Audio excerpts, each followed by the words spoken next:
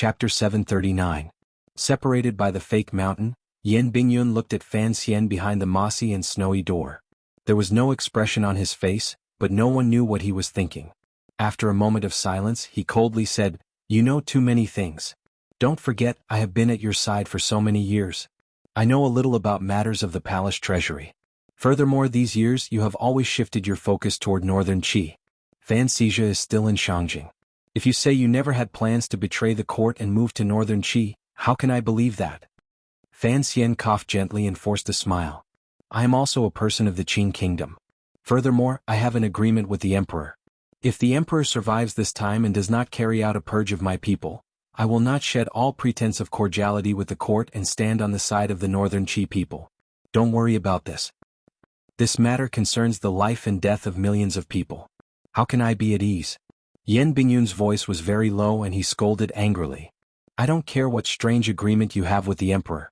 If the situation changes in the future and you leave the Qin kingdom alive and go to Shangjing, who knows whether or not you will go crazy from anger and do those disgusting things." "Disgusting? Are you talking about selling the secrets of the palace treasury to northern Qi or helping the Qi people attack the Qin kingdom southward?" Fan Xian smiled slightly mockingly. "One has to keep some promises in one's life. As long as the emperor keeps his promise, none of this will happen. You should know that the assassination attempt in the palace this time is only a small-scale battle. I have not used all of my killing weapons. As long as I am alive, the emperor must be forced to accept the agreement between me and him last night." Fan Xian's eyes became icy. "He doesn't want the world to fall into chaos, so he cannot act against my people. No matter how angry he is, for the sake of his great cause, he must endure. Don't forget, those people are also people you are familiar with. They were once your companions, your friends, and your colleagues. If you kill me now, the power in my hands will no longer have a leader. To put it bluntly, without a leader, the emperor can slowly cut them with a soft knife. Do you want those people you were once familiar with to fall one by one under the emperor's butcher knife?" Fan Xian stared into Yan Bingyun's eyes and enunciated each word clearly. Yan Bingyun was silent for a moment and then replied, "It seems you have thought about this matter for a long time. You must know that there can only be one emperor in the sky and one emperor in the world. If you are alive, even if you endure silently and do nothing, the Qin court's superficial balance will still be split in two by you. For the Qin kingdom, this is not a good thing. I just want the people I want to protect to live. For this goal, I have to live. In the future, I will stand on a high hill far away and coldly look at His Majesty and you in the palace.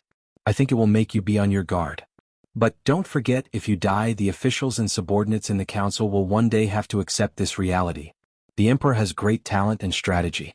He will certainly have a way to take back the Overwatch Council and even your Jiangnan subordinates." Yan Bingyun stared into his eyes and said, "On the surface you want to protect their lives, but in reality?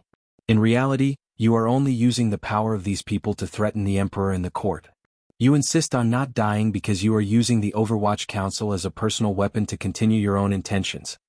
You are actually just using the power of these people to threaten the emperor and the court. You insist on not dying because you are using the Overwatch Council as a private weapon to continue your own intentions. Both the dean and you have said it before." Yan Bingyun's face was calm. "The Overwatch Council is a public tool, not a private tool. How can you use the public tool of a country for your own personal gain?" Yan Bingyun's face was calm. "The Overwatch Council is a public weapon, not a private weapon. How can you use the public weapon of a country for your own personal gain? This is where I disagree with you." "Is that so?" A slight coldness appeared in Fan Xian's eyes. Coldly and mockingly he said, "The Overwatch Council is a public weapon. I cannot use it privately. Then why didn't you stand out bravely and rebuke the emperor when he used the Overwatch Council for his own gain?" These words directly struck Yan Bingyun's heart. He stared at Fan Xian in a daze, unable to digest these words. In the hearts of all the officials in the world, the emperor was the court, the Qin kingdom, and the public.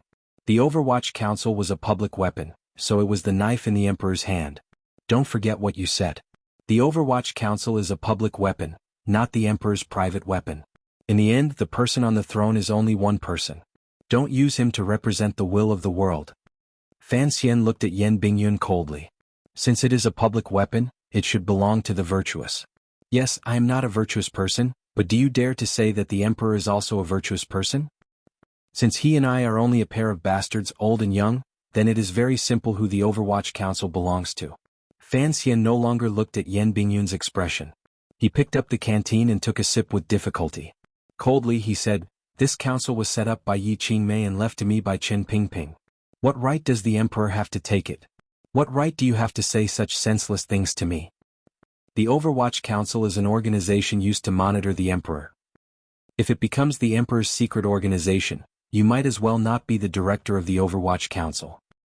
He put down the canteen and reprimanded in a disdainful and bored tone. There was a death-like silence. Waves of shock rose in Yan Bingyun's heart. He had always thought that Fan Xian was only grieving over Chen Pingping's death, so he had bravely stood against the emperor. He had not thought that in Fan Xian's heart, there was no innate dignity of imperial power. This kind of treasonous and rebellious argument was difficult for Sir Yan Jr. to digest. He was silent for a long time but still could not wrap his head around it. Director Chen had never taught him this and Fan Xian had never said this before. The Overwatch Council was used to monitor the emperor? What kind of joke was this? Glancing lightly at Yan Bingyun's expression out of the corner of his eye, a powerful sense of disappointment flashed through Fan Xian's heart. He knew that in this world, other than Chen Pingping who had been deeply influenced by his mother and himself, no one else could accept this. Even his father, far away in Danzhou, would probably find it difficult to accept this. It was only because of him that his father had gradually grown apart from the Qing court. Yan Bingyun raised his head and looked calmly at Fan Xian. He was about to make a decision. For the benefit of the Qing court and the goal he had fought for in his life, he could not allow Fan Xian to bring too many secrets and throw too much power into the arms of a foreign enemy. However, if he truly had to take action and send him into the palace, Yan Bingyun knew that Fan Xian would certainly die today. Fan Xian did not seem to be in a rush. He just waited for Yan Bingyun's decision. At this moment, a tired, old and indifferent voice sounded in the shadow of the rockery. "It's so late. What's there to talk about? What's so good about letting those old maids here gossip?" Yan Bingyun's body froze. He recognized that the speaker was his father. He turned around with unusual difficulty. The fists in his sleeves were clenched tightly. After a moment of silence, he knew that his father was reminding him of something. If others knew that Fan Xian was hiding in his manor, then he would have no choice but to kill him. His father had spoken at the moment he made his decision. Naturally, it was giving him the strongest warning. Without Yan Ruohai's help, how could Fan Xian, with his meridians in a mess after being heavily injured, hide in the secret room in the fake mountain? How could his body be bandaged? How could there be food and water by his side? Yan Bingyun knew that his father's seemingly warm and normal words were using his father-son relationship to threaten him. If he really decided to harm Fan Xian, then this family would probably be destroyed from now on. Fan Xian calmly looked at Yan Ruohai in the darkness. He looked at the old man of the Fourth Bureau and smiled with difficulty. In a low voice he said, "Let's not talk about this. You can go back first." Following this he said coldly to Yan Bingyun, "Naturally you won't hear what I say. There are a few files I took from King Jing's manor in the first cabinet of the council. When you have time in the next few days, go take a look." These words were spoken lightly. It was as if Fan Xian was certain that Yan Bingyun would not act against him. Yan Bingyun stood silently for a long time with his eyes tightly closed. Finally he left the fake mountain and walked toward his own manor. His decision to leave quietly had probably destroyed some of the stubbornness in his heart. It made the figure of his back appear somewhat desolate. No one will come to the fake mountain. Don't worry. Yan Ruohai walked to the bottom of the fake mountain and smiled warmly. What you said about the council earlier was very true. I hope he can understand some of it. Fan Xian smiled slightly and replied, "How about you teach me by example and use your own head to protect my head? Everything is for the Qing kingdom. In the end, Yan Bingyun cannot bear to use your life and death to prove his creed. Since everything has a price, presumably he will slowly think it through." In all of Jingdou, other than the Yan father and son, no one knew of Fan Xian's whereabouts. The search for him in Jingdou continued like a raging fire. There was no let-up at all. Countless streets, alleys and private residences had been turned over. What the Qing court found strange was that Fan Xian, heavily injured and unable to move, had disappeared from people's sight like a wandering spirit. The Overwatch Council was also cooperating with the court's edict. They were carrying out intelligence work in various areas, but they had found nothing. This time, the main focus of the search was the military and internal court. The Overwatch Council was only cooperating, so their affairs were not very busy. The present director of the Overwatch Council, Yan Bingyun, was not as busy and nervous as Yi Zhong and eunuch Yao, unable to sleep. On the contrary, the square and sinister building on Tianhe Avenue had many more images of him reading seriously. That night, Yan Bingyun listened to Fan Xian's words and began to read seriously the letters and files hidden in the first room. He read seriously for 3 days and 3 nights before he finished. Only then did he know that these were the memorials and letters Yi Qingmei had written to the emperor. They systematically described many plans for the Qing kingdom's future.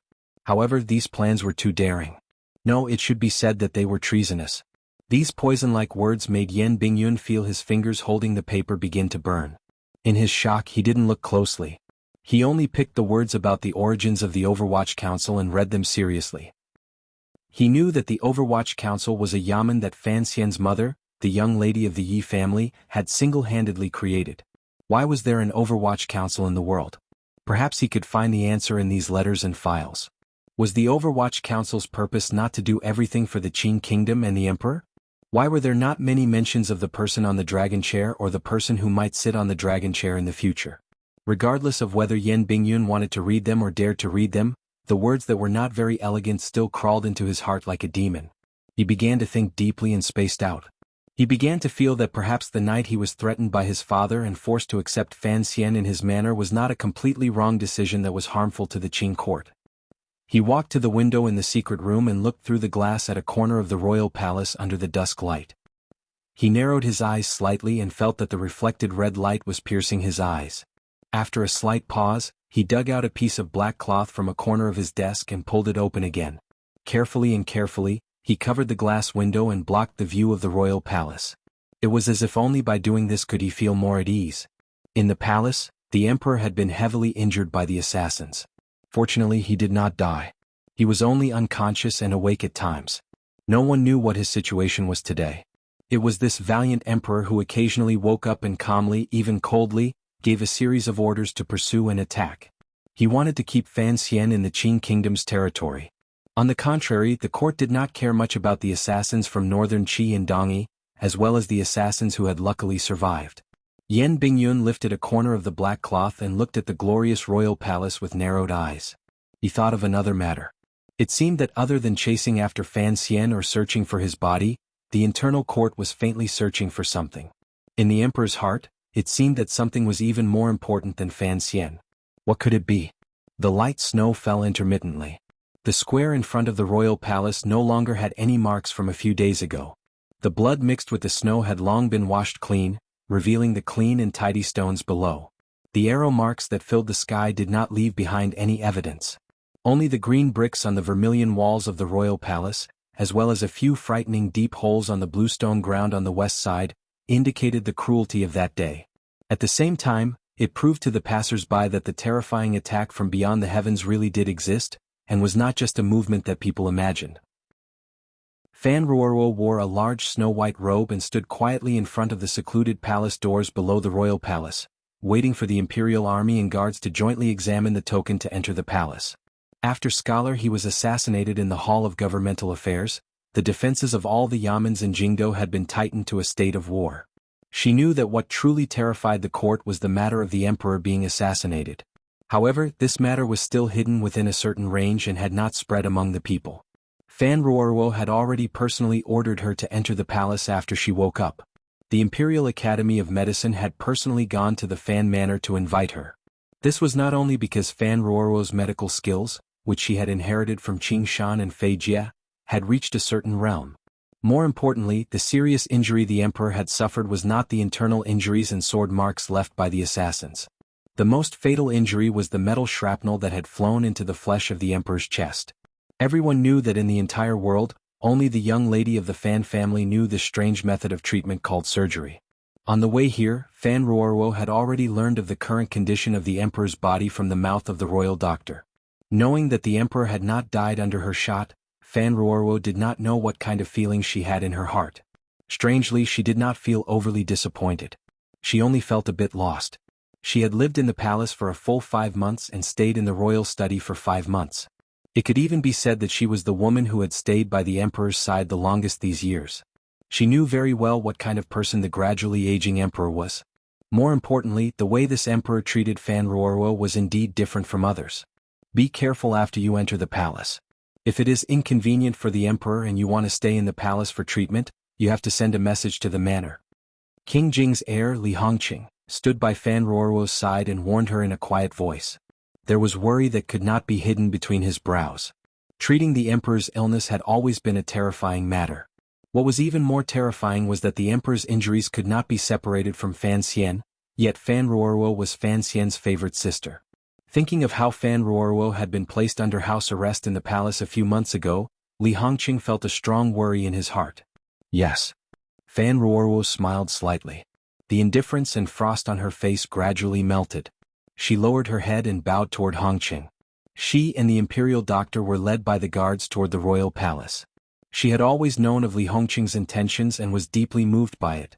Particularly these few days, the Fan Manor had been repeatedly searched. Regardless of whether it was Lin Wan'er's status as a princess or Fan Ruoruo's position in the emperor's heart, in the face of the great crimes Fan Xian had committed, they all became things that did not need to be mentioned. After returning from Shiliang Road, Li Hongqing, who had taken up the position of deputy of the Bureau of Military Affairs, did not avoid suspicion at all. Bravely, he held down the fort in the Fan Manor and suppressed the wolf-like soldiers. Without Li Hongqing, the days of the Fan Manor would probably be much more difficult. Walking through the quiet and cold palace gate, the sound of footsteps rang out quietly. Fan Ruoruo lowered her head slightly. She felt that what her brother had said in the past was right. Life had always been a play, and it was often an absurd play. The emperor had almost died to her spear, yet she was going to treat his injury. Up until the moment Fan Ruoruo entered the palace, she still had not made up her mind on how to respond. She knew that the emperor had already woken up. Fortunately, the emperor had woken up and sent down an edict. Thus, the Fan Manor had not suffered a disaster. Given the crimes Fan Xian had committed, the entire Fan Manor would probably be taken into prison. At most, Lin Wan'er, Fan Ruoruo, and the children would be brought into the palace. However, the emperor had not sent down this edict. This made Fan Ruoruo admire her sister-in-law's choice not to leave the capital that day. Although no one knew exactly what Fan Xian and the emperor had said the night before the palace coup and what agreement they had reached, at least Lin Wan'er had guessed something. Presently, Jingdo was only desperately chasing after Fan Xian and did not use lightning speed to suppress the people Fan Xian protected. The Fan Manor not leaving the capital and returning to Danzhou was, without question, an expression of an attitude. It was an attitude to test how sincere the emperor was in fulfilling his promise. Thinking of this, Fan Ruoruo admired her sister-in-law's calm state of mind in the face of danger. She felt a sense of worship for her brother, Fan Xian, that had long been rooted in her heart. In this world, other than her brother, who else could force a powerful ruler to suppress his anger after being attacked by an assassin? The palace was right in front of her eyes.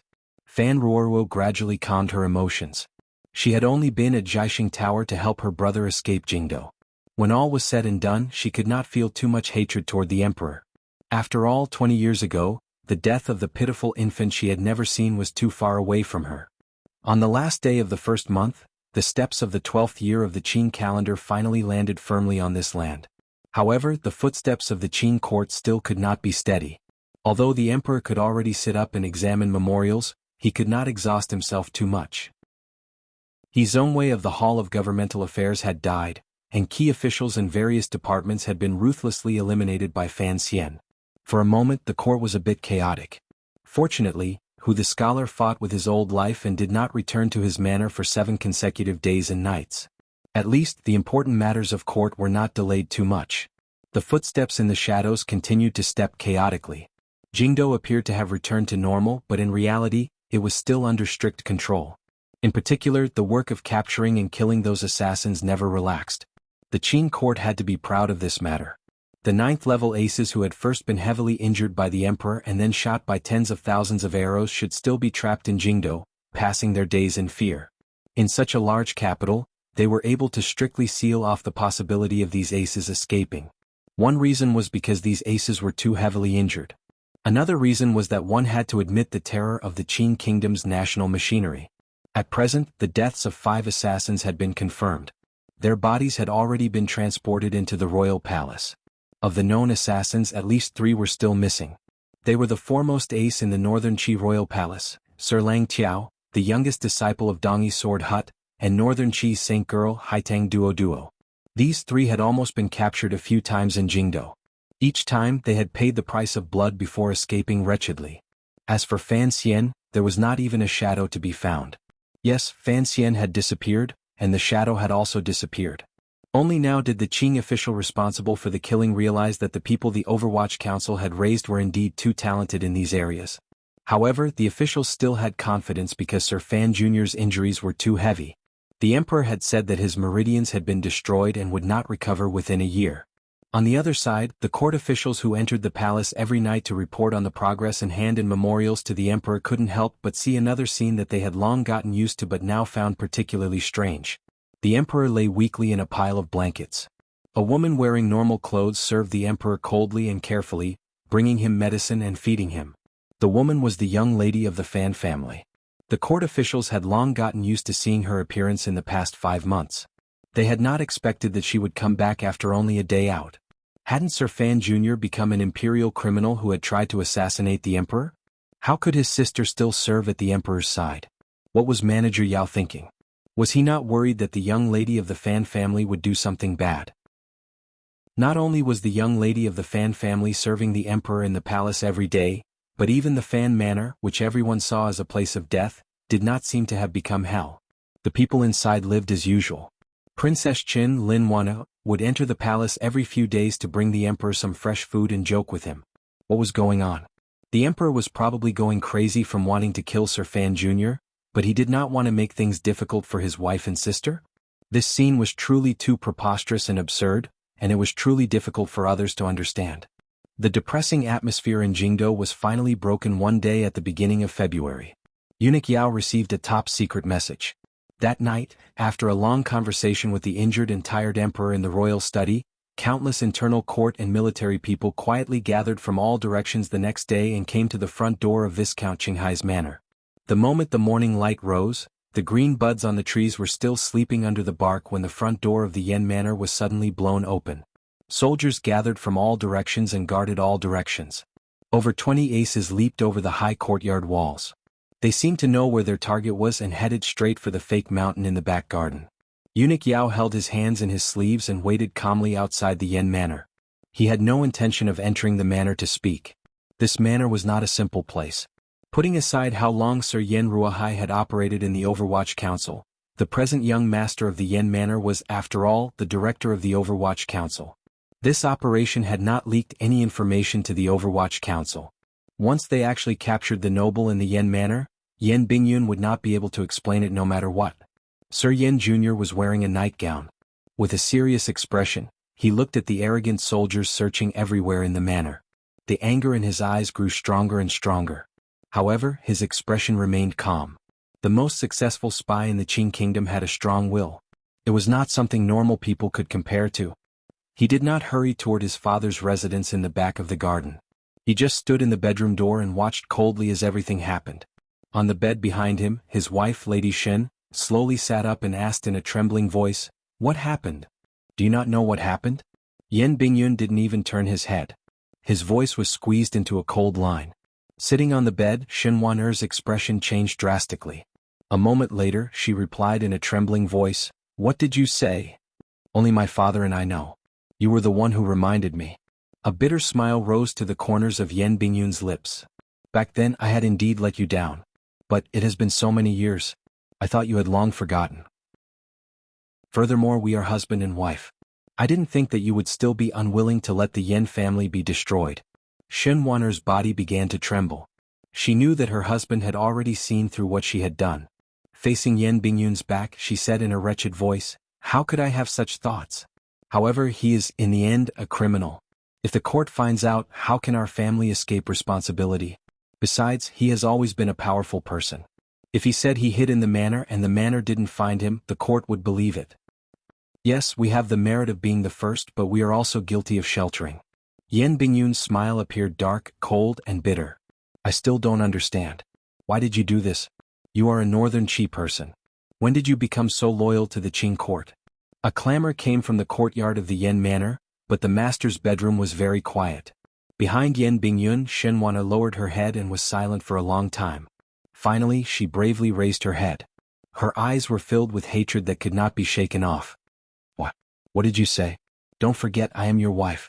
Yes, that matter has nothing to do with you, But do you dare to say that it has nothing to do with Fan Xian? Lady Shin's voice was not very loud, but it appeared particularly sorrowful and hateful. She looked at Yan Bingyun's back and cried bitterly. My father was killed by the Northern Qi Emperor's envoy Shang Shanhu. Immediately after, my entire family was raided and destroyed. You have no idea what it means to destroy a family. My entire family of more than 200 people are all dead. My 3-year-old brother is also dead. Who did this? This was done by the Northern Qi Emperor, but do you really think I don't know that this was all the idea of Fan Xian and that woman called Haitang? Lady Shin's eyes were filled with a hateful light. But what could I do? Fan Xian is your superior, your friend, and the person you never say but in reality, admire the most. How could I expect you to avenge my family of over 200 people? Since he dared to escape to my side and let me discover him, I cannot miss this opportunity. After Lady Shin finished saying these words, she knew that no matter how things developed, it would be impossible to win back the heart of the man in front of her. Her entire body went limp as she sat on the bed. She couldn't help but be shocked. Why did a woman like her, who didn't understand anything, do such a daring thing driven by hatred? Yan Bingyun's body froze slightly, but he didn't have any reaction. He only sighed in his heart, feeling a bit lost. The fake mountain in the back garden had already been forcefully dug out by the soldiers. They looked at the dust-covered secret room inside, the space that no one seemed to have ever been in. They couldn't help but freeze where they stood. Yen Ruahai, who had been startled out of the room by the noise, acted as if he didn't know anything. He furrowed his brows and looked at the soldiers responsible for killing the criminals and the internal court aces. In a cold voice he said, "What is going on? I've been hiding in the manor, but I've never worried that something would happen."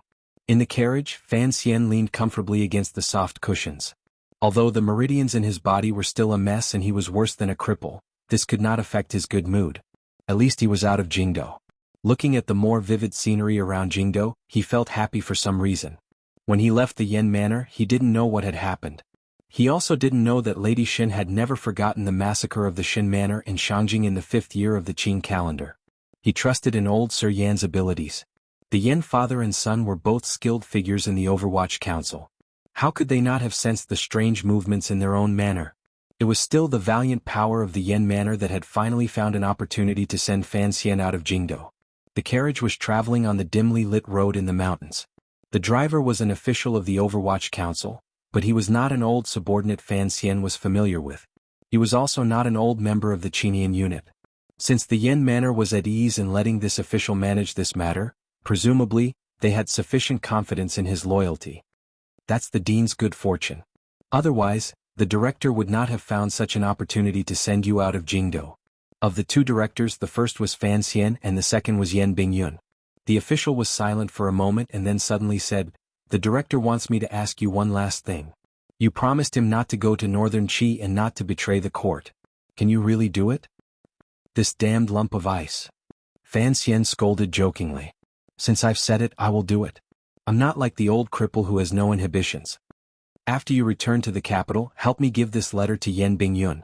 Have him think of a way to deliver it to the emperor's desk," Fan Xian instructed after thinking for a moment. He then handed over a thin letter. The contents of the letter were simple. He had already left Jingdo and would fulfill the contents of the agreement he had made with the emperor that night. He also asked the emperor to keep his promise that the emperor would not go back on his word. He also wished the emperor good health and to take care. The main reason for this unnecessary action was because of his friends who were still sealed in Jingdo. Fan Xian knew that the emperor's main target was him. If he could escape Jingdo alive, then there was not much meaning in wasting the country's power, stirring up more discussion, and keeping 13th Wang and the others in Jingdo. The carriage made a few turns in the outskirts of Jingdo and made a few circles. Using the secret paths in the mountains as well as a few transfer points the Overwatch Council had prepared, it took a full 3 days to arrive outside a city in a neighboring province. The carriage would not enter the city. Instead, it chose to carry out the handover here. Looking at the familiar face, Fan Xian couldn't resist smiling. "I feel much more at ease now that you're here." Wang Qinian, who had rushed back to the Qin kingdom from Shangjing in northern Qi and had been waiting outside Jingdo to receive him, had disguised himself as an old man. His face was full of wrinkles. Entering the carriage, he examined Fan Xian's injuries and couldn't help feeling heavy. He was not in the mood to joke and shook his head. "What do I have to disguise myself as? Wang Qinian took out cosmetics and flowery clothes from his clothes. Forcing a smile, he said, "I have to disguise myself as my daughter-in-law." Fan Xian laughed bitterly. He didn't make a pretentious gesture and accepted it. "It's much more convenient for you to disguise yourself as an old man than it is for me." While he was changing, Wang Qinian couldn't resist lowering his voice and asking, "Sir, from the beginning, did you already plan to be able to leave Jingdo?" "I'm not an immortal. Plans can't always keep up with changes." Fan Xian smiled bitterly. "If I could win in the palace, I wouldn't have to leave the capital. Since I lost, I had to ensure my survival. Fortunately, my luck is as good as ever. I heard that it's not a place for humans to go and not many people can go there. Those who dare to go there are all dead." "Who said they're all dead?" "Kui is alive. Shaoan is also alive. Aren't my uncle and my mother all alive and well?" Fan Xian's eyes narrowed slightly. It was as if he was searching for the backs of those people. In a quiet voice he said, "Just surviving is not enough. This time I still lost in Jingdo. Other than going to the temple to find my uncle, what other choice do I have? This is something I had thought about a long time ago. You don't have to stop me." Wang Qinian's expression was a bit ugly. He muttered, "It's not that I want to stop you. Who in this world dares to stop you? Other than the emperor, those who dare to stop you are probably all dead. However, the temple is not the royal palace. It is a place where immortals live.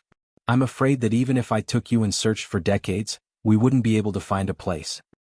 Our goal is to not mess around." Fan Xian coughed and forcefully used his will to control the burning pain in his meridians. He forced a smile and said, "You don't have to be too afraid." This was something Fan Xian had thought about. He knew more about the illusory temple than anyone else in the world. He could even faintly capture the true background of the temple. Of course, this was all just a guess. His Majesty was so powerful that he had survived and woken up after the gunshot. Fan Xian knew that after this battle, the emperor would never personally leave the palace and risk his life again. The situation placed between Fan Xian and the emperor was a mutual restraint based on the long conversation the father and son had before they attacked. In the end, this was a battle between the two of them. Regardless of whether it was the Qing emperor or Fan Xian, neither wanted the flames of war to spread to the world. Thus, Fan Xian had suffered a crushing defeat. He had to find a power that could defeat the emperor. He could not find it in the world. He could only search in the sky. Fan Xian's mood was slightly heavy. He knew what a lofty existence the temple was in the hearts of the people. He was very worried about Wu Zhu's safety. For the sake of his meridians and many other goals, he had no choice but to make this dangerous trip to the temple. "Where do we go?" Wang Qinian gently pulled on the reins and asked a very practical question. Everyone respected the temple, but no one knew where it was. "North. Keep going north. All the way north," Fan Xian said. Chapter 740. Zhaixing Tower was about 2 to 3 li to the southeast of the royal palace. At such a distance, under the cover of the wind and snow, no one noticed the glimmer of movement in the distance. The expensive white fur coat on Zhaixing Tower shook slightly. The muzzle of the gun made a loud sound accompanied by smoke and fire. However, the speed of sound was much slower than the speed of the bullet. At least in this moment, the people on the walls of the royal palace and in front of the corner tower were still quietly watching the warriors waiting to die in the snow in front of the palace. The Qing army elites all around them did not notice that the scythe of the god of death had already sliced through the air and was using a method no one in this world could imagine to get close to their emperor. From Zhaixing Tower to the top of the palace walls, the ripple that represented death would last for over a second. It was enough for a person to blink a few times. The emperor, who had been calmly watching below the palace walls with narrowed eyes, did not notice the occasional flash of light in the wind and snow 2 to 3 li away. Therefore, there was very little time left for this great grandmaster to react.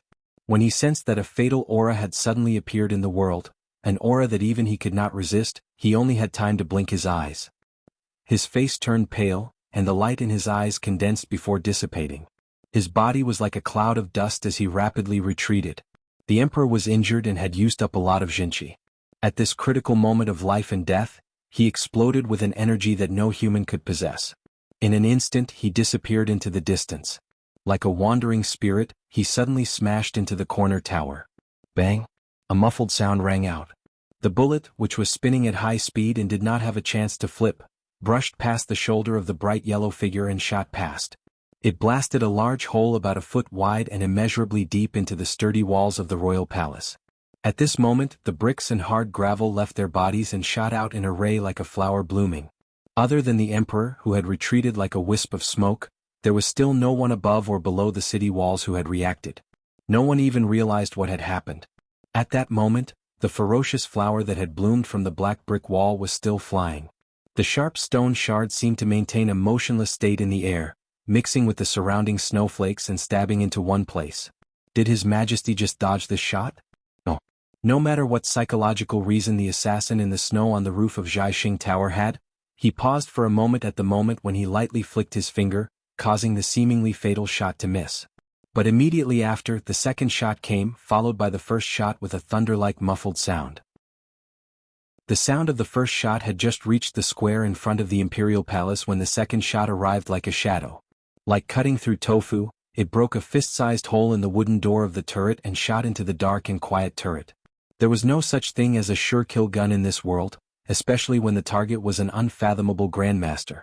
Due to Jingdo's tight security, the assassin in the snow on the roof of Jiaxing Tower had chosen a rather remote place to snipe. He could clearly calculate the time needed for the bullet to fly through the air. He had never had the extravagant hope that such a shot could kill the emperor. However, he knew that in order to dodge this shot, the emperor would tremble all over and not be willing to hold back. The physical and psychological shock would certainly make the emperor use all of his abilities. Speed. The assassin on the roof of Jiaxing Tower had clearly calculated the direction the emperor would dodge, the speed at which he would dodge, and the instantaneous movement. His finger moved a second time with unusual stability and struck toward the spot where the emperor was rapidly retreating. He had placed all of his hopes on this second shot. To be able to calculate so much in such a short amount of time and come to a certain conclusion about the emperor's choice, it was clear that the assassin understood the emperor's personality very well. He also understood the emperor's understanding and fear of this gun, or chest as everyone knew it. Most importantly, the assassin from Jiaxing Tower was able to know the speed a great grandmaster could display at a moment of life and death. Only then could he accurately calculate the emperor's final landing point and the landing point where it would be difficult for him to drift a second time. This was something that could not be calculated, nor could it be verified. This was because, in this world, apart from the few great grandmasters, no one could truly force a great grandmaster into a dead end, let alone understand the speed of a great grandmaster. Unless there had once been a great grandmaster who had personally helped the assassin on the roof of Jiaxing Tower and personally trained him countless times. In less than half the time it took to blink, the emperor's previously calm and cold emotions were suddenly taken over by terror. Countless tyrannical jinchi exploded out of his body in that instant. His face was pale and his pupils constricted slightly. Floating with all his strength, he disappeared from his original spot in an instant and crashed into the corner tower that had been silent the entire time. The emperor, who had always been incomparably confident, powerful, and never known fear, finally felt a glimmer of fear toward death. Although he couldn't see what the aura that moved him so much was, he knew that the box he feared the most had finally appeared. A muffled explosion rang out through the walls of the royal palace. The second shot pierced through the wooden door of the corner tower. Following a straight, formless line, the killing bullet shot toward the chest of the emperor, who had just fled wretchedly to the back of the quiet room in the corner tower. The shot was too ruthless. It was so ruthless that it had calculated all of the emperor's thoughts and actions. The tyrannical jinchi in the emperor's body had already exploded into an invisible current of air on the walls of the royal palace. At this moment there was nothing in his body. It was impossible for him to instantly make another immortal-like evasive movement. Even more terrifying, the second shot arrived without any pause in between. When the emperor sensed the soul-devouring aura coming like a wave, he was unable to react at all. The assassin on Jiaxing Tower had calculated all sorts of things, but he was unable to calculate that the quiet room behind the emperor in the corner tower of the royal palace was not quiet. There were many people standing inside. A dozen silent, seemingly not even breathing, people wearing armor and holding thick steel shields like ghosts. These people seemed to have stood in this quiet corner tower for countless years. They had never changed their posture, sealing off all possibilities of shooting toward this room in the corner tower. During the Jingdo Rebellion 3 years ago, there had been a blood-like slaughter on and below the walls. Regardless of whether it was Fan Xian or the Great Prince, neither of them had found anything strange in this room. At that time, where were these armored, shield-holding spirits? Were these shield-bearers, who appeared to have stood indifferently for countless years, the final arrangements the emperor had laid down in order to calm the fear in his heart? These shield-bearers, who had stood for countless years, only had one mission in this life: to help the emperor block the fatal bullets fired from that chest. How could these steel shields from the palace treasury block the most powerful gunpowder-killing weapon in the world? This was the last dragon saber the mistress of the palace treasury had left in this world, the last emperor's sword. How could the other legacy she had left block it? No one could clearly see what had happened in that instant. However, the shield-bearer standing to the emperor's left trembled. The dust covering the steel shield he held tightly in his hands trembled. Immediately after, the emperor behind the shield trembled. The shield-bearer fell with a crash. A hole appeared in the steel shield. It was as if the heavens had dropped a hammer of heavenly punishment. It was as if the emperor had been viciously struck by this hammer.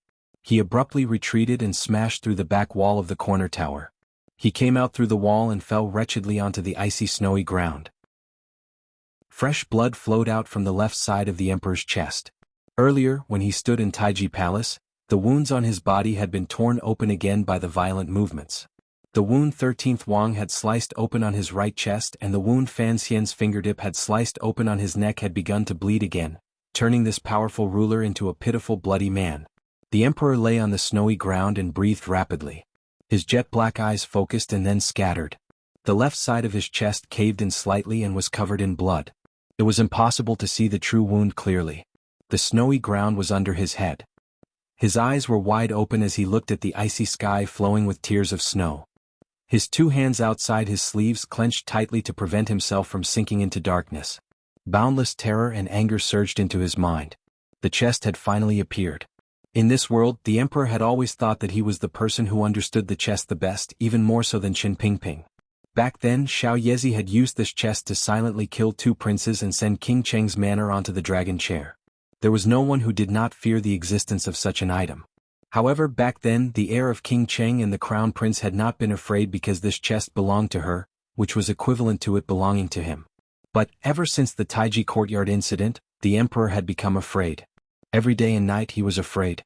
He was afraid that he didn't know when the chest would appear, where a spark would suddenly fly out, or like a divine hand descending from the sky, take his life and avenge his master. Because of this fear, after the Taiji courtyard incident, the emperor rarely left the palace. No, it was just as Fan Xian had heard when he first entered Jingdo. After that, the emperor had not left the palace at all. Although he had never seen the chest, he knew the terrifying use of the chest. He was like a turtle hiding high up in the royal palace, surrounded by palace walls for protection. It was impossible to find any buildings in Jingdo that could pass through these walls. The emperor's subjects all thought that the emperor was diligent in state affairs, which was why he was always locked up in the palace. Who knew that he was afraid? They all thought that the emperor was benevolent and loved the people. He could not bear to disturb the local areas, so he did not patrol the country.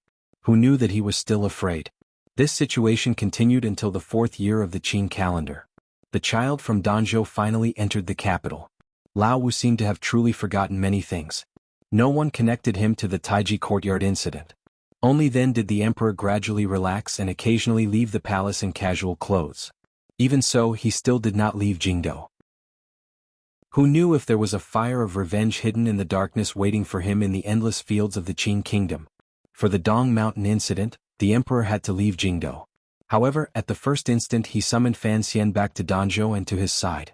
Only with his son at his side could he feel that he was safe. Speaking of which, what a sorrowful life it was. The emperor possessed boundless land and millions of subjects, yet he could not see or feel it. It seemed that he had everything in the second half of his life. In reality, he was nothing more than a prisoner he had imprisoned in the royal palace. The emperor was not afraid of death. He was only afraid that before he died, he would not see his grand plans become reality. There were not many people or things in the world that could kill him, other than that blind man in that chest. Thus, when Qin Pingping returned from Dazhou with unusual coldness and cruelty, the emperor felt a glimmer of coldness in addition to his anger. The soldiers covered in dust and holding shields hid in the corner tower of the royal palace. When the emperor narrowed his eyes slightly and put his hands behind his back as he watched the old dog die in the autumn rain execution field, those people had been waiting silently behind him. However, that day the chest did not appear. Now the chest had appeared, and it had appeared very suddenly. The emperor discovered with some sorrow that he had still underestimated the terror of the chest. At least, he had underestimated the power of the person using the chest. He had not thought that the aura of death would be able to accurately find his position under the protection of the corner tower, easily pierce through the steel shield, and then mercilessly land on his body. The pure white snow was dyed red by the blood flowing from the emperor's body. Only now did the people on the corner tower finally react. Although they still did not know what had happened, they at least knew that something had changed. Eunuch Yao crawled to the emperor's side with a face full of terror. His voice was so hoarse that he could not speak a word. His entire body trembled as his hand unconsciously pushed at the wound on the emperor's chest. He pulled out some broken pieces of metal and pulled out some flesh, but he still could not find where the murder weapon was. The emperor's body rose and fell with his rapid breathing. His slightly unfocused gaze looked at Eunuch Yao beside him. "I will not die." The emperor gritted out these words. After suffering such a heavy injury, no matter how ruthless his words were, they still appeared weak. The emperor's gaze passed over Eunuch Yao's face and continued to stare viciously at the falling snowflakes in the sky. He howled mournfully in his heart. "I have received orders from heaven. Who can kill me? If I don't die today, it means that heaven doesn't want me to die."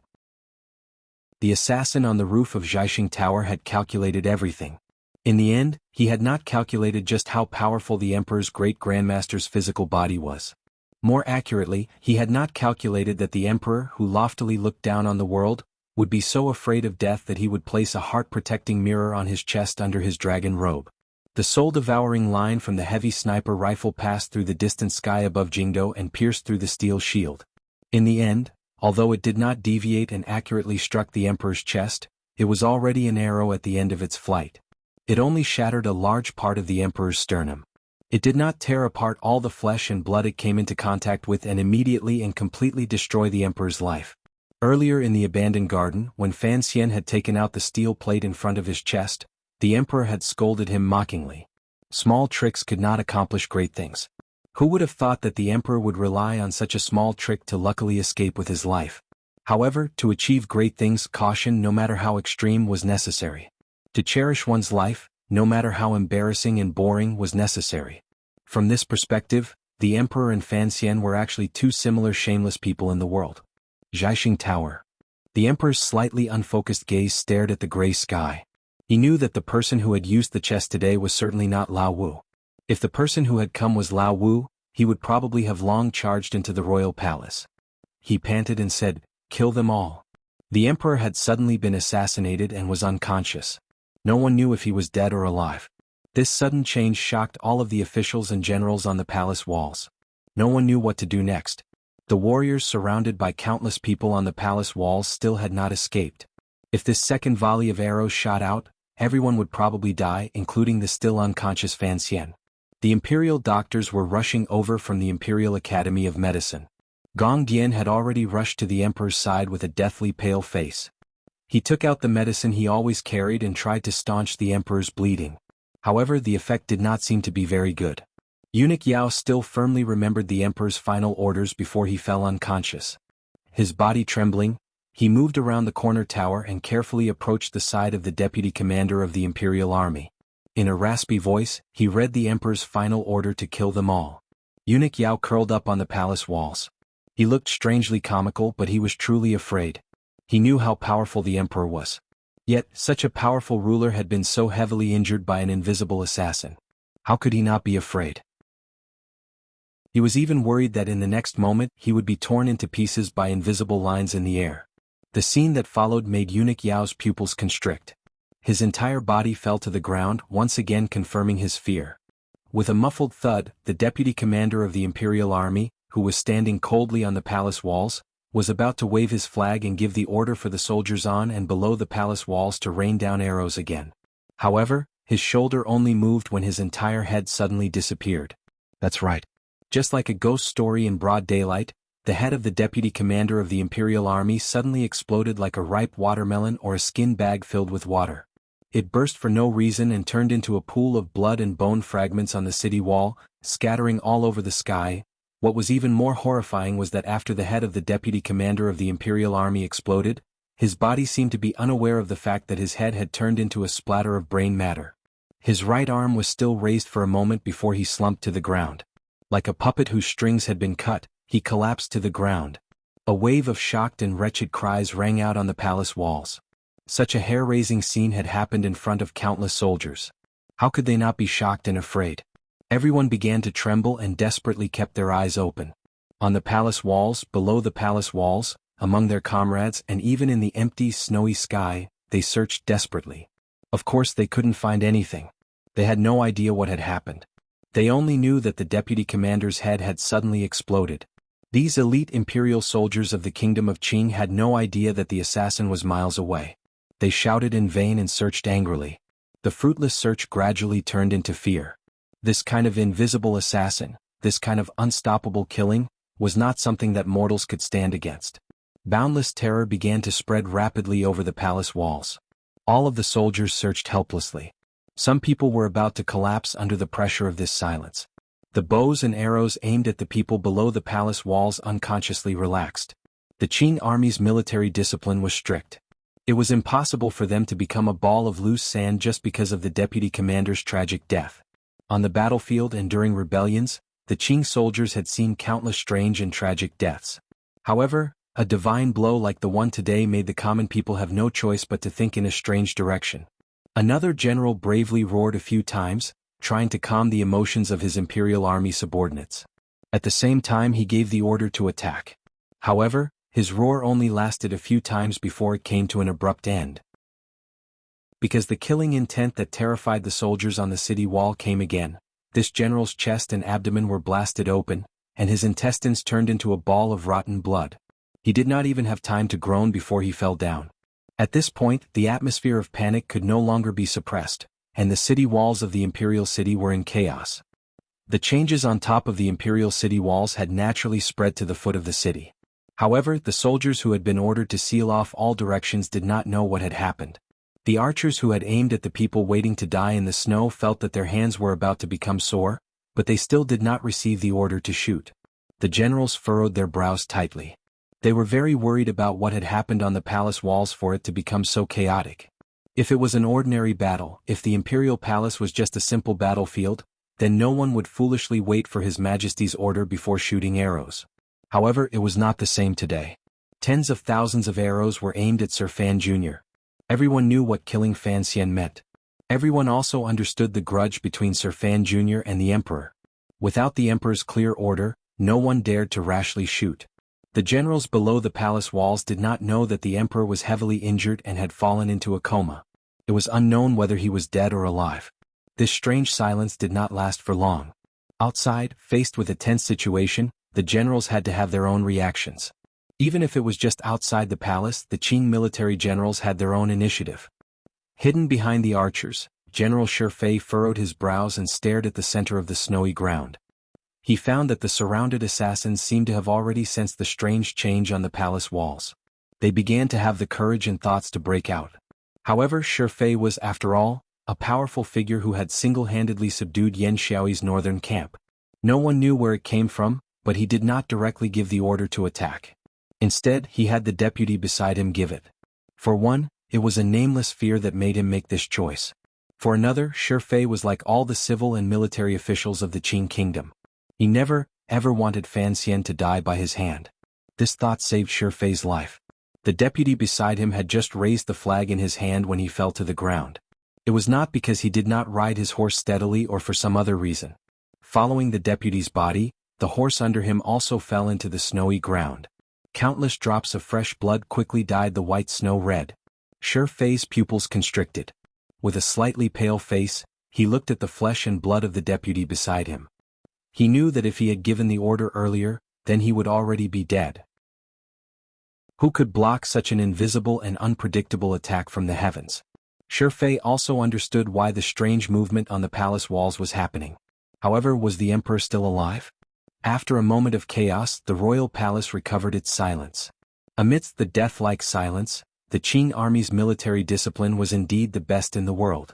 Under the terrifying killing threat of the attack from beyond the sky, who dared to move without permission? All of the soldiers' faces were pale and even green. They were waiting for the emperor's order. However, the emperor never appeared on the palace walls again. Another gunshot pierced through the silence of the square in front of the royal palace. An ascetic monk wearing a straw hat tried to use his bravery to lead the silent soldiers to charge. He was accurately shot down into the snowy ground. Without even twitching, he became a corpse. A death-like silence. Another gunshot rang out. Another deathly silence ensued. Another gunshot rang out. This happened 4 times. There were 4 more corpses on the snowy ground. The gunshot also fell silent. It was as if it would never ring out again. Everyone on the palace walls understood that this top assassin, who could complete an attack from the heavens, was warning everyone in the Qing court not to try anything. Anyone who dared to move on this vast expanse of white snow was a target he had to kill. 1 gunshot, 1 person died, and a bloody corpse lay in the snow. There had never been an exception. This cold and silent announcement froze everyone's hearts. This was a person challenging a country. The death-like silence continued for an indeterminable amount of time. The horses began to kick their hooves uneasily, kicking up some white snow. The powerful warriors surrounded in the snow did not seem to want to touch on the powerful Qing army's tense nerves. They did not choose to forcefully break out of the encirclement. No one knew what the muffled sounds that pierced through Jingdo's snowy sky were or how those people had died. Fully armored, Yi Zhong sat coldly on his horse. The elite riders he led were enough to guarantee that 2 charges would kill these powerful warriors in the snow. However, he did not move. Although, with his powerful 9th-level strength, he could hear that the muffled sounds came from behind him. He faintly sensed that the assassin with the attack from the heavens could not cover the entire area. It was still a problem of the arrow's blind spots. If the riders charged over at this moment, presumably, the assassin would not be able to stop him. However, Yi Zhong only sat silently and steadily on his horse. At this moment, the emperor's life or death was unknown. The person with the highest status present was him, yet he did not say a word. Just like his image in the Qing court, he never revealed himself, but no one dared to underestimate him. The reason Yi Zhong did not move was simple. It was not because the emperor had not given an edict. It was because he knew what the life-taking, otherworldly thrusting thing was and what those muffled sounds were. It was the chest. The chest had finally appeared in the world again. Yi Zhong's eyelids drooped slightly. Ignoring the burning gazes of the deputy generals beside him, it was as if he had fallen asleep. In reality, waves of shock had already surged in his heart. When the Taiping courtyard incident broke out, he had been moved to Dingzhou by the emperor as a rear guard. It was clear that the emperor did not trust Yi Zhong's position between him and Yi Qingmei. He remembered that when Yi Qingmei had first entered Jingdou, she had fought with the young Yi Zhong. Yi Zhong understood those people too well. Although he had never expressed any opinions, it did not mean that he did not know about the chest, the Taiping courtyard incident, and why Qin Pingping had betrayed the emperor. Many images flashed through Yi Zhong's mind. Many people from back then. He also felt a bit tired. His gaze finally became clear and landed on the young man in the snow. He thought of the young man's mother, the young girl who had refused his inspection at the city gates with the chest. On this matter, Yi Zhong felt that the emperor was in the wrong, so he remained silent. Before there was an edict, he would not move. How long could the death-like silence last? How long would it take for the wind and snow to stop? A young man wearing a light yellow robe walked step by step up the walls of the royal palace. Standing on the edge of the walls, he looked calmly at Fan Xian in the snow below. At this moment, the imperial guards on top of the city walls were in a state of chaos. Most of them subconsciously lowered their heads to avoid the possibility of death that might come from beyond the heavens. That was why this young man in light yellow robes appeared so tall and so brave as he stood on the city walls. According to the Qing law, since the emperor is unconscious and cannot attend to matters, should I automatically become regent? The third prince, Li Qingping, asked as he clenched his fists tightly in his sleeves. Beside him, eunuch Yao, who was looking around wildly with a deathly pale face, replied in a trembling voice, "But the emperor has just fallen unconscious. It hasn't been more than 7 days. Can the situation at hand wait? Do you want to see the Qing kingdom's famous generals and generals be struck to death by the heavens?" Li Qingping turned his head and looked sinisterly at eunuch Yao. Eunuch Yao's heart chilled. "Your Highness, this is a matter of national importance. I should not speak out of turn. If the emperor wakes up, I'm afraid. There's nothing to be afraid of. Have everyone withdraw." The coldness in Li Qingping's eyes grew stronger and stronger. The coldness in eunuch Yao's heart grew stronger and stronger. During these years, although the third prince seemed to have become a gentle and kind prince under Fan Xian's education, eunuch Yao knew what a vicious character this young prince had once been. Once he was pushed too far and remembered this great hatred, how could he live in the future? Furthermore, the Qing kingdom would eventually pass to the third prince. If the emperor truly did not recover this time, The third prince would probably sit on the dragon chair tomorrow. Wait until they leave the square before we pursue them. At least we can give father an explanation. What is the point in wasting them to death here? Li Qingping narrowed his eyes slightly and looked at his brother and teacher in the snow. He did not reveal any emotions that he should not have. In the snow on the roof of Jiaxing Tower, the metal pipes under the pure white expensive fur coat made loud noises endlessly, tearing through the air and harvesting lives in the distant royal palace. These noises were very loud. Although the reaction had been greatly reduced, the white snow on the roof of Jiaxing Tower was still shaken until it gradually slid down. These noises traveled far and startled the people in the surrounding streets and residences. The Jingdo government bailiffs had long discovered the strangeness of this place. However, Jiaxing Tower was a forbidden area of the court. Although it had been abandoned for many years, no one could go in and investigate without proper procedures. Additionally, it was still early in the year and the new year was still being celebrated. The bailiffs thought that perhaps some naughty child was releasing spring thunder inside. However, the spring thunder seemed to be a bit loud. In the end, the internal court's reaction was faster. Before the emperor fainted, he had calmly said Jiaxing Tower's name. The aces of the internal court quietly snuck out of the royal palace. Following the imperial river to the left of the royal palace, they went straight through the woods and came to the east of Jingdo as quickly as possible. 2 streets away they could still hear the loud noises coming from Jiaxing Tower. The internal court aces' spirits rose. Forcefully suppressing the nervousness in their hearts, they split into 4 directions and leaped over. They believed that since the terrifying assassin was still on Jiaxing Tower, he would not be able to escape before they surrounded him. When the aces of the internal court charged bravely into the garden of Jiaxing Tower and finally reached the roof, they still didn't find anyone. There was only a clear mark in the thick layer of snow on the roof. Other than this mark there was nothing else. It was as if no one had ever been there. It was so quiet it made one's heart feel weak.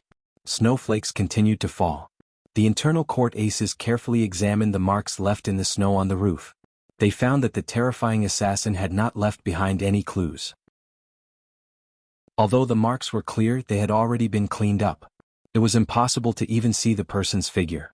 An internal court guard stood guard at the entrance of an alley outside Jiaxing Tower. His face was slightly pale as he warily watched the few pedestrians. Suddenly he saw a person who looked like a servant walk over. His heart thumped. The servant was a youth. What made the internal court guard suspicious was that the person was wrapped in a thick layer of fur. Although the fur looked ragged and not worth much, it wrapped the green clothes firmly inside. However, the knees were turned over, revealing the other side of the fur. It was as white as snow. This was an extremely valuable fur. Which family's manservant could afford to buy such an expensive thing? The internal court guard's pupils constricted. He immediately blocked in front of the servant and was about to call for his companions. Unexpectedly, his vision blurred. Immediately after, he felt his chin go numb.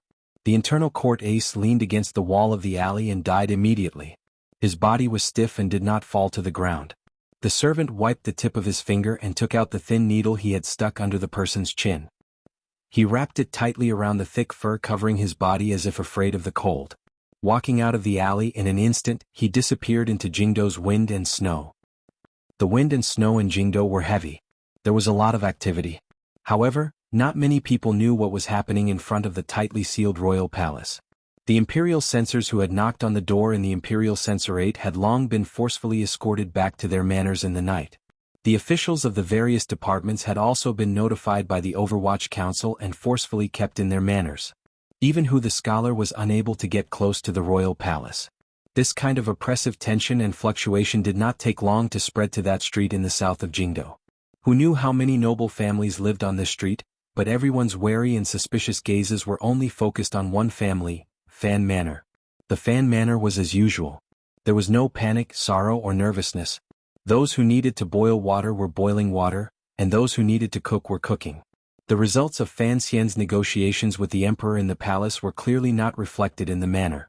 The mistress of the manor, Lin Wana, did not take her family and leave the capital for Danzhou with the emperor's tacit permission during this short period of time. She continued to remain in the manor in a somewhat frightening silence. Sitting in the flower hall, she waited for the man's return. If he did not return, then what was the point in her leaving Jingdo? Why hasn't Ruoruo gotten up yet? Lin Wan smiled warmly, but there was a faint sorrow in her smile. She looked at Cici who was feeding the child and said, Did you call for her? As she spoke, the young lady of the Fan family who had been released from the royal palace last night, slowly walked in from outside the hall. Her body was as clean as usual. Her brows were as cold as ever. The shoes on her feet were not stained by a drop of snow. She looked at her sister-in-law and smiled. She then sat by the table and picked up a pair of chopsticks.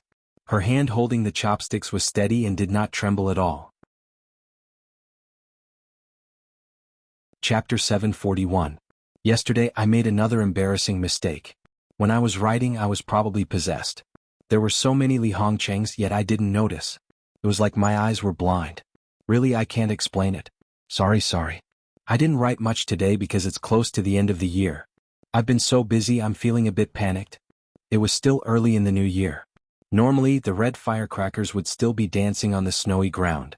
The slightly pungent smell of firecrackers would still be wonderful in the streets and behind the residences. Everything exuded a lively and festive atmosphere. For the officials and people of Jingdo, the spring festival of the 12th year of the Qin calendar was not going well. Not only was it not going well, it was also somewhat gloomy. Yesterday was the 7th day of the new year, the first day each government opened. On this day, an official of the He faction in Jingdo was tragically assassinated. The fresh blood woke countless people from their slightly intoxicated state of mind. Martial law had begun near the royal palace.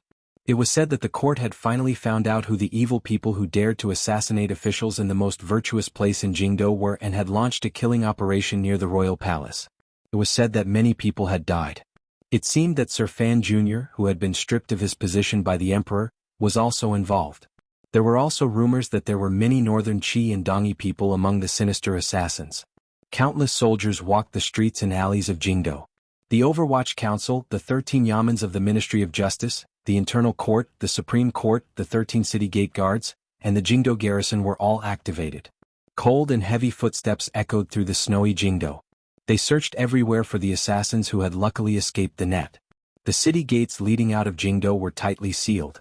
Under such a situation, no matter how terrifying the assassin, it would be difficult for them to easily escape Jingdo. A group formed by the Overwatch Council and Internal Court had long surrounded Fan Manor. There were many soldiers carrying out lockdown work outside the manor. They had already searched Fan Manor 3 times and still did not find any trace of Fan Xian.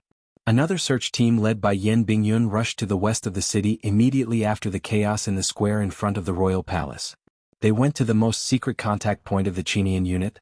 It was the small courtyard that Wang Qinian had spent 120 taels of silver to buy. This little courtyard had always been the Qinian unit's secret. Looking at the heavy blow the old subordinates of the Overwatch Council in Shiliang Road had suffered, one could imagine that the emperor must have planted spies at Fan Xian's side and found the meeting place of the Qinian unit. However, this little courtyard was as lonely as before. Paper and brush were on the table. The ink in the inkstone had long frozen into black ridges. The bucket by the well outside tilted weakly. No one knew how long it had been since someone had come. Fan Xian was not here either. Yan Bingyun stood at the entrance of the courtyard and frowned slightly. He thought to himself, where is the headmaster hiding now? Although Sir Yan Jr. was the recognized director of the Overwatch Council by the Qin court, like most of the officials in the council, he still unconsciously placed Fan Xian in the position of the head of the Overwatch Council. Jingdo had long been under martial law. The Jingdo government had long mobilized the various officials and commoners who could make decisions. It had turned into a large net spread across the streets and alleys. Everyone knew how many secret spots the Overwatch Council had hidden in Jingdo. Additionally, with Fan Xian's ability to appear and disappear unpredictably, no one dared to hope that this kind of pursuit would actually be able to catch him. However, the situation today was different. First of all, the Overwatch Council's secret spots were no longer a secret to the court. Most importantly, Yan Bingyun already knew earlier that Fan Xian was heavily injured and had long lost his former bravery. If there was no one to receive him, it would be difficult for him to recover from his injuries and he would not be able to escape far. However, where exactly was Fan Xian? The pursuit had already gone on for half a day. Under the powerful mobilization, the entire Jingdo had been turned upside down. The 13 city gate guards guarded each of the city gates tightly. All of the officials in the Qin court were certain that Fan Xian could not have left the city. Yan Bingyun's brows furrowed tighter and tighter. Taking in a warm breath, he patted his tired face and did his best to calm the rising and falling emotions in his heart and make it harder for others to notice. Gently waving his hand, he had the Overwatch Council officials continue to disperse. The pursuit continued until late into the night. The manors of the officials who had some relationship with Fan Xian in the past were also searched. Even King Jing's manor and Duke Lu's manor were not missed. Still, no one found Fan Xian's whereabouts. Everyone felt a chill. If this major figure had truly survived this time, escaped Jingdo alive and truly betrayed the Qing kingdom, who knew what kind of changes it would bring to the world? Yan Bingyun returned to Zichengju's manor with his tired body. He did not go greet his father. Instead, he went straight to his room and ate a few mouthfuls of the hot food the cook had brought over. From his wife's hands, he took a hot towel and forcefully wiped his eyes. He then sat in a chair in a daze. "What is it?" Shenwan-er asked quietly as she looked at the worry between his brows. A slightly bitter smile floated onto Yan Bingyun's usually frosty face. After a moment of silence he said, "Speaking of which, I really admire him. I heard that before he charged out of the square, he had already been knocked unconscious by His Majesty. It is impossible for him to recover in a short amount of time. Also, in order to attract the pursuit of those aces, he forcibly separated himself from the group of assassins. Heavily injured and alone, why can't we find him?" "What about the other assassins?" Shenwan-er furrowed her brows slightly and asked. "We didn't capture a single one alive. We only killed a few. They were all aces ranked among the best in the world." Yan Bingyun sighed.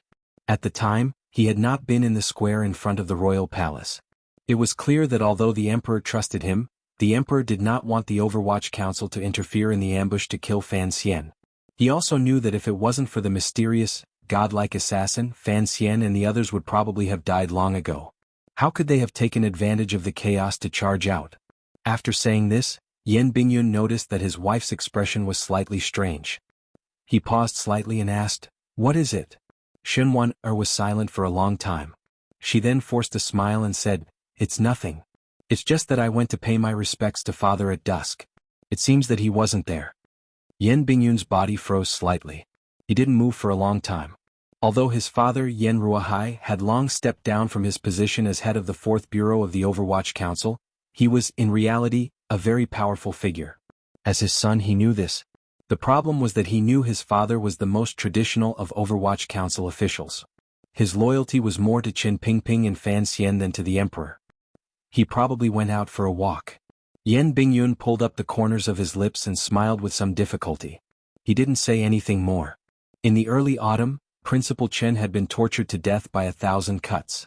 Yan Bingyun had always been worried that his father would have some sort of violent reaction. However, what surprised him was that other than getting drunk that night, his father had returned to his normal self. All day long he only attended to the fake mountain garden.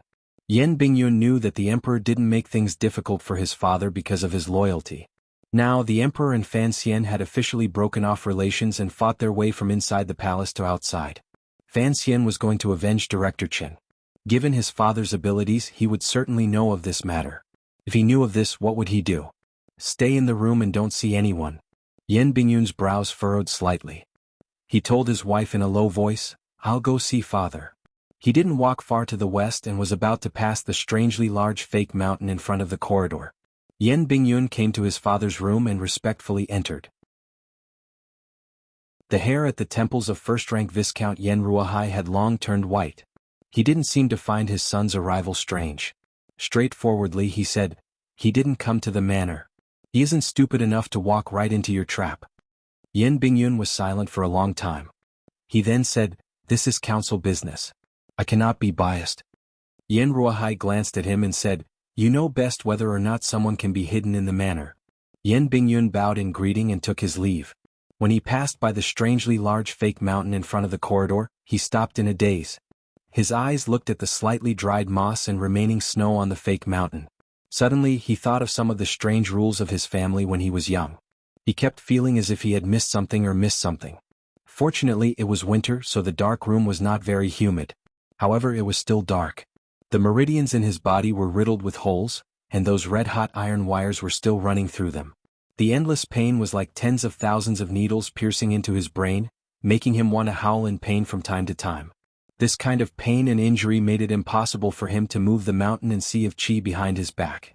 He couldn't even move the small circulation of qi.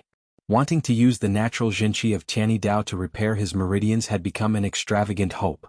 He could only rely on time to slowly nurture it, or place his hopes on that magical booklet.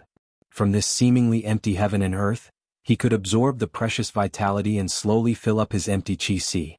However, the yuanqi in the air was very thin. If he relied on this speed to recover, he would probably still be a cripple after 20 or 30 years. Fan Xian half leaned against the wall of the secret room covered in a wool blanket and used his powerful state of mind to control his breathing.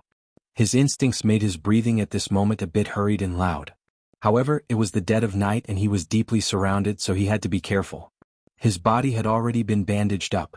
Extremely expensive and effective medicines were being used without any regard for money. On the ground beside him, there was a lot of food and water used to replenish his spirit.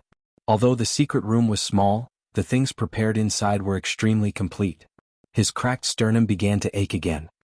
His brows furrowed as he thought of the Emperor's powerful and unstoppable fist and the sound of the gunshot. From the earlier panic in front of the royal palace to the court's strict and effective search, he confirmed that the Emperor had not died to the gunshot. This reality did not make him feel too disappointed. He only began to calculate what path he should take in the future. When the muffled sound of the attack from the heavens punched a deep hole in the royal palace, Fan Xian had already woken up. His eyes narrowed slightly as he looked toward the east of the royal palace. He was the first of the tens of thousands of people above and below the palace walls to react and clearly determine the location of the shooter. In this world he was the most familiar with that sound and understood that chest the best.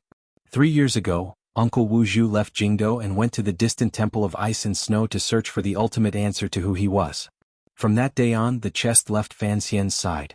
Fan Xian had always thought that Uncle Wu Zhu had taken the chest with him, so he did not have a trace of regret. He knew that the enemy Uncle Wu Zhu was about to face was even more unfathomable, cold, and emotionless than the Emperor. He had not thought that the chest was still in Jingdo. It was just not by his side. Just as the Emperor had confirmed before he fainted, Fan Xian also knew that the person who used the chest was certainly not Uncle Wu Zhu. If Uncle Wu Zhu had truly returned, regardless of whether or not he would use the chest, he would certainly see the tens of thousands of Qing elite soldiers as scarecrows. He would still coldly hold the metal drill in his hand and kill his way directly into the royal palace. Who was the one who fired the gun? Fan Xian guessed for a long time, but he still could not think of it. Even though he thought of a few people, he did not believe it. He could only be sure that the shooter had a very close relationship with him. Otherwise, Uncle Wu Zhu would not put his life in the other party's hands. The attack from the heavens was not part of Fan Xian's plan. The exit he had originally planned was still in the royal palace. He had not thought that people from northern Qi and Dongyi would come and close the last gap in using the Emperor's intentions. Even more terrifyingly, he had not thought that the powerful sword Qi he had comprehended not long ago would be broken by the Emperor's finger. His meridians were in chaos. He was like a cripple and had no way of getting close to the exit.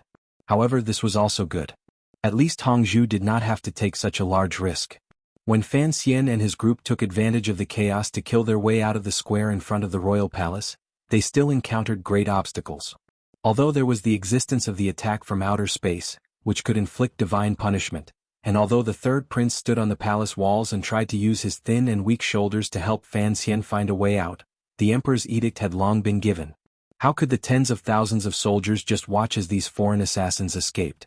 Fan Xian did not know the specifics of their escape because he once again fell unconscious. When he woke up, this group of people had already become rabbits being chased. They were all powerful warriors of the present age, but they were either injured or dead. There were only 5 people left running for their lives in Jingdo. No matter how one looked at it, it was impossible for them to escape. Fan Xian knew that he was a burden, so he left with unusual coldness and valiance. He arranged to meet Hai Tang and the others at their usual place. A disciple of the Sword Hut paid the price of his life to send him to the edge of this manor. Then, Fan Xian took advantage of the chaos to sneak in and finally found an opportunity to rest. Of the 4 ninth-level disciples of the Sword Hut, 1 had fallen in the rain of arrows. In the escape afterward, 2 more had died for Fan Xian's survival. In particular, the 7th disciple, who had killed a dozen Qing aces with his sword and still died to a crossbow, had died in the instant Fan Xian turned the corner of the alley. Fan Xian could see his eyes. Thinking of the light shining out of those eyes, Fan Xian's heart was incomparably heavy. He knew that his debts were even greater than before. If he could survive this time, he could not hide. He would certainly have to do many things to repay his debts. As Fan Xian thought deeply, he adjusted his breathing. The secret room was deathly silent and dark. Presently, his jinchi had all dissipated, and his eyesight was not as good as usual. He felt around for the water beside him. When his fingers had just touched the canteen, he froze. He raised his head and looked calmly at the dark walls of the secret room. It was as if he could feel that there was a pair of eyes quietly watching him from outside the wall. The well-maintained mechanism had a lot of oil on it. When the door to the secret room was opened, there was not a single sound. It was like a soundless pantomime. Faint light seeped in from outside the secret room and illuminated the pale-faced but calm Fan Xian inside. Fan Xian looked calmly outside. The dim light made the familiar figure outside the secret room appear dark. I thought that if you found out, you would use a hammer to break it. Fan Xian looked at Yan Bingyun and said with a slight smile. Standing behind the fake mountain and looking calmly at Fan Xian in the secret room, Yan Bingyun's heart was a mix of emotions. With just one glance, he knew that Fan Xian had no power to resist. He was silent for a moment and then said, "Don't forget, I grew up in this garden. Although, from a young age, my father strictly forbade me from climbing this fake mountain. As you know, children are always curious. How could I not climb? This fake mountain is too big. When I first entered your house, I felt it was strange. I told your father a few times, but he never believed me." Fan Xian coughed and smiled gently. "As expected, if I can find the problem here, of course you can also find it." Fan Xian was hiding in the fake mountain in Viscount Qinghai's manor. No matter how stormy the Jingdo was, he was hiding in Yan Bingyun's home. Who would have thought of this? If Yan Bingyun had not been carried away on a whim and tried to open the room where he played hide-and-seek in his childhood, presumably, Fan Xian would have been able to safely pass through this most tense moment with Yan Ruohai's help. "Father doesn't know that I know the secret of this fake mountain," Yan Bingyun said with his head slightly lowered. Yan Bingyun lowered his head slightly and said, "Otherwise he would definitely choose a more suitable place for you to hide." "All right." Fan Xian sighed tiredly. "I knew that my luck in this life was inhumanly good. There would always be a time when my luck would be bad. So it's in this fake mountain." Yan Bingyun was silent for a long time. He then said, "Earlier, I told father that this is council business and cannot be personal, particularly for you. For the sake of the Qin court, I cannot let you go to northern Qi." Chapter 742. Separated by the fake mountain, Yan Bingyun looked at Fan Xian behind the mossy and snowy door. There was no expression on his face, but no one knew what he was thinking. After a moment of silence, he coldly said, "You know too many things. Don't forget, I have been at your side for so many years. I know a little about matters of the palace treasury. Furthermore, these years you have always shifted your focus toward northern Qi. Fan Xizha is still in Shangjing. If you say you never had plans to betray the court and move to northern Qi, how can I believe that?" Fan Xian gently coughed and forced a smile. "I am also a person of the Qin kingdom. Furthermore, I have an agreement with the emperor. If the emperor survives this time and does not carry out a purge of my people, I will not shed all pretense of cordiality with the court and stand on the side of the northern Qi people. Don't worry about this. This matter concerns the life and death of millions of people.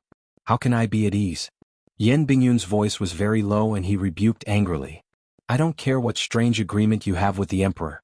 If things change in the future and you leave the Qin kingdom alive and go to Shangjing, who knows whether or not you will go crazy from anger and do those disgusting things." "Disgusting? Are you talking about selling the secrets of the palace treasury to northern Qi or helping the Qi people attack the Qin kingdom southward?" Fan Xian smiled slightly mockingly. "One has to keep some promises in one's life. As long as the emperor keeps his promise, none of this will happen.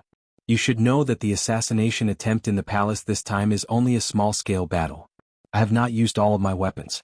As long as I am alive, the emperor must be forced to accept the agreement between me and him last night." Fan Xian's eyes became icy. "He doesn't want the world to fall into chaos, so he cannot act against my people. No matter how angry he is, for the sake of his great cause, he must endure. Don't forget, those people are also people you are familiar with. They were once your companions, your friends, and your colleagues. If you kill me now, the power in my hands will no longer have a leader. To put it bluntly, without a leader, the emperor can slowly carve them out with a soft knife. Are you saying that you want those people you were once familiar with to fall one by one under the emperor's butcher knife?" Fan Xian stared into Yan Bingyun's eyes and enunciated each word clearly. Yan Bingyun was silent for a moment. He then replied, "It looks like you've thought about this matter for a long time. You must know that there can only be one sun in the sky and one emperor in the world. If you are alive, even if you endure it silently and don't act, the Qin court will still be forcefully split in two by you under the surface balance. For the Qin kingdom, this is not a good thing. I just want the people I want to protect to live. For this goal I have to live. In the future, I will stand on a high hill far away and coldly look at His Majesty and you in the palace. I think it will also make you wary. But don't forget, if you die, the officials and subordinates in the council will one day have to accept this reality. The Emperor has great talent and strategy.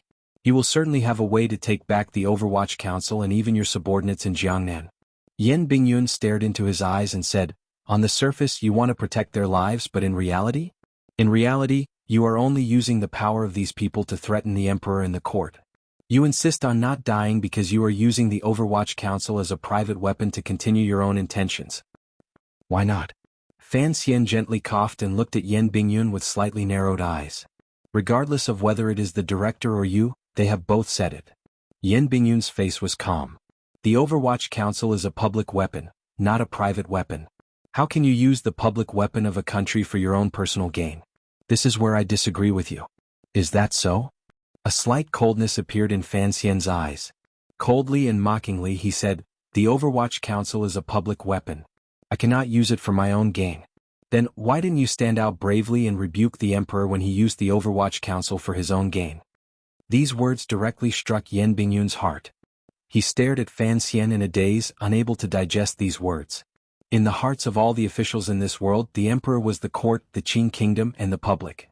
The Overwatch Council was a public weapon, so it was the knife in the Emperor's hand. Don't forget what you said yourself. The Overwatch Council is a public weapon, not the Emperor's private weapon.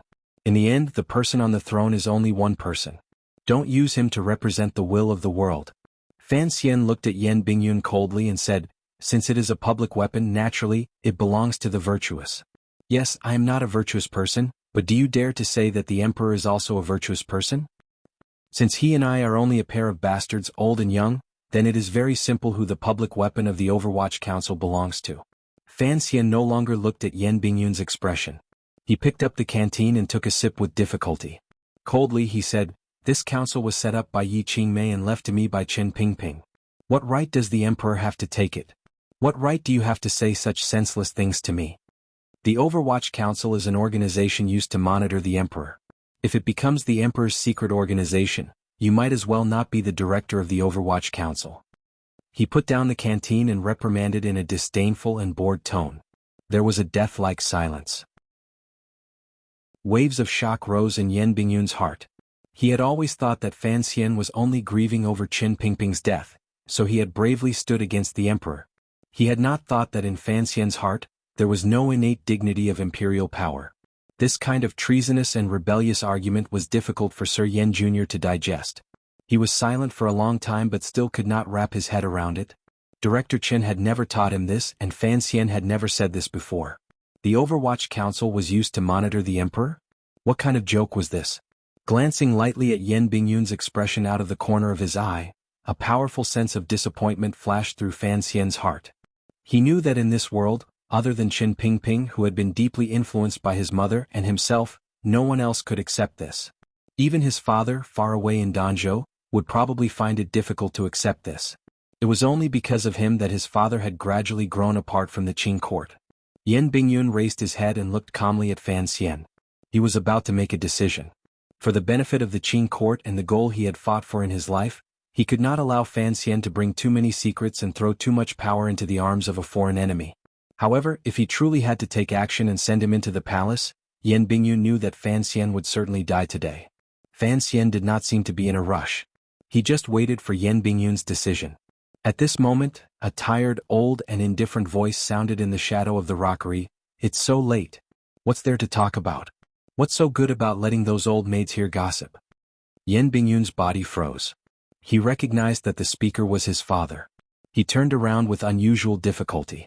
The fists in his sleeves were clenched tightly. After a moment of silence, he knew that his father was reminding him of something. If others knew that Fan Xian was hiding in his manor, then he would have no choice but to kill him. His father had spoken at the moment he made his decision. Naturally, it was giving him the strongest warning. Without Yan Ruohai's help, how could Fan Xian, with his meridians in a mess after being heavily injured, Hide in the secret room in the fake mountain? How could his body be bandaged? How could there be food and water by his side? Yan Bingyun knew that his father's seemingly warm and normal words were using his father-son relationship to threaten him. If he really decided to harm Fan Xian, then this family would probably be destroyed from now on. Fan Xian calmly looked at Yen Ruohai in the darkness. He looked at the old man of the Fourth Bureau and smiled with difficulty. In a low voice he said, "Let's not talk about this. You can go back first." Following this, he said coldly to Yan Bingyun, "Naturally you won't hear what I say. In the first cabinet of the council, there are a few files I took from King Jing's manor. When you have time these days, go take a look." These words were spoken lightly. It was as if Fan Xian was certain that Yan Bingyun would not act against him. Yan Bingyun stood silently for a long time with his eyes tightly closed. Finally he left the fake mountain and walked toward his own manor. His decision to leave quietly had probably destroyed some of the stubbornness in his heart. It made the figure of his back appear somewhat desolate. "No one will come to the fake mountain. Don't worry." Yen Ruohai walked to the bottom of the fake mountain and smiled warmly. "What you said about the council earlier was very true.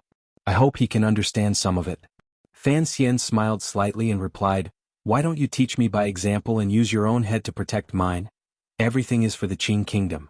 In the end, Yan Bingyun cannot bear to use your life and death to prove his creed.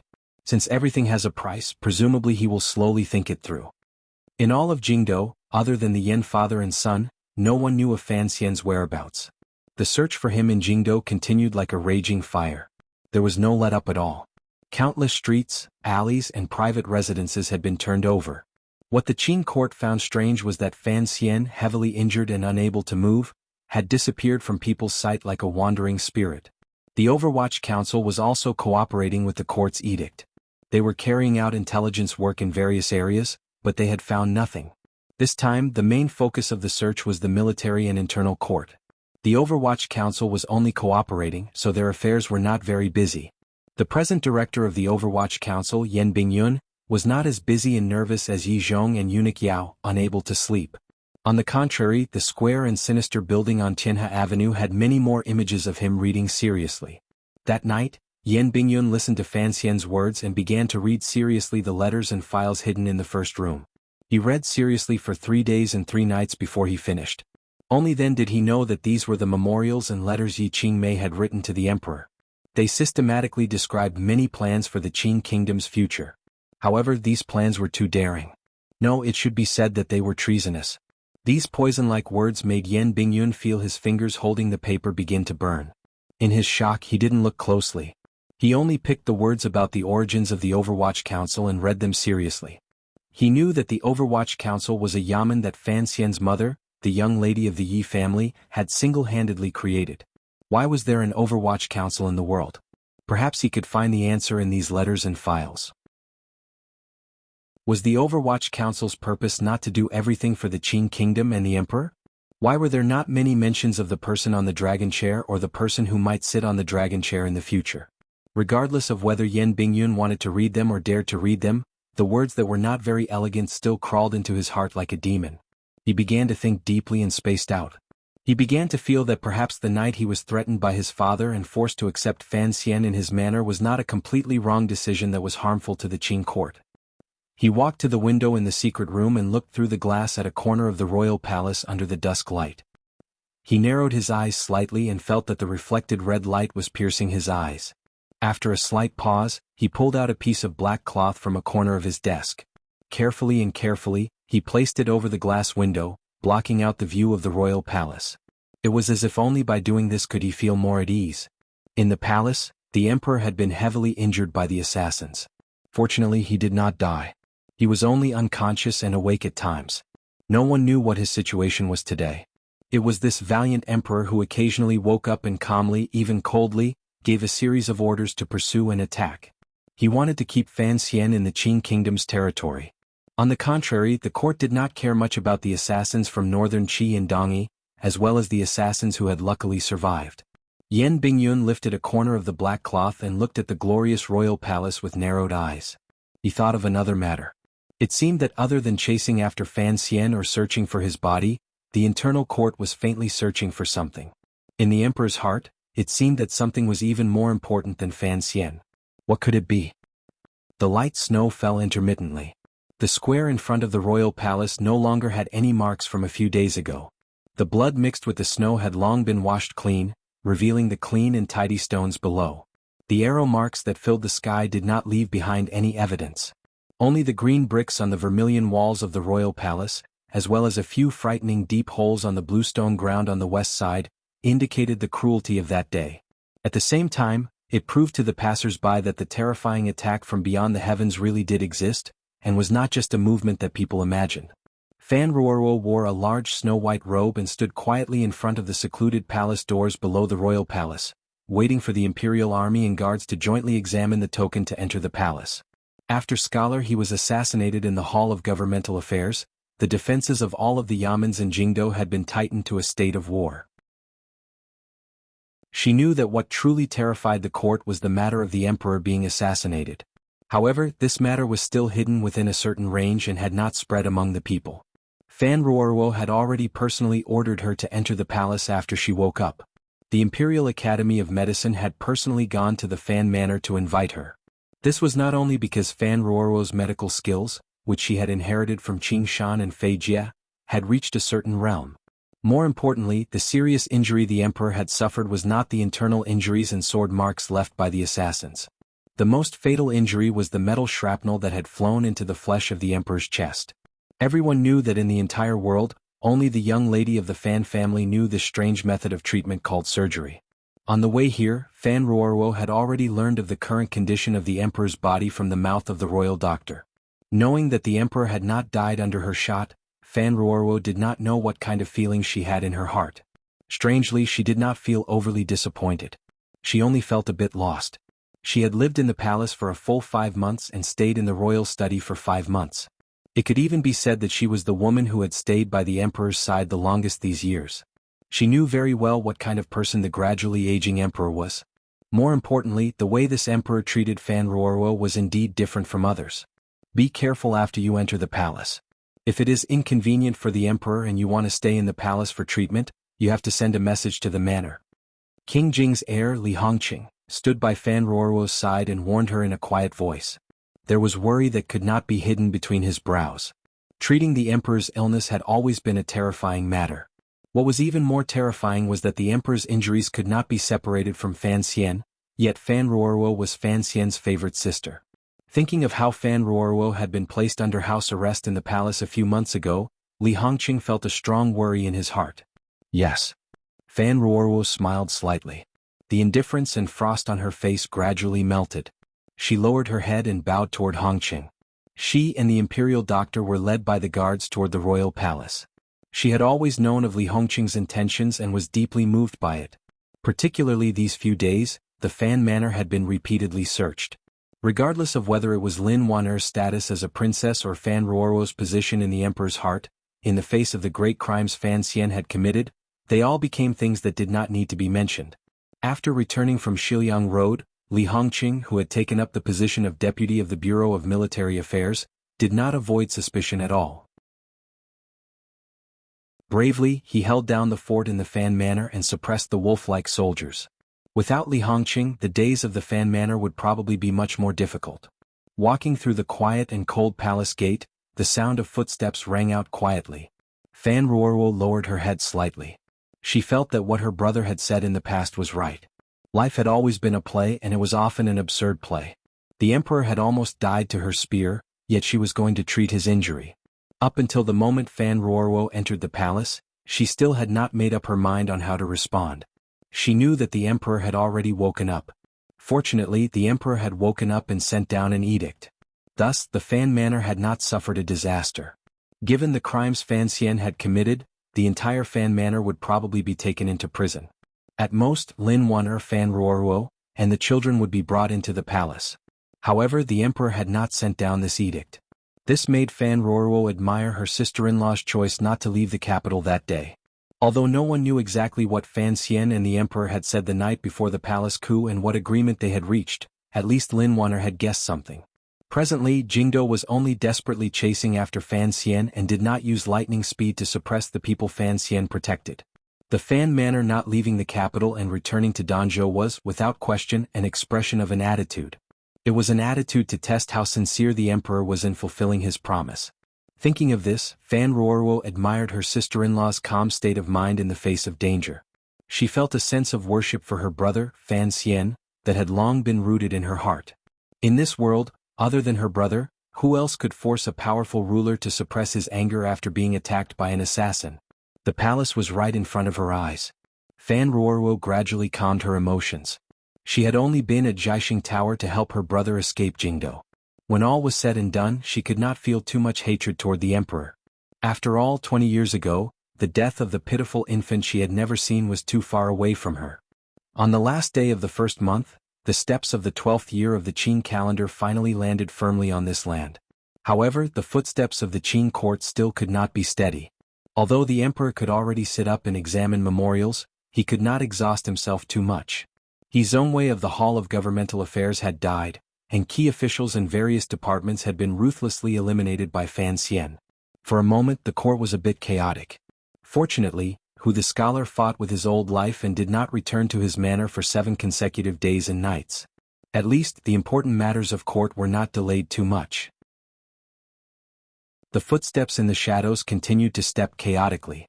Jingdo appeared to have returned to normal, but in reality, it was still under strict control.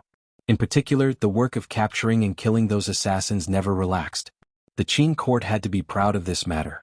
The 9th-level aces who had first been heavily injured by the emperor and then shot by tens of thousands of arrows should still be trapped in Jingdo, passing their days in fear. In such a large capital, they were able to strictly seal off the possibility of these aces escaping. One reason was because these aces were too heavily injured. Another reason was that one had to admit the terror of the Qin kingdom's national machinery. At present, the deaths of 5 assassins had been confirmed. Their bodies had already been transported into the royal palace. Of the known assassins, at least 3 were still missing. They were the foremost ace in the northern Qi royal palace, Sir Lang Tiao, the youngest disciple of Dongyi Sword Hut, and northern Qi's saint girl Haitang Duo Duo. These 3 had almost been captured a few times in Jingdo. Each time they had paid the price of fresh blood before escaping wretchedly. As for Fan Xian, not even a shadow had been found. Fan Xian had disappeared and so had his shadow. Only now did the Qing officials responsible for the killing realize that the people the Overwatch Council had raised were indeed too talented in these areas. However, the officials still had confidence because Sir Fan Jr.'s injuries were too heavy. The emperor had said that his meridians had been destroyed and would not recover within a year. On the other side, the court officials who entered the palace every night to report on the progress and hand in memorials to the emperor couldn't help but see another scene that they had long gotten used to but now found particularly strange. The emperor lay weakly in a pile of blankets. A woman wearing normal clothes served the emperor coldly and carefully, bringing him medicine and feeding him. The woman was the young lady of the Fan family.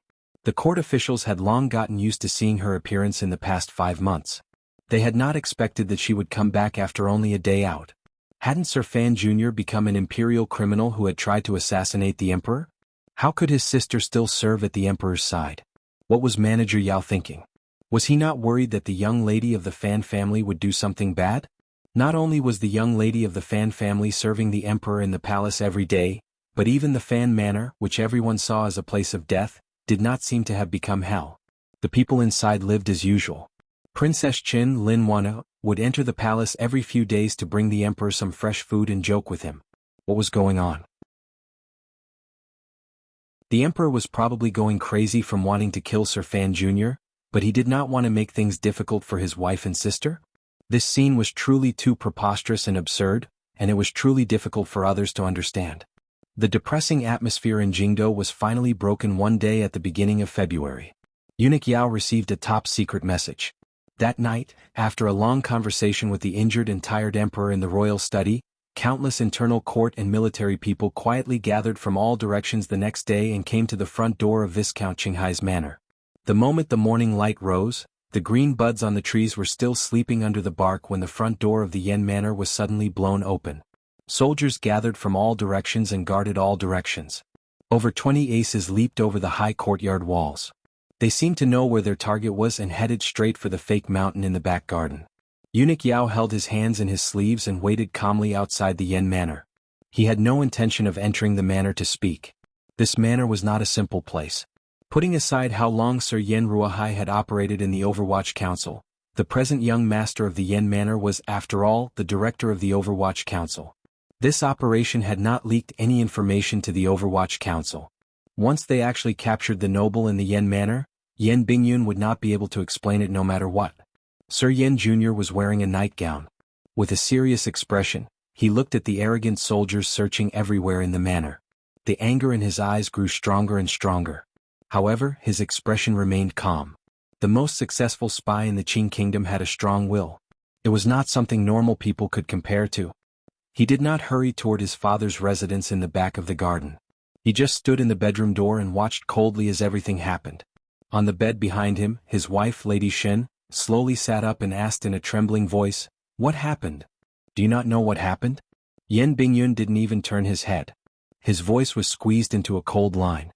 Sitting on the bed, Shen Wan'er's expression changed drastically. A moment later, she replied in a trembling voice, "What did you say?" "Only my father and I know, and it was you who reminded me first." A bitter smile rose to the corners of Yen Bingyun's lips.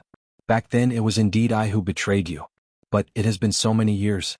I thought you had long forgotten. Furthermore, we are husband and wife. I didn't think that you would still be unwilling to let the Yen family be ruined and destroyed." Shen Wan'er's body began to tremble. She knew that her husband had already seen through what she had done. Facing Yen Bingyun's back, she said in a wretched voice, "How could I have such thoughts?" Although the meridians in his body were still a mess and he was worse than a cripple, this could not affect his good mood. At least he was out of Jingdo. Looking at the more vivid scenery around Jingdo, he felt happy for some reason. When he left the Yen Manor, he didn't know what had happened. He also didn't know that Lady Shen had never forgotten the massacre of the Shen Manor in Shangjing in the 5th year of the Qing calendar. He trusted in old Sir Yan's abilities. The Yen father and son were both skilled figures in the Overwatch Council. How could they not have sensed the strange movements in their own manor? It was still the valiant power of the Yen Manor that had finally found an opportunity to send Fan Xian out of Jingdo. The carriage was traveling on the dimly lit road in the mountains. The driver was an official of the Overwatch Council, but he was not an old subordinate Fan Xian was familiar with. He was also not an old member of the Qinian unit.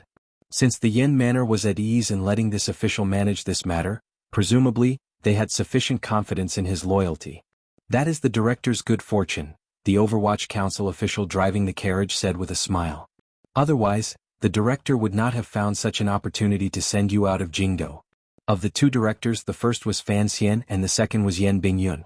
The official was silent for a moment and then suddenly said, "The director wants me to ask you one last thing. You promised him not to go to Northern Qi and not to betray the court. Can you really do it?" "This damned lump of ice." Fan Xian scolded jokingly. "Since I've said it, I will do it. I'm not like the old cripple who has no inhibitions. After you return to the capital, help me give this letter to Yen Bingyun. Have him think of a way to deliver it to the emperor's desk," Fan Xian instructed after thinking for a moment. He handed over a thin letter. The contents of the letter were simple. He had already left Jingdo and would fulfill the contents of the agreement he made with the emperor that night. He also asked the emperor to abide by the emperor's promise of one word. He also wished the emperor good health and to take care. The main reason for this unnecessary action was because of his friends who were still sealed in Jingdo. Fan Xian knew that the emperor's main target was him. If he could escape Jingdo alive, then there was not much meaning in wasting the country's power, stirring up more discussion, and keeping 13th Wang and the others in Jingdo. The carriage made a few turns in the outskirts of Jingdo and made a few circles. Using the secret paths in the mountains as well as a few transfer points the Overwatch Council had prepared, it took a full 3 days to arrive outside a city in a neighboring province. The carriage would not enter the city. Instead, it chose to carry out the handover here. Looking at the familiar face, Fan Xian couldn't resist smiling. "I feel much more at ease now that you're here." Wang Qinian, who had rushed back to the Qing kingdom from Shangjing in northern Qi and had been waiting outside Jingdo to receive him, had disguised himself as an old man. His face was full of wrinkles. Entering the carriage, he checked on Fan Xian's injuries and couldn't help feeling heavy. He was not in the mood to joke and shook his head. "What do I have to disguise myself as?" Wang Qinian took out cosmetics and flowery clothes from his clothes. Forcing a smile, he said, "I have to disguise myself as my daughter-in-law." Fan Xian laughed bitterly. He didn't make a pretentious gesture and accepted it. "It's much more convenient for you to disguise yourself as an old man than it is for me." While he was changing, Wang Qinian couldn't resist lowering his voice and asking, "Sir, from the beginning, did you already plan to be able to leave Jingdo?" "I'm not an immortal. Plans can't always keep up with changes." Fan Xian smiled bitterly. "If I could win in the palace, I wouldn't have to leave the capital. Since I lost, I had to make sure I survived. Fortunately, my luck is as good as ever. I heard that is not a place people go. Not many people can go. Those who dare to go are all dead." "Who said they're all dead?" "Kui is alive. Shaoan is also alive. Aren't my uncle and my mother all alive and well?" Fan Xian's eyes narrowed slightly. It was as if he was searching for the backs of those people. In a quiet voice he said, "Just surviving is not enough. This time I still lost in Jingdo. Other than going to the temple to find my uncle, what other choice do I have? This is something I had thought about a long time ago. You don't have to stop me." Wang Qinian's expression was a bit ugly. He muttered, "It's not that I want to stop you. Who in this world dares to stop you? Other than the emperor, those who dare to stop you are probably all dead. However, the temple is not the royal palace. It is a place where immortals live. I'm afraid that even if I took you and searched for decades, we wouldn't be able to find a place. Our goal is to not mess around." Fan Xian coughed and forcefully used his will to control the burning pain in his meridians. He forced a smile and said, "You don't have to be too afraid." This was something Fan Xian had thought about. He knew more about the illusory temple than anyone else in the world. He could even faintly capture the true background of the temple. Of course, this was all just a guess. The emperor was so powerful that he had even survived the gunshot and woken up. Fan Xian knew that after this battle, the emperor would never personally leave the palace and risk his life. The situation placed between Fan Xian and the emperor was a mutual restraint based on the long conversation the father and son had before they attacked. In the end, this was a battle between the two of them. Regardless of whether it was the Qing emperor or Fan Xian, neither wanted the flames of war to spread to the world. Thus, Fan Xian had suffered a crushing defeat. He had to find a power that could defeat the emperor. He could not find it in the world. He could only search in the sky. Fan Xian's mood was slightly heavy. He knew what a lofty existence the temple was in the hearts of the people. He was very worried about Wu Zhu's safety. For the sake of his meridians and many other goals, he had no choice but to make this dangerous trip to the temple. "How do we go?" Wang Qinian gently pulled on the reins and asked a very practical question. Everyone respected the temple, but no one knew where it was. "North. Keep going north. All the way north," Fan Xian said.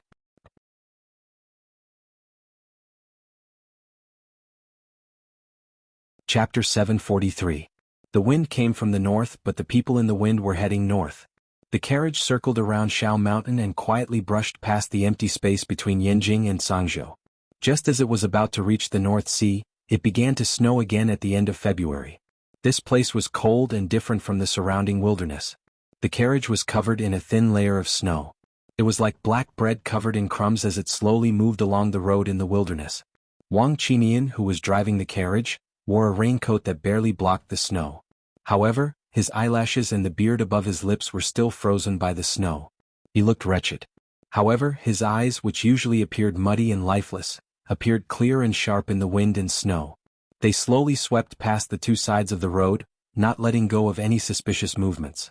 Wang Qinian was already very old, but such a heavy snowstorm still did not make him show any signs of fatigue.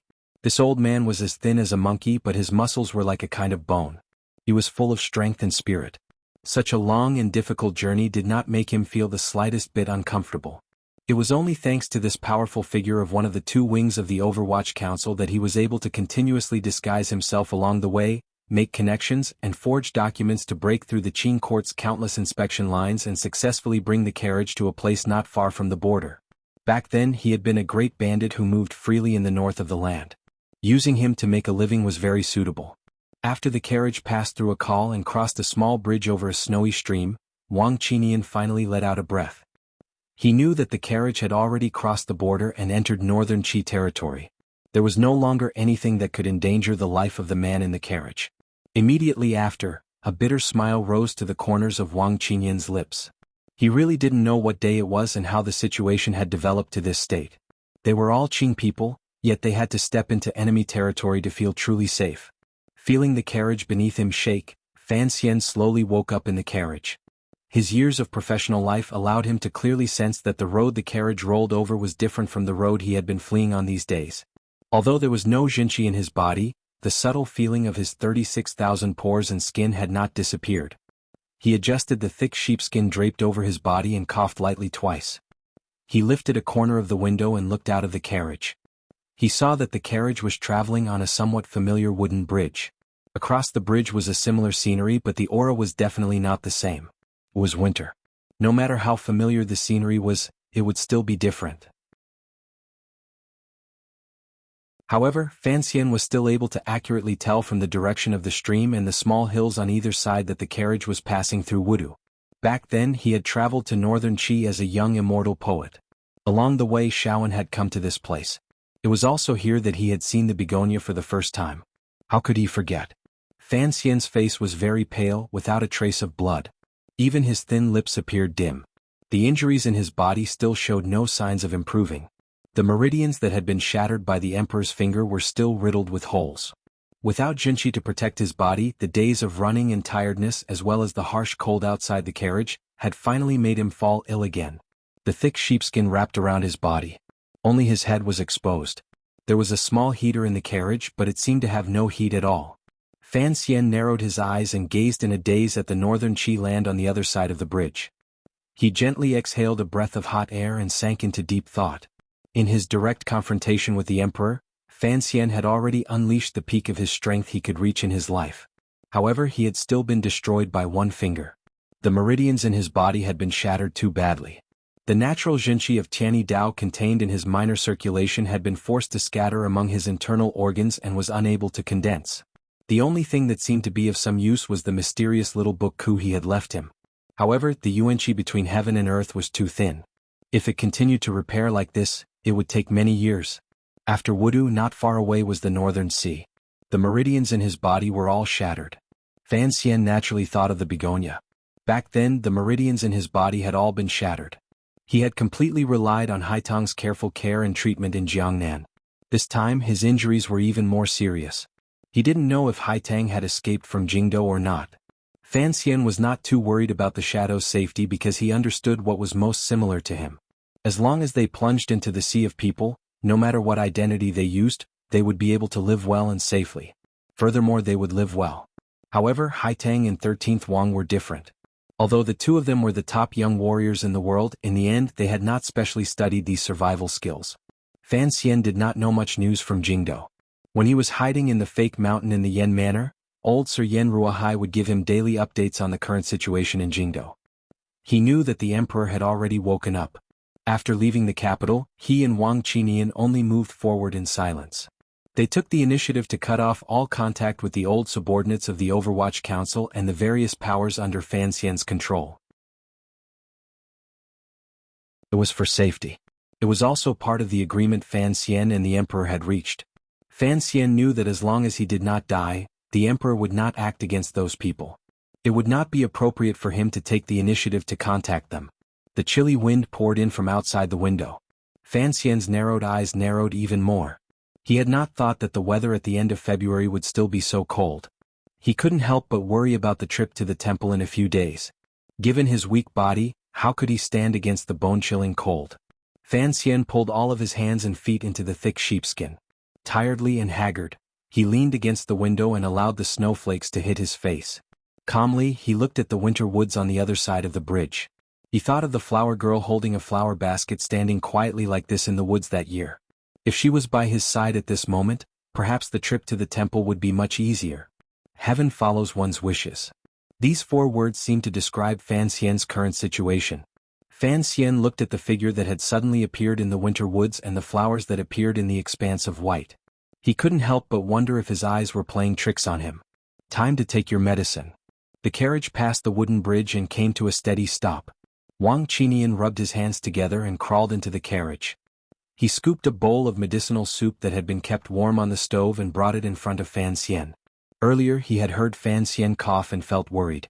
Fan Xian extended his hand out from the sheepskin and pointed with a smile at the winter woods in the distance outside the window. The medicine is there. What surprised Fan Xian was that 13th Wang was also waiting for him at Wudu with Haitang. In contrast to when he tried to assassinate the emperor in front of Taiji Palace, 13th Wang's silent and determined figure flashed out from behind Haitang and calmly watched the approaching carriage.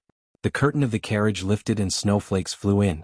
Fan Xian looked at these two sworn friends and forced the corners of his lips to twitch. It was as if he wanted to smile but couldn't. In the end, he only sighed and said, "I didn't think you would run faster than me. We left the capital later than you did." Haitang patted the ice off her thick jacket and sat by Fan Xian's side. Perhaps she was thinking of their encounter in Jingdo last month.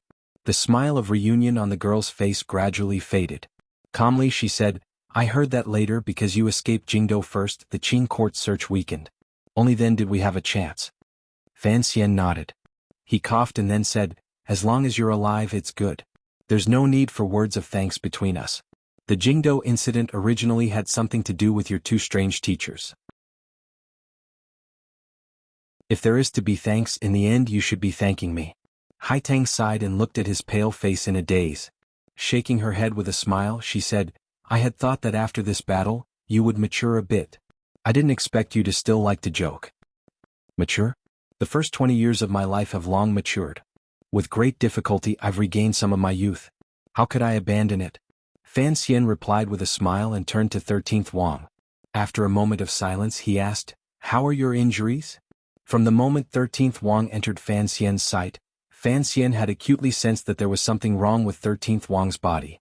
The right arm that the emperor had killed seemed to be unable to recover. For a swordsman who was sincere and devoted to the sword to have his hand half crippled was, without question, a fatal blow. However, 13th Wang's expression did not change at all.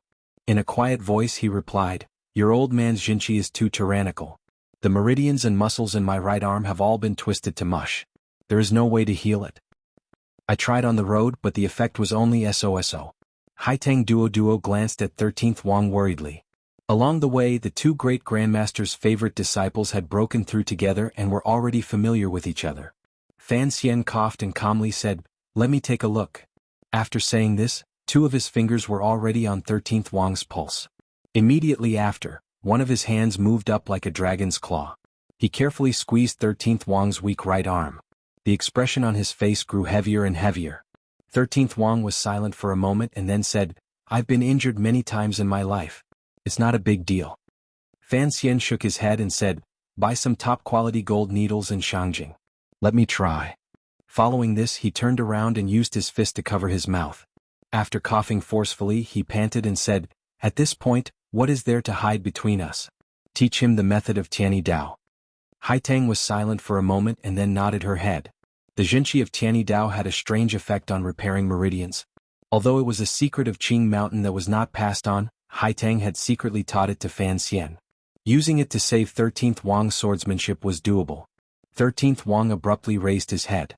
He heard some good information from Fan Xian's words. Even though he was a brave man who cared little for external things, he couldn't help but furrow his brows. Can this injury be cured? Not necessarily, but we still have to try. Fan Xian closed his eyes tiredly. At least eating shouldn't be a problem. However, if you want to return to your original realm, I'm afraid it won't be possible. I advise you to start training your left hand again right now. Your left hand is good. Back in the day there was someone called Jing Wuming who was famous for his left hand. Of course, he hid his right hand even deeper. If you can train both hands, that would be impressive. There was a moment of silence in the carriage. 13th Wang suddenly smiled calmly and said, "Then I'll train my left hand first. Later when I have time I'll train my right hand."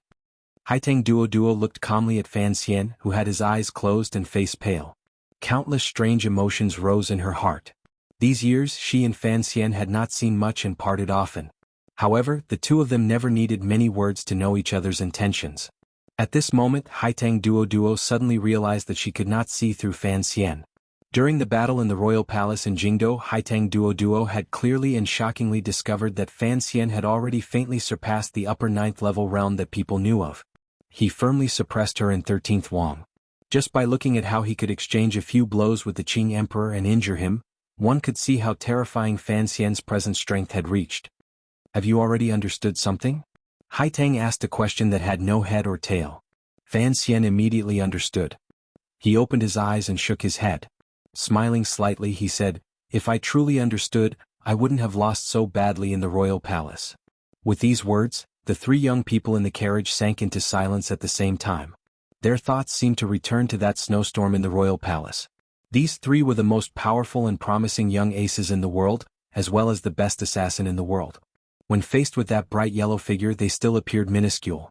Thinking of the Qing Emperor's expression that day, although the people in the carriage had successfully injured him, they still felt a glimmer of difficulty in resisting. There is no true God in the world. The Emperor's injuries are worse than yours and mine. Fan Xian's light words broke the suffocating atmosphere in the carriage. If I wasn't crippled, 13th Wang wasn't crippled, and you hadn't spat up 3 buckets of blood, the best choice right now would be to charge back into Jingdo. Haitang smiled slightly. She thought that only Fan Xian could think of such a daring plan. Her thoughts moved slightly. Calmly, she looked at his pale face and asked, "How are your injuries?" "Worse than 13th Wang. There's basically no chance of recovery," Fan Xian calmly described his injuries.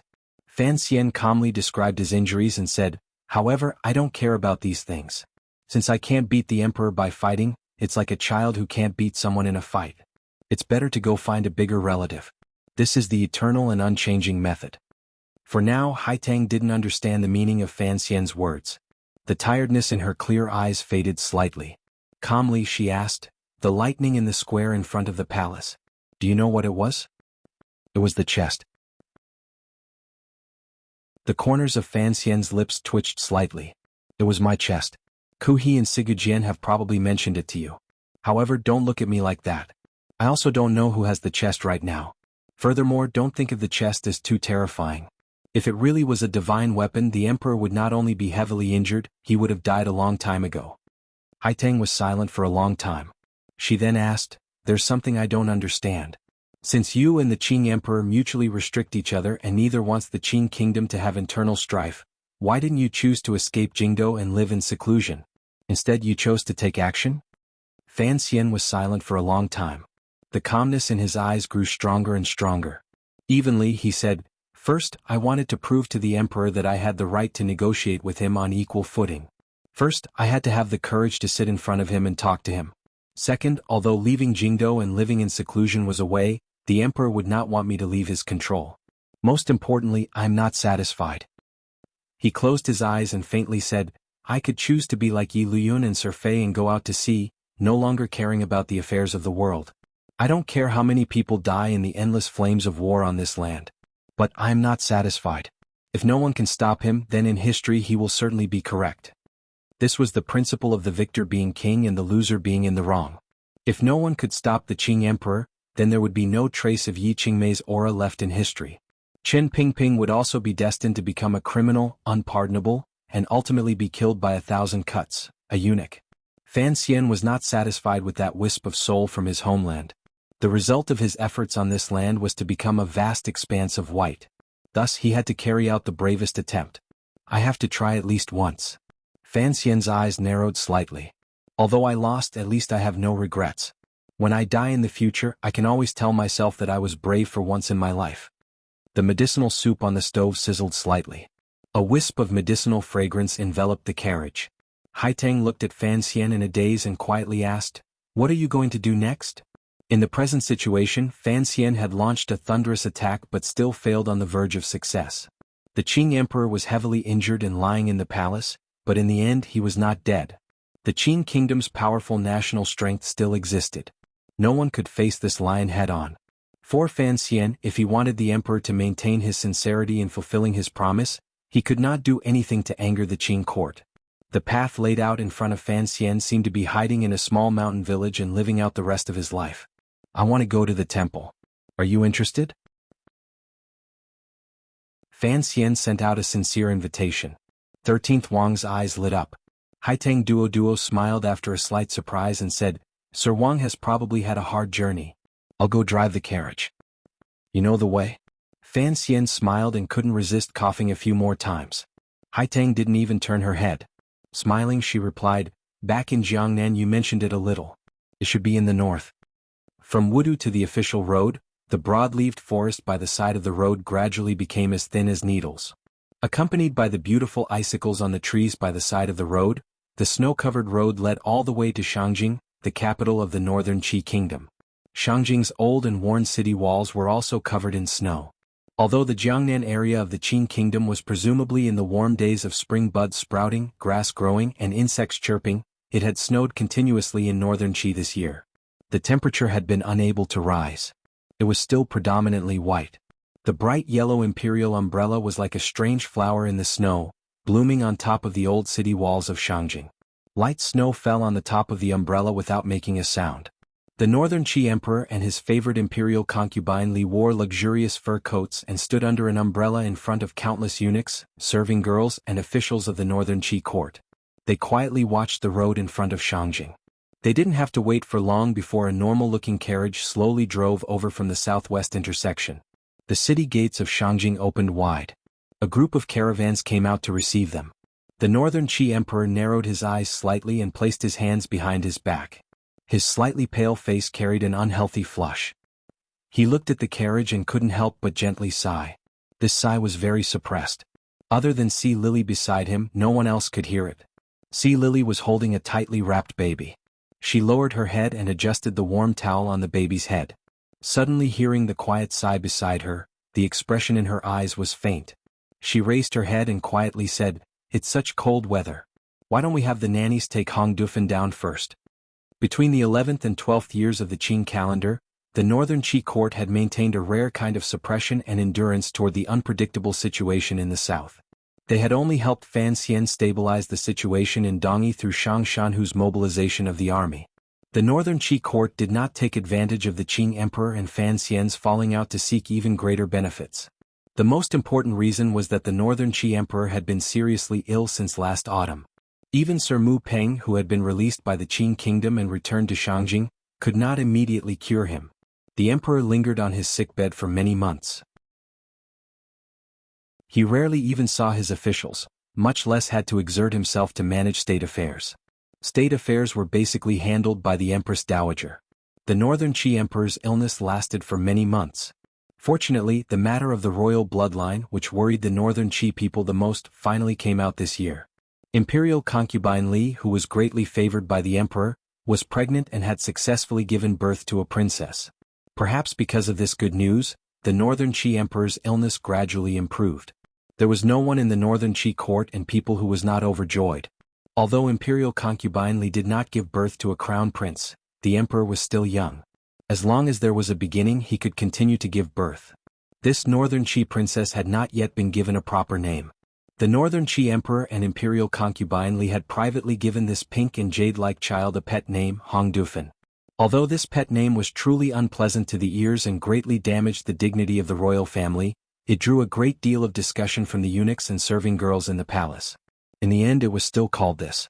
Hearing Sea Lily's words, the northern Qi emperor furrowed his brows in annoyance. Turning his head to glance at the daughter in her arms, he said with slight anger, "These little ones are truly troublesome." Sea Lily's expression did not change, but she was smiling happily in her heart. She thought to herself that Hong Dufan in her arms had truly caused great trouble for the emperor. Fortunately, everything had passed smoothly. Suddenly, she looked resentfully at her abdomen. Her figure appeared bloated. She had played the role of a pregnant woman. However, in the end, there was no seed in her stomach. She knew very well why the emperor had braved the cold to carry the princess to the city walls to see this carriage. After the carriage entered northern Qi territory, it had made contact with the northern Qi court. The northern Qi emperor and she both knew where the carriage would go next. Furthermore, no one thought they would be able to return. The emperor probably only wanted the man from the south to be able to see this child with his own eyes before he left. On the road not far from the city walls of Shangjing, it was a different scene. The lonely carriage met with the group of merchants coming out of Shangjing. Fan Xian, wrapped in thick fur clothing, walked out of the carriage for a rare moment. He stared in a daze at the young man in front of him. A myriad of emotions rose in his heart. For a moment, the rims of his eyes became slightly wet, but he couldn't say anything. From the spring of the 4th year of the Qing calendar to now, 8 years had passed in a flash. The fan seizure in front of him had changed from the pockmarked and irritating child of the past to the mature and steady young man with the air of a great merchant. At this moment, Fan Xian suddenly had the illusion that he was already old. He walked forward and tightly hugged his brother. He didn't say too much. The two of them had not spent much time together, but Fan Xian had never stopped reminding and teaching him. Their letters had also never stopped. He knew how hard it was for his brother to fight alone in northern Qi. As the saying goes, jade cannot be made into anything without being cut. He had to bear it and endure it. Brother.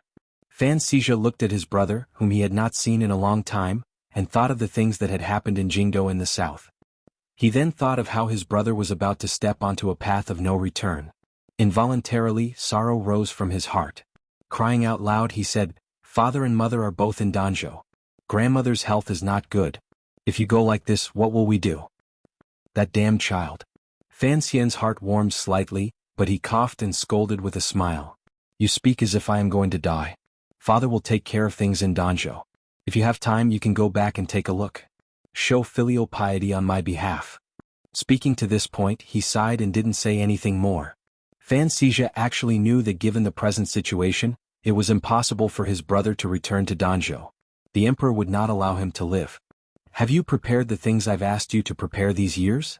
Fan Xian didn't want his brother to sink into such sorrowful emotions when they met. He forcefully changed the topic and said seriously, "This trip will be dangerous. I don't know what I will face. The things I asked you to prepare are for me to protect my life. You can't be an unscrupulous merchant." This joke was not funny, so Fan Xizhe couldn't laugh. He made a humming sound of agreement. Those things were all in the merchant group. The group would follow Fan Xian all the way out of the northern gate, so there was no need to take them out. The two brothers left the group of carriages and talked carefully for a while. It was about Danzhou, Jingdo, their parents, grandmother, Ruoruo, sister-in-law, and nephew. Just as they were about to part, the two brothers returned to the side of the carriages. Fan Xizhe thought of something and furrowed his brows slightly.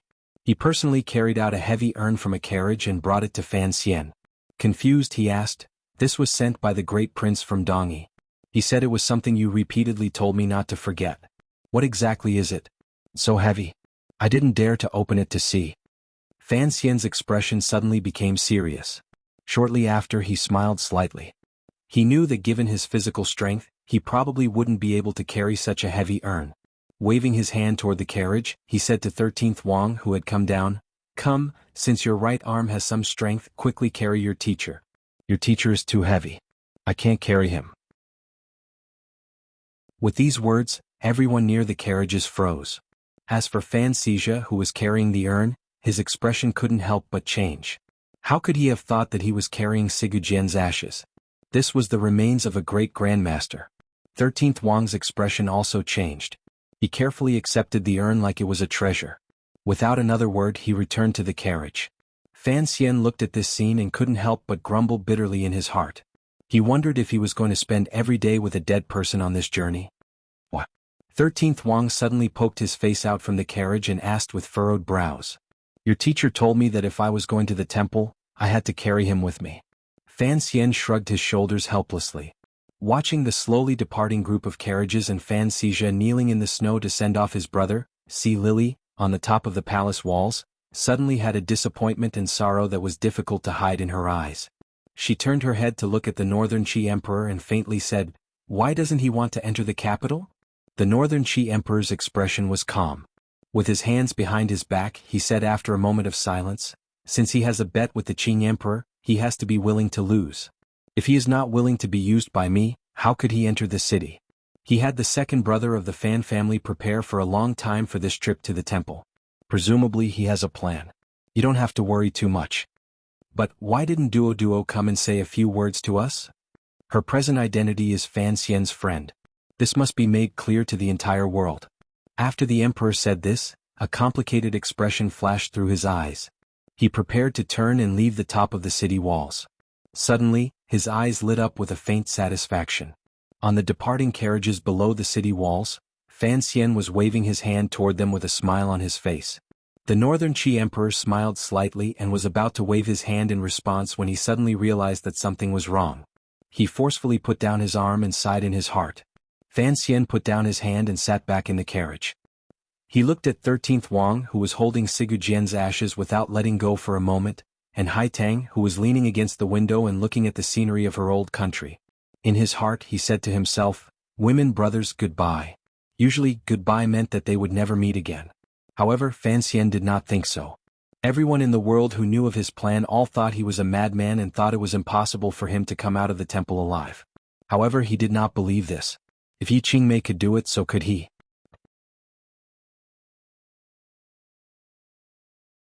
Chapter 744.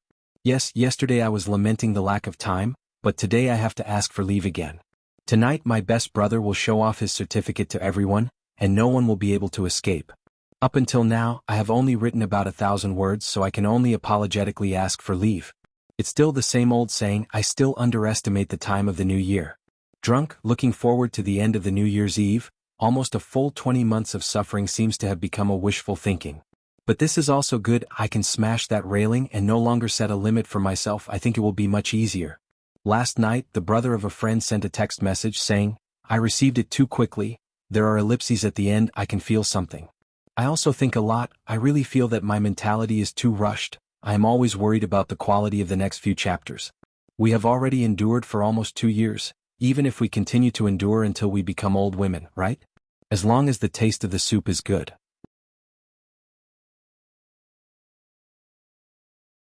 Chapter 745. The wind and snow sent spring back. The spring on this land was still accumulating strength in the south. The wind and snow in the north had long strangled all of the spring in its cradle. In the north of the land, 360 days a year, wind, knives, frost, and swords pressed against each other. There was probably no spring to speak of. The wind and snow that filled the sky turned into bone-deep knives and swords. One knife to the left, one sword to the right, chopped down. The black mountain rocks that rarely showed the surface of the snow appeared deathly still because of the cold and merciless carvings of heaven and earth. This was a land of ice and snow. It was also a land of death. However, there was a row of black dots walking on the snowy plains that had been lonely for 100 years. They moved forward silently and resolutely. Occasionally, a number of dog barks pierced through the wind and snow and traveled into the distance, bringing a sense of liveliness. There were only 3 people in this group, but there were more than 60 snow dogs pulling the long sledges carrying food and equipment as they moved endlessly toward the north. It was said that these snow dogs that roamed the extreme north were the descendants of snow wolves. Only northern man people who could endure the bitter cold could tame them and make them good helpers for humans. However, the land had become colder and colder these years. Once they left the north gate, the temperature plummeted. The northern man who usually fought bare-chested in the snow, had long moved south to the grasslands in the west at all costs. The snowy plains had returned to peace. Who were these snow dogs? Wrapped in thick fur, even their heads and faces were covered in a warm fox fur coat. They wore leather boots on their feet and thick gloves on their hands. Their entire bodies were wrapped up like dumplings. Fan Xian exhaled and found that not long after the hot air left his lips, it seemed to have been frozen into snowflakes by the severe cold between heaven and earth. His face was slightly pale.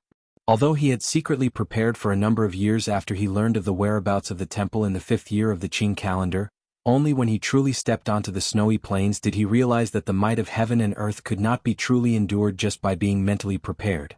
It had been a number of days since they had left northern Qi's Shangjing. It had been 7 or 8 days since they had passed through the northern gate where there were not many soldiers stationed. Thinking of the soldiers on the snowy city watching them and their dogs walk into the snowy plains as if they were dead, the glimmer of a bitter smile rose to the corners of Fan Xian's lips. It looked like no one thought highly of them. He brought his finger to his lips and whistled. The ears of the 60-odd snow hounds around him perked up. They shook their heads energetically and shook off the ice and snow on their bodies. Deep Hair stood on all fours in the cold snow as if he was not afraid of the cold at all. He stuck out his long red tongue and waited for his master's next order. The wind and snow seemed to have lessened slightly. 2 people walked out of the 2 simple snow carts in front and behind Fan Xian. Haitang and 13th Wang were also wrapped like dumplings. They approached Fan Xian's side with puzzled expressions. Let's go while the snow is still light. 13th Wang's voice passed through the layer of fur and traveled outside. It appeared to be buzzing. Fan Xian panted heavily and coughed as he replied, Are the people behind still following us? Haitang took off the earmuffs on the side of her leather hat, revealing 2 clean and cute ears. She listened quietly in the wind and snow for a moment. She then shook her head and said, Looks like we've lost them. Although the wind and snow had lessened slightly, it was still difficult to hear the 3 of them talking together. The corners of Fan Xian's lips twitched into a smile and he said, It's good that we've lost them. I don't want the people the little emperor sent to freeze to death on this snowy plains. Haitang didn't say anything. She only narrowed her eyes slightly and gazed toward the depths of the snowy plains in the north. That side was also a patch of white. Other than snow, there seemed to be nothing else in the world. Such a dry and boring journey seemed particularly dangerous because of the severe cold. A complicated expression rose in her eyes. They had already left the Sky Gate 7 or 8 days ago, but Fan Xian did not need to scout the way. Instead, he directly gave orders to go around the snowy mountains and icy hills. He walked silently as if he knew very well how to get to the temple. Fan Xian's injuries were too serious. It was impossible for him to scout the way. 13th Wang's right arm was not completely healed. Of the three of them, although Haitang's body was also weak, if there was to be a path to scout, it would be her. She didn't understand where Fan Xian got his confidence to not get lost in this wasteland where they couldn't see the sun or the path of the mountains. Other than ice and snow, there was nothing else. Fan Xian took out a bamboo knife from the snow sled behind him and carefully scraped the icicles on his leather boots. Everything depended on the details. Only by being fully prepared and considering the details thoroughly could they reach the illusory temple. In the few days since they left the northern heavenly gate, he had led the team on a detour around the snowy plains in order to shake off the team that was tailing them. Regardless of whether the Northern Qi Emperor wanted to ensure the safety of this group or follow behind Fan Xian to find the temple hidden beyond the sky and unknown to others, Fan Xian would not allow it. For one, he didn't want too many people to die in this cold. For another, Fan Xian himself didn't know what exactly existed in the temple. He had carefully hidden the location of the temple because he was worried that the things in the temple would spread to the world and bring unknown harm to this world. Since it was so, Fan Xian had to be careful. Although it's a bit cold, do we need to wear so much? 13th Wang stood in front of Fan Xian and panted. He felt that the thick leather jacket and boots on his body were a hindrance. Fan Xian was heavily injured and could not move his jinqi to defend against the cold.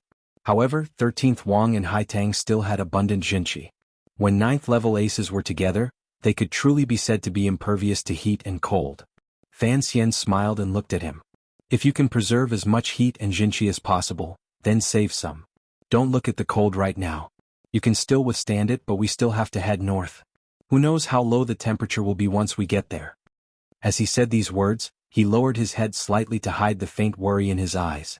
In the cave in the Shi Mountain in the 5th year of the Qing calendar, he had memorized every word of Shaoen's words before he died. He had also made sufficient preparations for this trip to the temple. However, he still had not thought that not even 10 days after leaving the gate of heaven, the cold between heaven and earth would already reach such a degree. It looked like the temperature now was a few degrees colder than when Xiao En and Ku He had gone to the temple decades ago. Since the greatest difficulty is the cold, why don't we choose to leave in the summer? Haitang acutely discovered this problem. The attitude Fan Xian displayed was not very urgent. Since it was so, leaving in the summer seemed to be the best choice. Fan Xian was silent for a moment.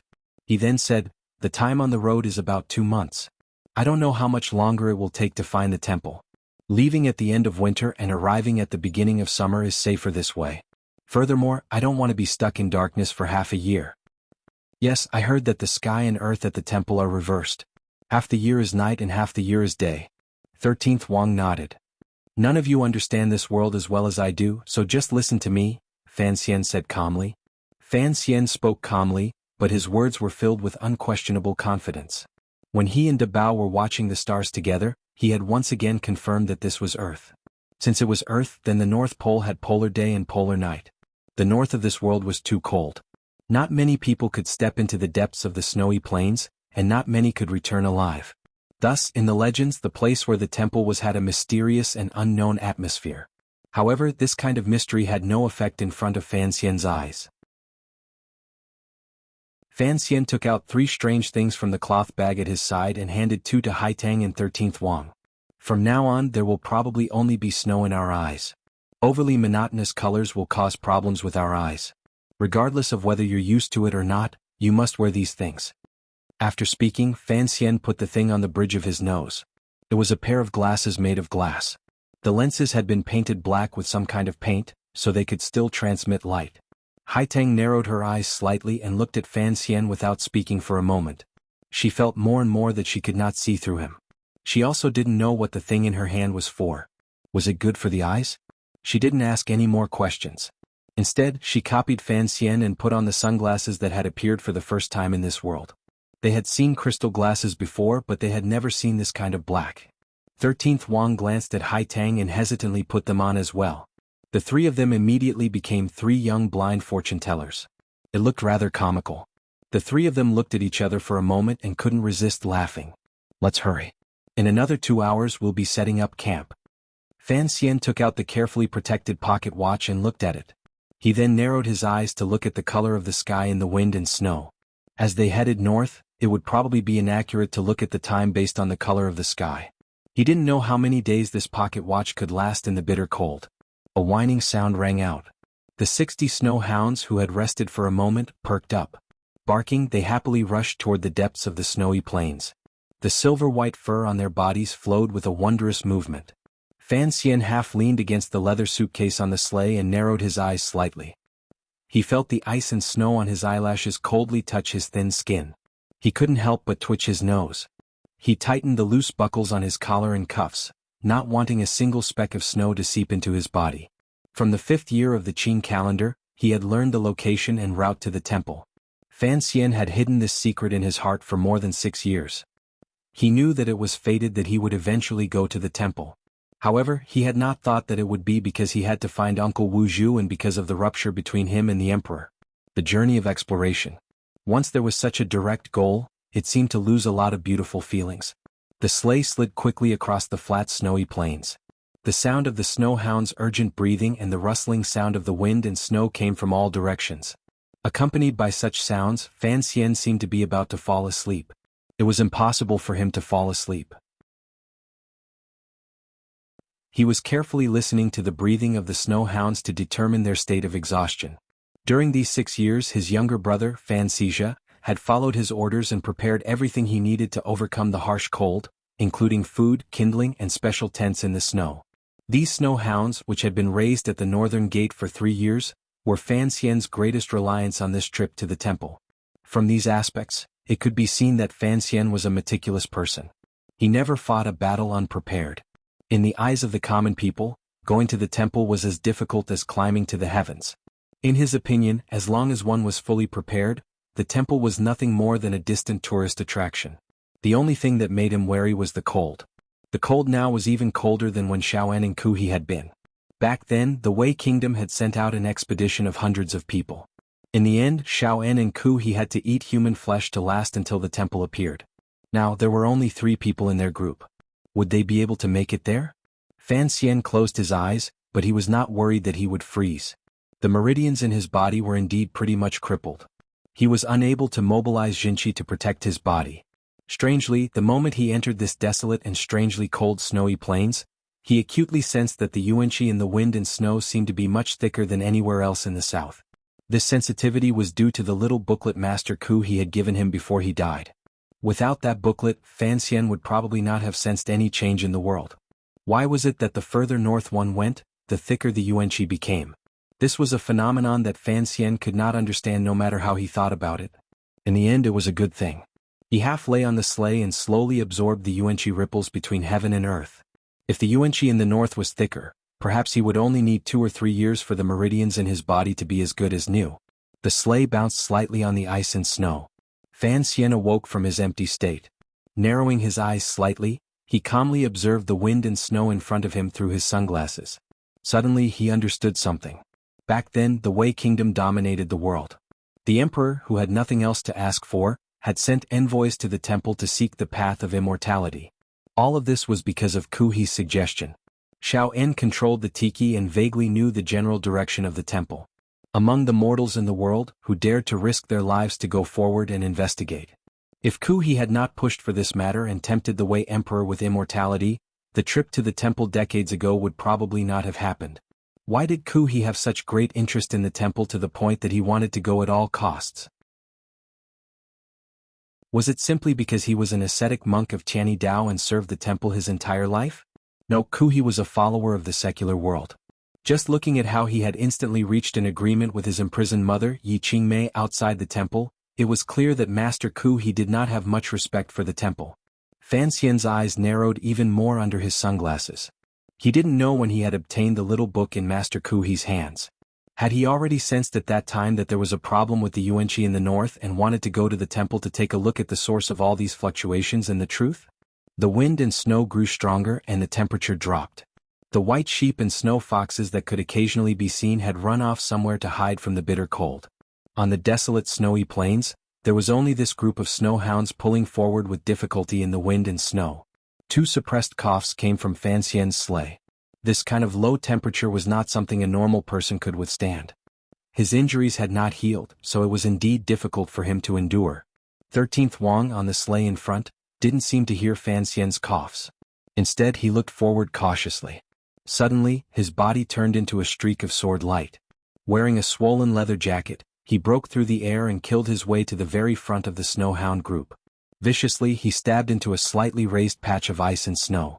The snowhounds panicked and only calmed down a moment later. A few bold and curious snowhounds circled over and stood by 13th Wang's side with their heads lowered to sniff. They then let out a few sharp cries. The cries were very cheerful. 13th Wang held the sword in his left hand and put it back into the sheath. He looked in a daze at the pure white bear the snowhounds had dug out of the snow. This was the mission Fan Xian had given him. Along the way he was to catch some game in case he needed it in the future. The snowhounds were very obedient. After dragging the white bear out of the snow, they didn't do anything else. Instead they just licked their bloody mouths happily. This was because they knew that their masters would definitely leave most of the meat for them to eat. "We can roast bear paws tonight." Fan Xian did not get off the sleigh. He watched as Haitang and 13th Wang tied the white bear to the sleigh and couldn't resist smiling happily. This was just an interlude. The sleigh group moved again. Under Fan Xian's whistle, they moved quickly along the icy snowy plains toward the northwest. Haitang sat on the sleigh and looked at Fan Xian's back in front of her. A glimmer of worry flashed through her eyes. She didn't know if Fan Xian's body could keep going. However, the worry in her eyes turned in an instant into confusion and deep admiration. It was rare for Haitang to admire someone in her life. Now, seeing Fan Xian calm and unruffled, confident, and calmly leading the way as if everything was within his grasp, she finally felt admiration. Why did Fan Xian have such strong confidence in reaching the temple? Why did he not seem to have any respect or fear for the temple? Was it truly as her teacher had said, that Lady Yi was truly a fairy who had escaped from the temple? So, Fan Xian going to the temple was just to go home? Not many people knew what the temple was. Fan Xian half closed his eyes and huddled in one spot, conserving his strength. Faint waves were also rising in his heart. He knew that his mother had once gone to the temple to steal something. He even knew that his closest relative, Uncle Wu Zhu, was originally from the temple. Logically speaking, he was the person with the closest connection to the temple in this world. Thus, his mentality on this trip to the temple was somewhat strange. It was as if he might discover the truth of everything, even the truth of his life. Of course, this could just be an extravagant hope. The most important problem right now was to find the temple. Back then, Ku He and Shaoan were the most powerful people on this land. Furthermore, their age and strength were at their peak. Yet they still had a hard time finding it. Compared to them, Fan Xian had no advantage. Where exactly did his confidence come from? Knowledge was power. Fan Xian had more knowledge from his previous life than other people in this world, so many mysteries were actually just natural phenomena in his eyes. It was precisely because of this knowledge and the roadmap he had learned from Shaoan that he was not worried he would get lost.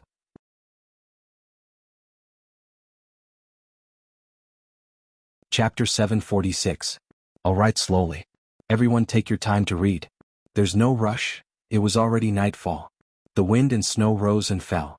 When the wind and snow moved, the whistling sound passed through the endless snowy plains and swirled up thousands of piles of snow. In the darkness, it was like a land of exile that devoured people. Ruthless and wild sounds rang out endlessly, making one's heart palpitate. When the wind and snow were quiet, heaven and earth were silent and cold. It was like a snowy sea containing a storm. Tens of thousands of li were filled with cold silver light. The boundless and deathly still snowy plains like white jade were cold to the extreme. On the unusually cold snowy plains, even if the moonlight shone down, it seemed to be frozen in an instant. Regardless of whether the wind and snow raged or the world was calm, the specks of light on the side of a high plateau could not be extinguished. Like the longing in a human's heart for the unknown, they stubbornly and resolutely waited there. The brazier in the tent transmitted a rare sense of warmth, completely blocking out the bitter cold outside. On one hand, it was because the specially made snow tent was extremely effective in keeping out the wind and temperature. On the other hand, it was because the fuel in the brazier seemed to be especially durable, and the fire was not small. Haitang Duo had already taken off the leather hat that covered most of her face. Her cheeks were as red as apples. She was squatting by the brazier boiling soup. Her brows were furrowed slightly with a hint of worry. Fan Xian, who had long crawled into his sleeping bag to the side, did not notice her emotions. They had already traveled north for a few days. The weather was growing colder and colder. Each day they walked less and less during the day. Most of the time they hid in the tent to avoid the snow.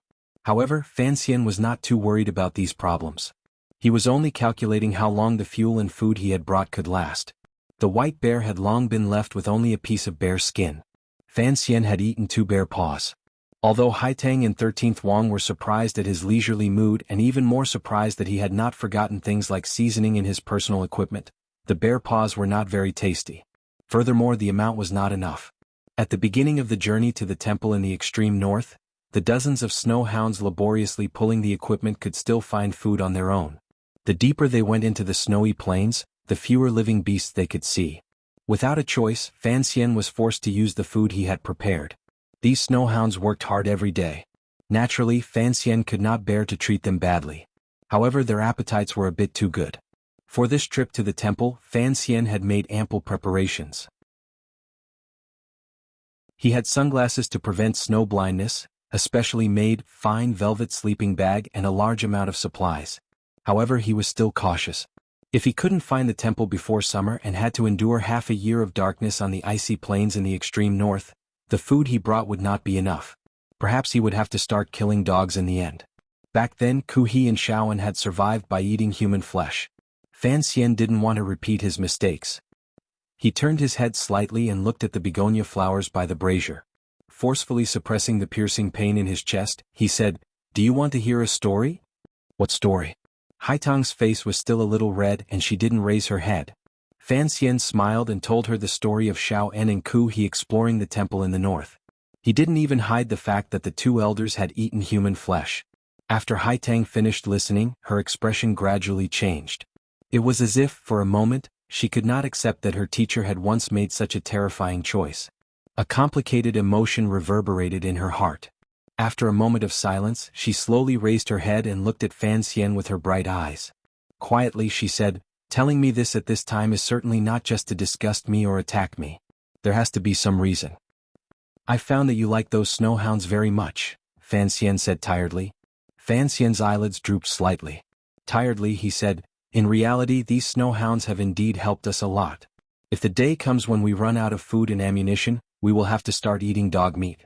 I hope you are mentally prepared now." Haitang's expression changed slightly.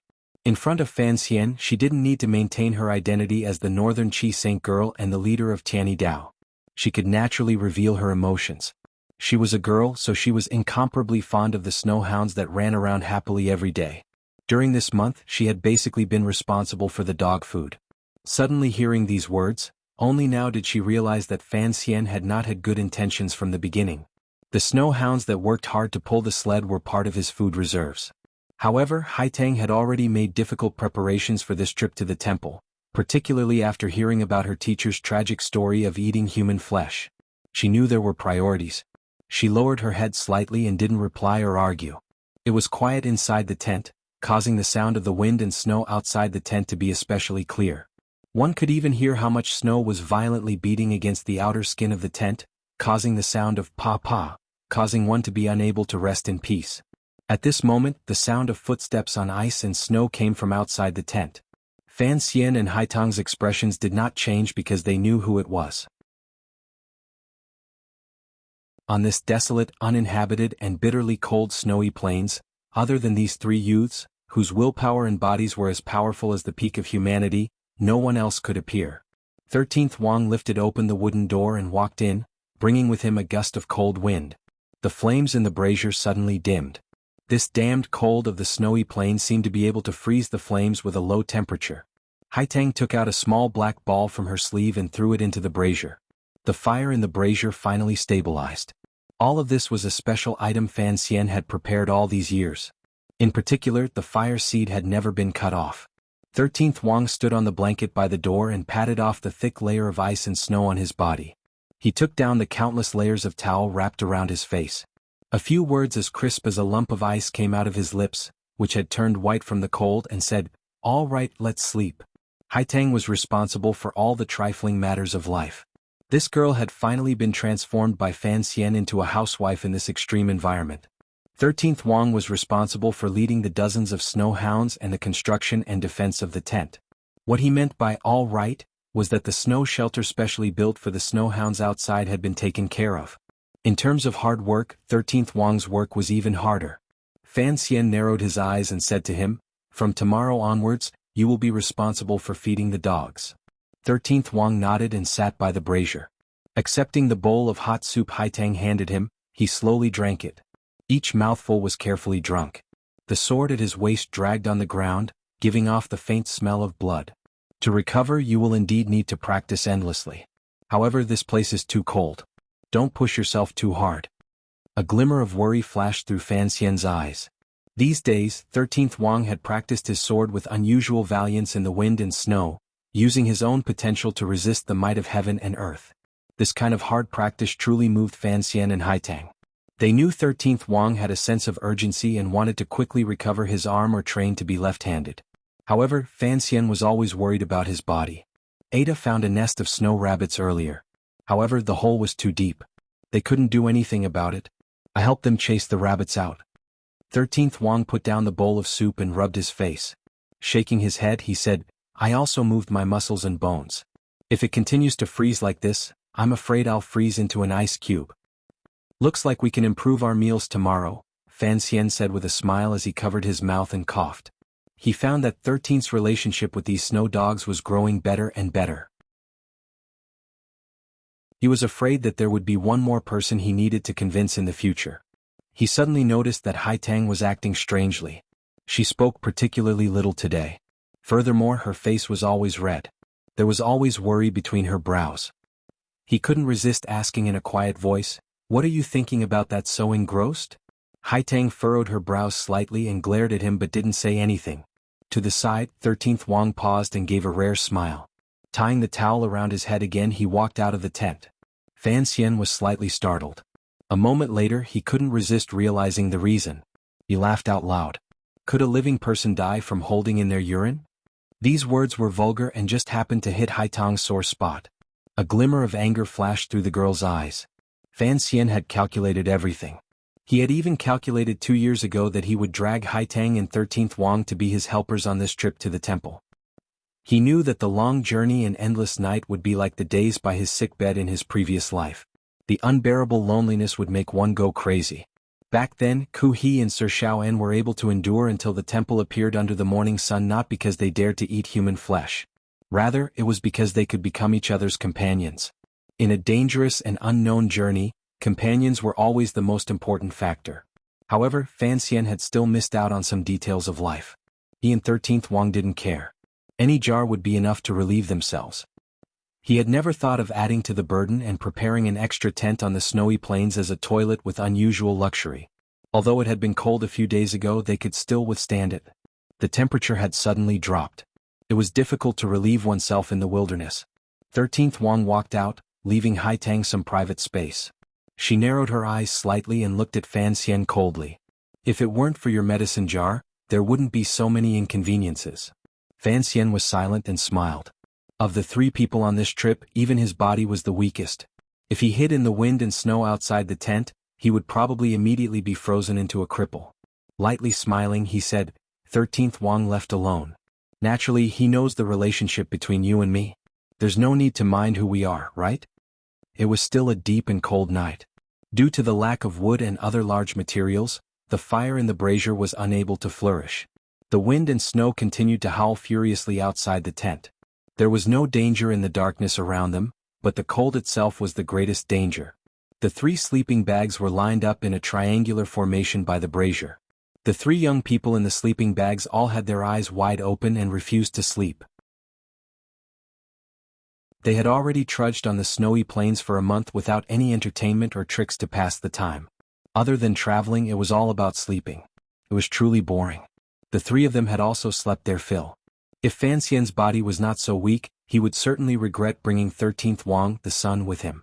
Otherwise, holding duo and saying words of love that he hadn't said in a long time, enjoying the pleasure of their mouths and hands, would be good. After dozens of sleepless nights, the three young people had basically finished talking about everything they needed to talk about. Even 13th Wang's bedwetting as a child had been viciously dug out by Fan Xian. Thus, the three of them could only keep their eyes open and listen to the whistling of the wind and snow outside the tent as if they were enjoying a musical event. After an indeterminable amount of silence, Fan Xian suddenly opened his mouth and said, "In such a windy, snowy and bitterly cold place, when those people came here back then, most of them would have died. For the three of us to be able to withstand it is quite remarkable." Haitang, who was lying across from him, said softly, "Shizhuan was the first to open the mountain and search for the temple. He couldn't compare to you in knowing the direction and the route. Naturally, it was more difficult. But the later generations are always better than the previous generations. You seem to know more than us. Don't envy me." Fan Xian closed his eyes and smiled happily. To be able to go to different places and experience different things in one's life is in itself a rare enjoyment. 13th Wang replied, "That makes sense. Since that's the case, why don't the three of us write poems at night? In the future, the history books would say that on a snowy night, it would become a great poem. Wouldn't it be wonderful? Let me take the lead. As the saying goes, the north wind blows all night." There was nothing else. It was clear that Haitang and 13th Wang did not want to allow this person's corrosive aura to flare up. It was silent. Fan Xian coughed and smiled. "You don't give us any face. We are all rough people. If you want us to write poems with you, it's you who doesn't give us face." Besides, this line was written by Feng Lotzi in Story of the Stone. "I wrote Story of the Stone. Who dares to say that I didn't write this line?" Fan Xian's shameless voice rang out in the tent. The other two used silence to express their disdain.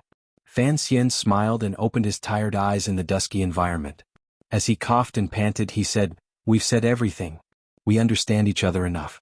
However, I've always been curious. What exactly do you want to do in this world?" "I want to become a great grandmaster and then, like my teacher, protect the people of Dongyi." 13th Wang's answer was always valiant and direct, confident and normal. "A bedwetting brat does not have the right to use such kingly words," Fan Xian said. Haitang's bright eyes looked at the tent above. After a moment of silence, she said, "Ever since I was young, I grew up in the back of Qing Mountain. Later, I went to Shangjing and began to travel the world.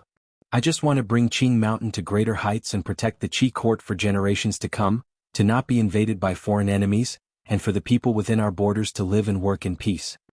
Her voice suddenly became gloomy, "But when Master left, I found out that I was not a Qi person, but a Hu person. I don't know what I want to do, but I think if the Qi kingdom can be safe, if the world can be peaceful, it will be good. You are indeed worthy of being the last disciple taught by two strange old creatures. Just a casual sentence and you think of the world." Fan Xian sighed. "Actually, before I met you, I had never thought about things like good war or bad peace. Because Uncle Wu Zhu never cared about these things, I didn't care much either. I just wanted to live on well." Fan Xian's tone appeared particularly light. "The more vivid and fresh I live, the better. From the first day I became sensible, I always felt that everything around me was just a dream. There would come a day when I would wake up from this dream. This kind of feeling made me work hard and live each day seriously. It seemed that I wanted to use the richness of these details to dilute my fear of waking up from this dream." Listening to Fan Xian's leisurely words, Haitang and 13th Wang sank into silence. They thought Fan Xian was sighing about his strange past and strange life. They had no way of knowing what Fan Xian was truly sighing about. "Since you don't want to wake up from this dream, presumably the contents of this dream are good," Haitang said comfortingly. The corners of Fan Xian's mouth twitched slightly. He smiled and said, "Naturally. If it wasn't to protect everything beautiful in this dream, why would I exile myself to this godforsaken place? Why would I fight with the emperor for all this? Why would I pretend to be brave and righteous and enter the palace to assassinate? Why would I carefully maintain the stability of the Qing court? All of this, everything after his rebirth, was it truly just a dream?" It was completely silent in the tent. Haitang and 13th Wang had both fallen asleep, but Fan Xian still had not. He indifferently looked at the sky that had been cut off from them and listened to the sound of the wind and snow whistling past outside the tent.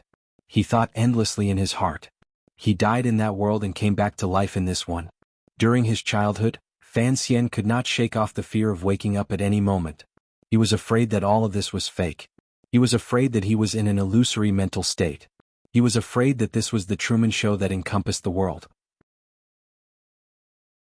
He was afraid that this was a brilliant game and he was just a ripple of consciousness, a stream of data, or a hypnotized wooden man. True warriors dared to face true death. For Fan Xian, who had lived 2 lives, his true fear was that he didn't know whether or not he was truly dead. He was worried that once he awoke from his dream, he would once again lie on the sickbed and sink into true darkness, never to see all of this beauty again. Rivers and mountains, lakes, seas, flowers, trees and beauties.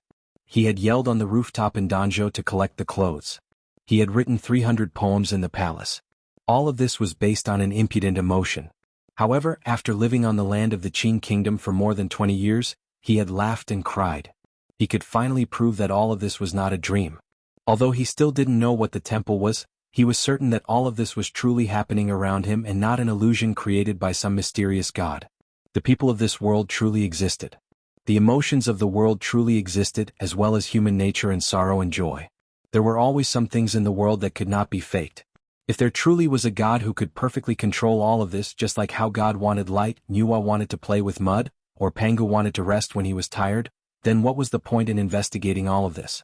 The closer he got to the temple, the more Fan Xian could not shake off these questions. It was not until the night that he gradually understood. Perhaps this trip to the temple was to ask for the answer to a question. In reality, he was still more concerned about the reality of the secular world, or at least the sorrow and joy of the lives of the people he thought were real. For things that could not be known, could not be investigated, could not be touched, and could not be observed, in reality, these things did not exist. This was something that had once been taught in physics class in that world. Fan Xian had always remembered it clearly. Tonight, he suddenly felt that he could put this definition in physics onto the word fate. No one could change fate, but he could choose not to accept his fate or ignore this fate. Fan Xian lived in this world. Whether he loved or hated the people and things in this world was certainly real. It was so real that it was etched into his bones.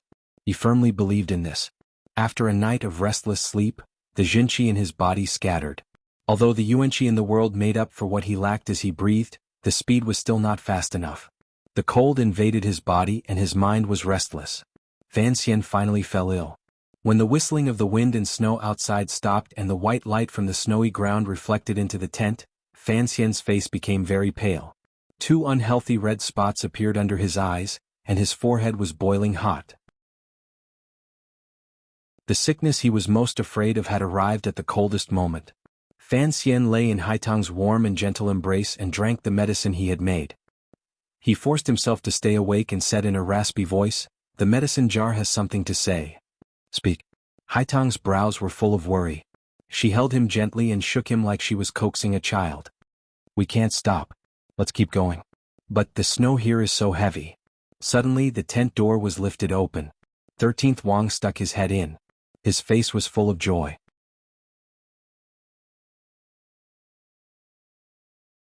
Chapter 747. Violent wind and blizzard, horizontal wind and snow, slanting wind and fine snow. There was no need to return, nor could it return. It was also known as ghost wind and vicious snow, dark wind and dark snow, snow that covered the sky and covered the sun. There was also the snow that grew under one's feet, reaching up to one's knees. If one made the slightest mistake, one would probably be buried. On this day, after experiencing dozens of days of bitter cold travel, all of the snow suddenly stopped. It was as if the heavens had suddenly felt that their actions of endlessly throwing confetti into the world were childish and could not enchant the determined gazes of the 3 young people. Thus, they clapped their hands and pulled them back into their sleeves. The sky cleared, revealing a porcelain blue but still icy sky. Although the sunlight was not warm, it was piercing. Borrowing the boundless land of snow and glaciers, it reflected a white to the point of being dull in every direction. After the wind and rain, there was not necessarily a beautiful sky. It was not that there would be a rainbow when the sky cleared. Thus, Forrest Gone returned to his country and had to experience many things before he could see Jenny again. Then, he would still be thought to not understand certain things. He set off again and kept on running past countless beautiful scenes. After the wind and snow, the sleigh team on the snowy plains set off again amidst the cheerful cries of the snow hounds. Crushing the soft or firm ice and snow, they advanced north. A pale-faced Fan Xian sat on the sleigh with half his body in Haitang's arms. As he coughed, he forced his tired eyes open and stared at the terrain around him that was difficult to identify. He compared it to the map in his mind and confirmed the direction. The cold in his body was becoming more and more serious. Although he had not lost the medicine he carried with him, the harsh coldness between heaven and earth was, without question, a cruel torture for Fan Xian, who was heavily injured and had lost all of his jinqi. Every night these days, Fan Xian nestled in his sleeping bag and always felt that his entire body was wet and cold. He coughed so hard it was as if he was going to cough out his organs. There was a raspiness in the thunder. It was like a knife grinding endlessly against a rock. No one knew when it would break. Haitang and 13th Wang were both worried about his body. They had even thought of returning to the south. However, they were stopped by Fan Xian with unusual determination and coldness. He knew that if he couldn't find the illusory temple in one go, he didn't know if he would be able to summon such courage again in his life. Furthermore, the meridians in his body were in chaos. The emperor was still recovering in the palace in the south. If he didn't go to the temple to find Uncle Wu Zhu, there was no point in him going back to the south. What gave Fan Xian even more confidence was that, through the magic booklet Master Ku he had left behind, he could clearly sense that the further north he went, the thicker the yuan-qi became. As he continued to meditate, the sea of qi behind his back gradually showed signs of stabilizing and accumulating yuan-qi. It would be a pity to give up now. For the three of them the biggest problem was time. This was a race between Fan Xian's injuries and the distance to the temple. Fan Xian felt that if he truly found the temple, the injuries in his body would be much better. Haitang and 13th Wang both knew that under Fan Xian's gentle appearance was an incomparably stubborn and ruthless nature. Thus, they could only silently listen to his suggestion. However, these two friends were still very worried about his body, particularly when they heard waves of heart-wrenching coughs at night. Who could sleep well? In the quiet night, Haitang burrowed into Fan Xian's sleeping bag and gently rubbed his chest for him, using her body temperature to warm up the bitter coldness. Their bodies pressed gently and intimately against each other, but there was not a trace of male and female thoughts. They just held each other tightly like two little pigs warming each other up. 13th Wang noticed this, but he did not show any expression or reaction. He only increased the speed of their journey north. Leading the group of snow dogs, they took advantage of the clear sky to rush forward with all their might. How much farther? Even though the snow had stopped, there was still wind. 13th Wang on the first sleigh shouted against the wind. His voice quickly rang through the entire snowy plains. Fan Xian narrowed his eyes and looked at 13th Wang standing on the sleigh in front of him with his fur coat swaying in the wind. He couldn't resist smiling. He thought to himself that this kid was rather dashing. He was not afraid of the cold and could still stand on the sleigh and ride the waves of snow at this time of year. Particularly with that pair of sunglasses, he looked like the boys who played extreme sports in the other world. Taking out a compass and map from his clothes, Fan Xian coughed in Haitang's arms and carefully confirmed the position. The sleigh moved up and down endlessly on the snowy ground, making his observation a bit tiresome. After thinking for a long time, he tiredly said, "At most 15 more days." When Fan Xian unfurled the map, Haitang turned her face. This was not the first time Fan Xian had unfurled the map. At the beginning, he had only used his powerful memory to point the way. Later on, he became too ill and had to take out the map. However, 13th Wang and Haitang would purposely avoid it. This was Fan Xian's request and the oath the three of them had made before they set foot on the journey to the temple. Fan Xian requested that Haitang and 13th Wang not reveal the location of the temple to anyone. He guessed that once the location of the temple was revealed, once the things in the temple were to fall into the mortal world, it would probably bring endless disaster. Just like the martial arts secret manuals his mother, Yi Qingmei, had brought out in the past and that chest, if there were many more in the temple, what would the world become? Fan Xian did not want the world to become a terrifying place filled with Tianqi aces and electromagnetic cannons firing everywhere. Any random fight between powerful warriors would cause the sky and earth to crash in chaos. How would the common people live? The journey was not lonely because they had companions. However, it was particularly difficult. This kind of difficulty could not be described with words. The difficulty was in the bitter cold, in the dryness, and in the endless snow-white color that seemed to never change. After an indeterminable number of days, the flat snowy plains and slightly arched snowy hills gradually became alive. The terrain began to become complicated. The sunlight grew dimmer and dimmer. The temperature dropped to an unbearable level for humans. Fortunately, the snowstorm still did not come down. On the other side of the northern horizon, a tall mountain suddenly rose. A tall snow-capped mountain.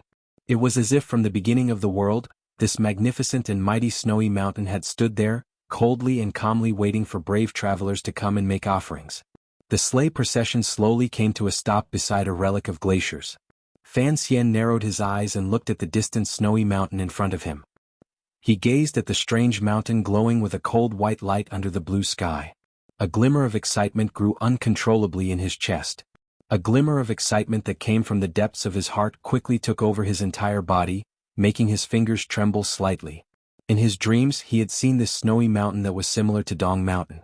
In his dreams this snowy mountain was high and unscalable.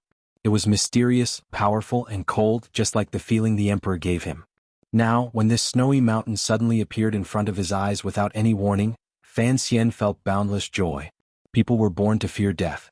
If one could hear the truth in the morning and die in the evening, then what kind of enjoyment would it be to be able to see a scene that no one else could see, learn more of the secrets of heaven and earth, and know the unknown that attracted the gaze of humans the most and urged them to evolve?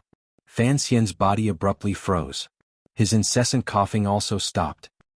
He looked greedily at the quiet and secluded snowy mountain.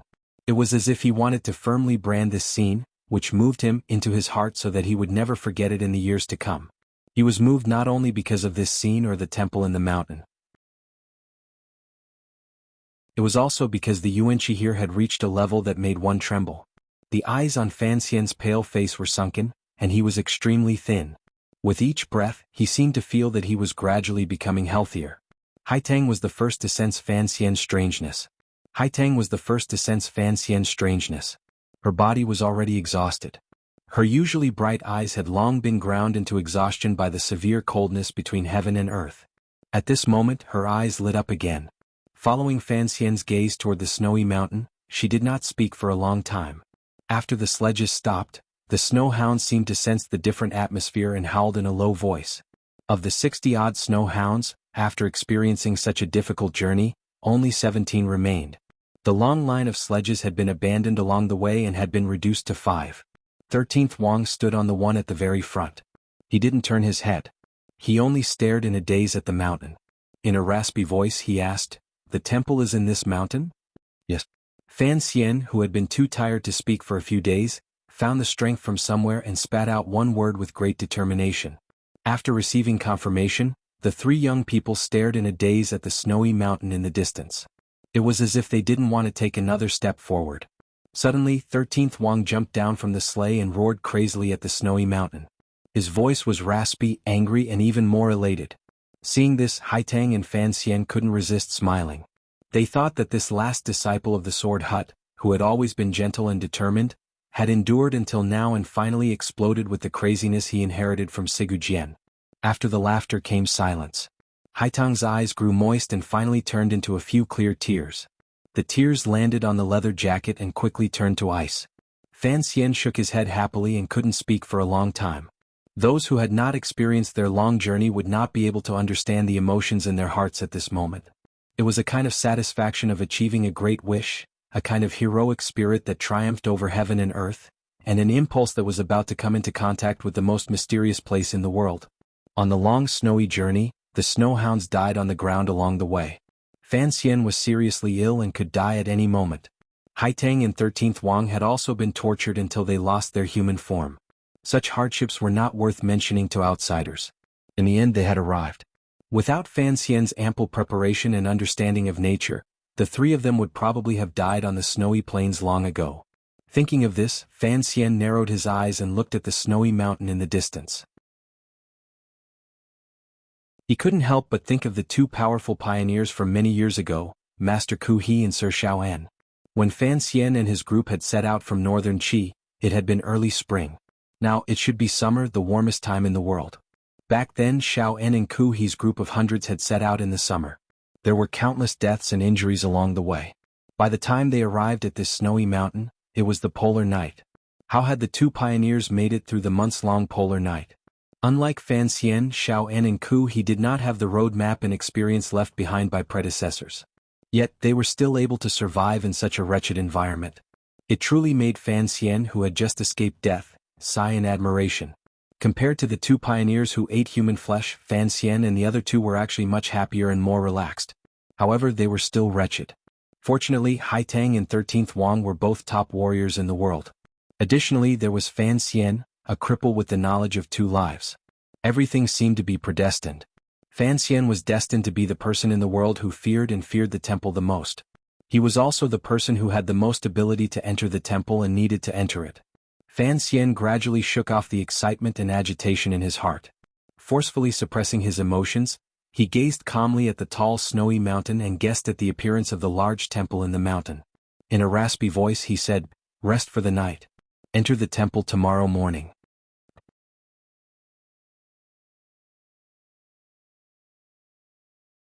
Chapter 748. Qingyunyan. Isn't this name meant to wish everyone a happy new year? I wish everyone that in the new year, those who should get married, those who should get pregnant, those who should get married, those who should get married, those who should get married, those who should get into a relationship, those who should get high marks in exams, those who should do business, those who should get promoted, those who should not have to worry about their superiors, those who should work, those who should get more red packets, those who are speculating in the stock market. Everything should be safe on the road, have a good New Year's Eve dinner, and drink less alcohol. Those who write books are happy and those who read books are happy.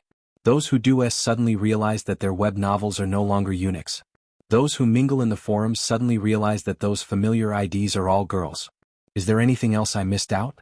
I wish everyone a happy new year and all the best. I also wish myself and Fujian Cement Company's business to become more prosperous, and I hope that they can recover their capital as soon as possible. The feeling of being cut in half is really not a good one. I won't lament about the past year because I only have the word, thank you, to everyone, nothing else. I don't have to look forward to the coming year because I will continue to write books seriously, and write stories that everyone likes and that I like, nothing else.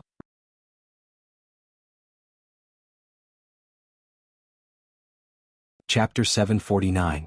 In the fog-shrouded cave in Shangjing West Mountain, Fan Xian had once told Xiao En, who was dying, that he was actually just a tourist walking in this world. He wanted to see more scenery, so he had a strong interest in the temple. Unlike the northern Qi emperor who wanted to use the power of the temple to unify the world, the former Wei emperor who wanted to obtain the secret of immortality from the temple, and the Qing emperor who used the temple as a fighter with unusual valiance, Fan Xian's interest in the temple in the past was mainly in the unknowns. Fan Xian's strong desire for the temple's secrets inevitably had more practical considerations attached to it. He needed to enter the temple and find traces of Uncle Wu Zhu to confirm his safety. He also needed to try to find a way to return to the world and defeat the Qing emperor. These were actually only 2 sides of the same thing. As long as Uncle Wu Zhu was still alive, then everything would be easy to handle. In Fan Xian's understanding, there was no one in this world who could harm Uncle Wu Zhu and leave him behind. The black-shrouded young grandmaster possessed overly powerful and wondrous skills. Even if the great grandmasters who had once existed in the world worked together, Wu Zhu would probably have enough ways to escape. The problem was, this snowy mountain was the temple, that illusory fairyland that had always stood above the clouds of human society's legends. For such a place that did not belong to the secular world, even Wu Zhu was probably not a match for it. Reality seemed to prove this point. Uncle Wu Zhu had returned to the temple to search for his roots. A few years had already passed, yet there had been no news. If he had not been imprisoned in the temple, then he had probably already left this world. The morning sun did not have a glimmer of warmth. It shone coldly on the 3 people at the foot of the snowy mountain. Fan Xian narrowed his eyes and raised his head to look at the majestic snowy mountain in front of him that seemed to cover half the sky. He watched the ice and snow reflected jade-like glow under the morning light. He was silent for a long time and didn't speak. The 3 top young people in the world had set out from the camp when the sky was still dark. After walking for a few hours, they approached the snowy mountain with great difficulty. What shocked Haitang and 13th Wang was that Fan Xian seemed to be very familiar with the path under the snowy mountain. He led the 2 of them easily through a narrow passageway under the snowy mountain and came directly to the other side. This side of the great snowy mountain was also a plain made of ice. There was nothing but snow and ice. The 3 of them had passed through the snowy mountain and arrived on the other side. Their camp was on the other side of the snowy mountain. Where is the temple? 13th Wang asked between breaths, carrying Sigu Jian's urn of ashes on his back. His face, which was wrapped in cloth clothing, was frozen red. Fan Xian was supported by Haitang. He narrowed his eyes and looked up the mountain. Back then, Xiao En and Master Ku he went up from this side of the mountain. Logically speaking, the temple should be right in front of us. However, there was nothing in front of them. There was only jade-like ice and snow covering the mountain range of an unknown color. At this moment the wind was not strong. The sky had not sent down a snowstorm. Their field of view was vast and clear. In this clear field of view, it was impossible to find any signs of man-made carvings. Haitang, who was supporting him, was silent for a moment. She then suddenly said, "In the old legends, the temple only appears in front of common people for 1 or 2 days a year. If the temple does not want to be seen by mortals, then no matter how hard mortals search, they will not be able to find it. Legends are, after all, just legends." Fan Xian covered his mouth and coughed. The clothes he wore were very thick and could barely withstand the cold of the outside world. Speaking of which, it was rather miraculous. Presently the temple was close at hand. Although he didn't know its location, the dense yuanqi between heaven and earth had begun to flow faster into his body, making his injuries and illness much better. With great difficulty the coughing stopped. Fan Xian blinked his eyes and looked tiredly at the messy snow and rocks on the snowy mountain. The legends may not be true. Back then, your teacher and Sir Xiao En endured a few months under this snowy mountain just to wait 1 or 2 days for the temple to appear. I don't know how much human flesh they ate. I don't want to wait. Fan Xian had experienced 2 lives that other people could not have, so he absolutely believed that there was the will of heaven in the unseen world. However, the education he had received in his previous life made it impossible for him to shake off his atheism. Thus, this contradiction made him feel a faint reverence toward the temple. On the other hand, he didn't really believe in the so-called legends. If the legends are not true, then there must be a trick to the temple being hidden in this snowy mountain. Haitang Duodwa's entire face was covered by her fur collar. In a droning voice she said, "If we want to search through this mountain, given our present state, it will probably take a lot of time." "I also understand. Since it will take a lot of time, then let's quickly begin," Fan Xian said in a raspy voice. He then glanced at 13th Wang. "Presumably you have also noticed that the nights here are particularly short. After a few more days there will probably be no nights. It will be more convenient for us to search."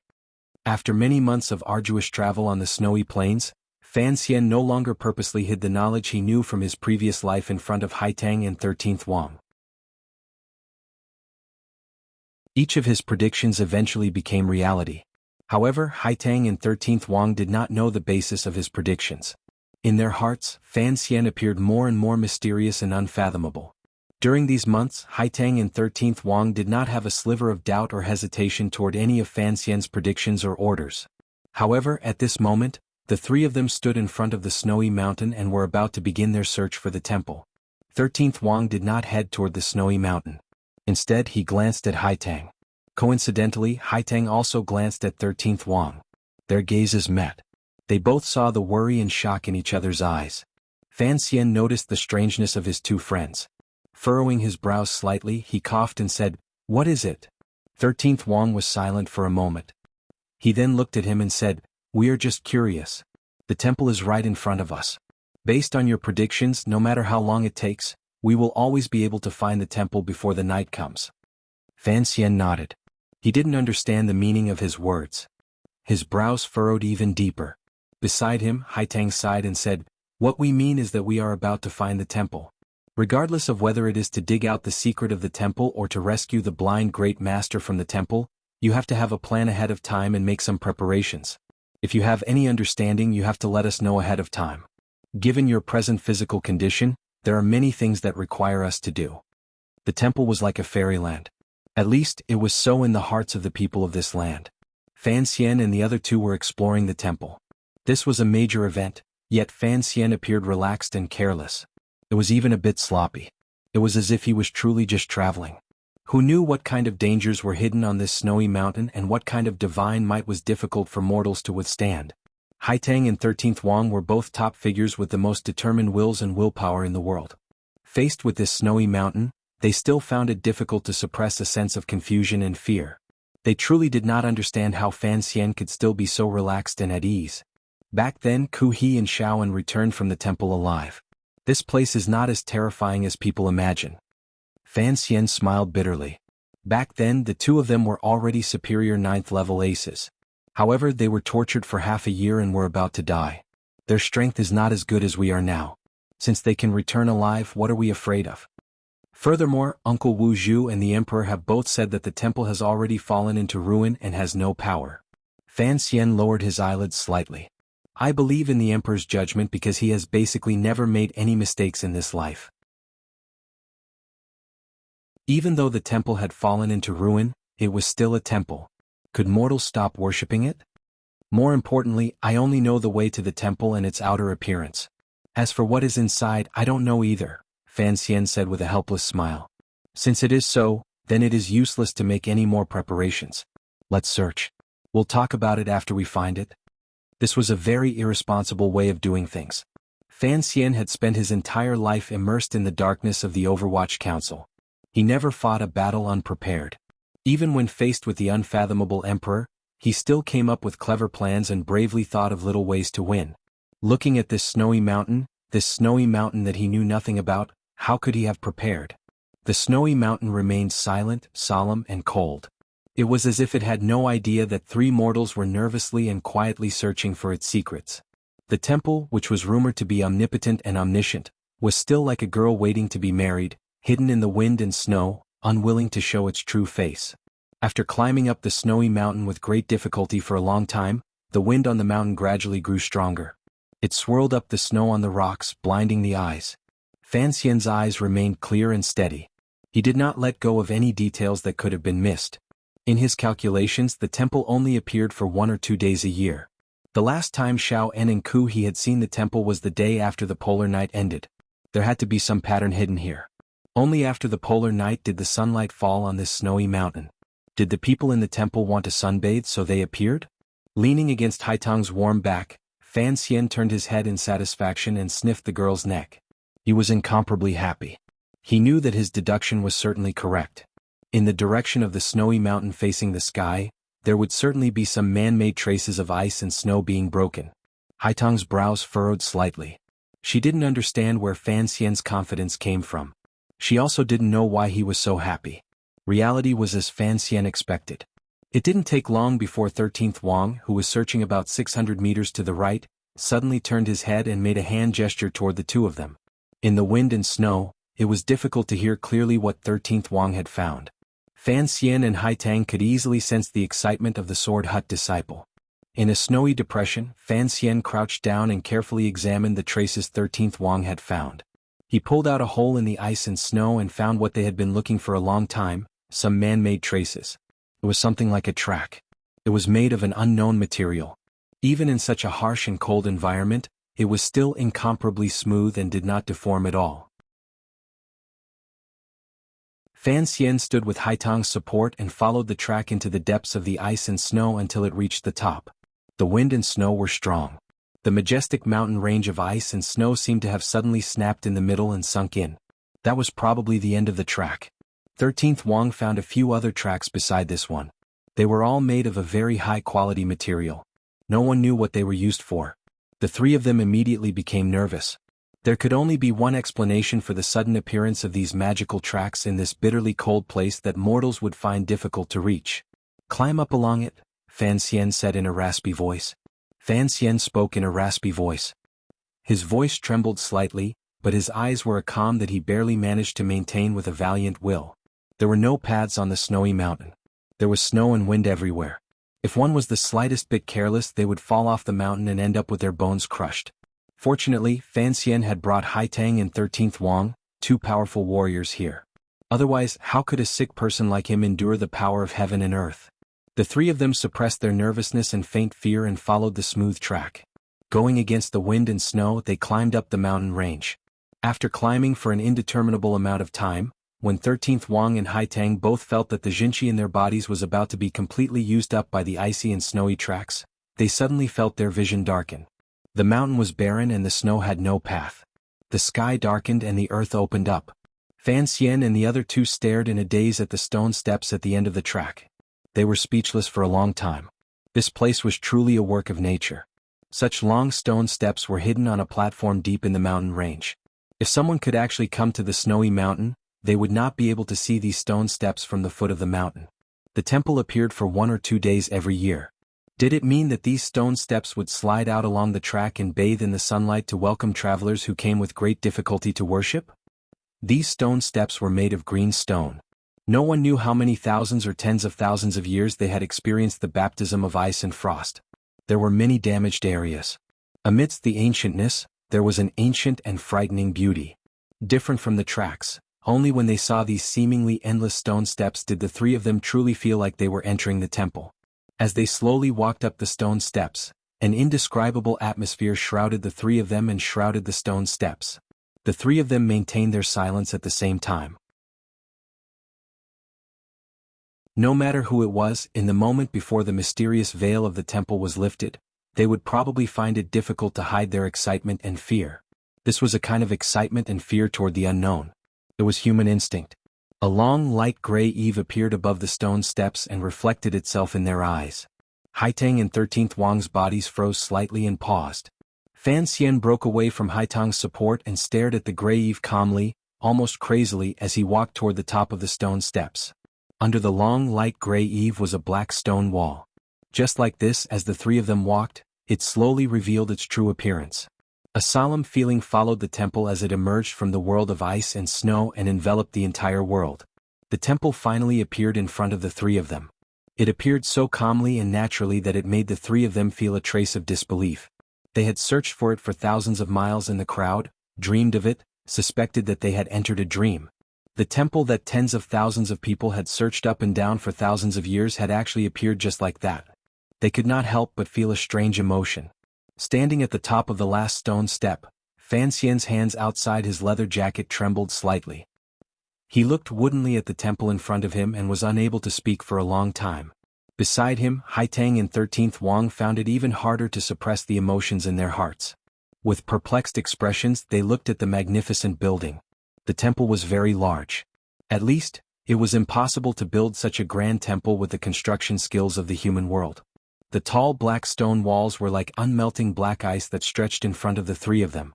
The long light gray eaves extended all the way to the end of the platform above the stone steps. No one knew how many secrets of history in heaven and earth surrounded it. To be able to build such a grand temple, the platform at the end of the stone steps, hidden deep in the snowy mountains, was extraordinarily large. It was many times larger than the square in front of the Qing royal palace, which could hold tens of thousands of people. The thing that gave the three of them the most direct sense of pressure and grandeur was the front door of the temple in front of them. This door was at least 27 feet tall and immeasurably deep. Its color was a simple and unadorned dark color. The three of them stood on the stone steps. They were still dozens of feet away from the front door of the temple. Because the front door was too tall and large, it made them feel as if it was right in front of their eyes. The pressure it gave off was very powerful. It wanted to make one fall to the ground and worship endlessly. Standing on the platform in front of the temple, Fan Xian, Haitang, and 13th Wang were all the most extraordinary young people in the world. However, in this grand square in front of the temple, they were like three lost ants in the grass. Suddenly raising their heads and finding a large tree blocking the sun, they were shocked speechless. The only person who could maintain his calm was probably Fan Xian. After all, he had seen Jinmao and the Three Gorges Dam in his previous life. He knew that the temple in front of him was certainly a miracle in the eyes of the people of this world. In his eyes, it was nothing more than a pretty building. It was difficult for one to see the ocean as water. It was difficult for one to see Mount Wu as clouds. In the past, Fan Xian could not explain these words to Zhuang Mohan and Sir Han. Presently, in front of the temple, Fan Xian found a new explanation. One's horizons and experience determined the height one stood at. Because he had experienced it, it was difficult to be intimidated. Fan Xian was not more outstanding than Haitang and 13th Wang. It was precisely because he had experienced a more developed civilization in his previous life that he appeared much calmer. Even so, with the temple in front of him, it was still difficult for him to suppress his nervousness. He stared fixedly at the doors of the temple in front of him and was silent for a long time. In an instant, he lowered his head and looked at the green stone steps under his feet. He thought of decades ago when Master Ku He, whose body was already extremely broken, had used his palms to slap the stone steps under his feet and cried bitterly. Now the three of them could be considered much calmer. After calming his emotions, Fan Xian suddenly raised his head. His pupils constricted slightly as he stared at the large signboard above the doors of the temple. Just as Shaoan had said in the cave, because it had been too long, what was written on the signboard could no longer be seen clearly. There were only some incomplete symbols left. In Shaoan's narration, Perhaps these symbols were the mysterious decree of heaven.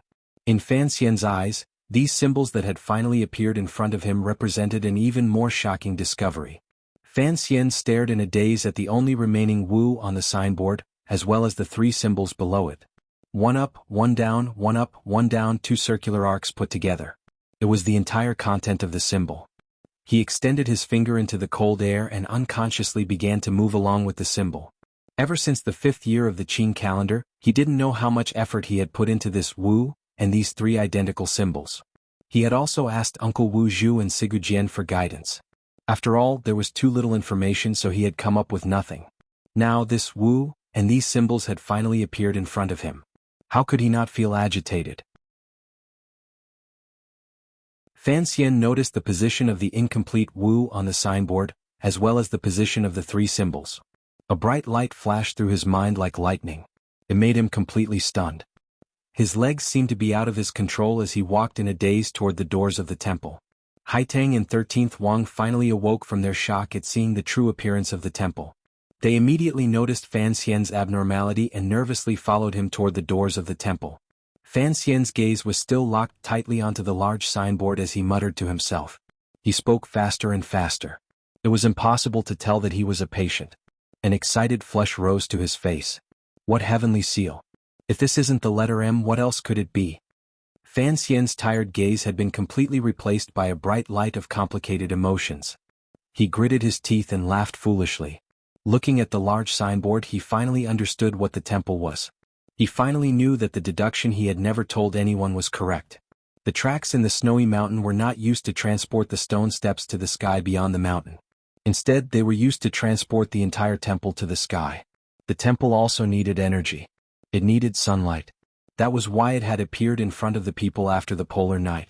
It was this point that allowed Fan Xian to confirm that the temple was not a miracle.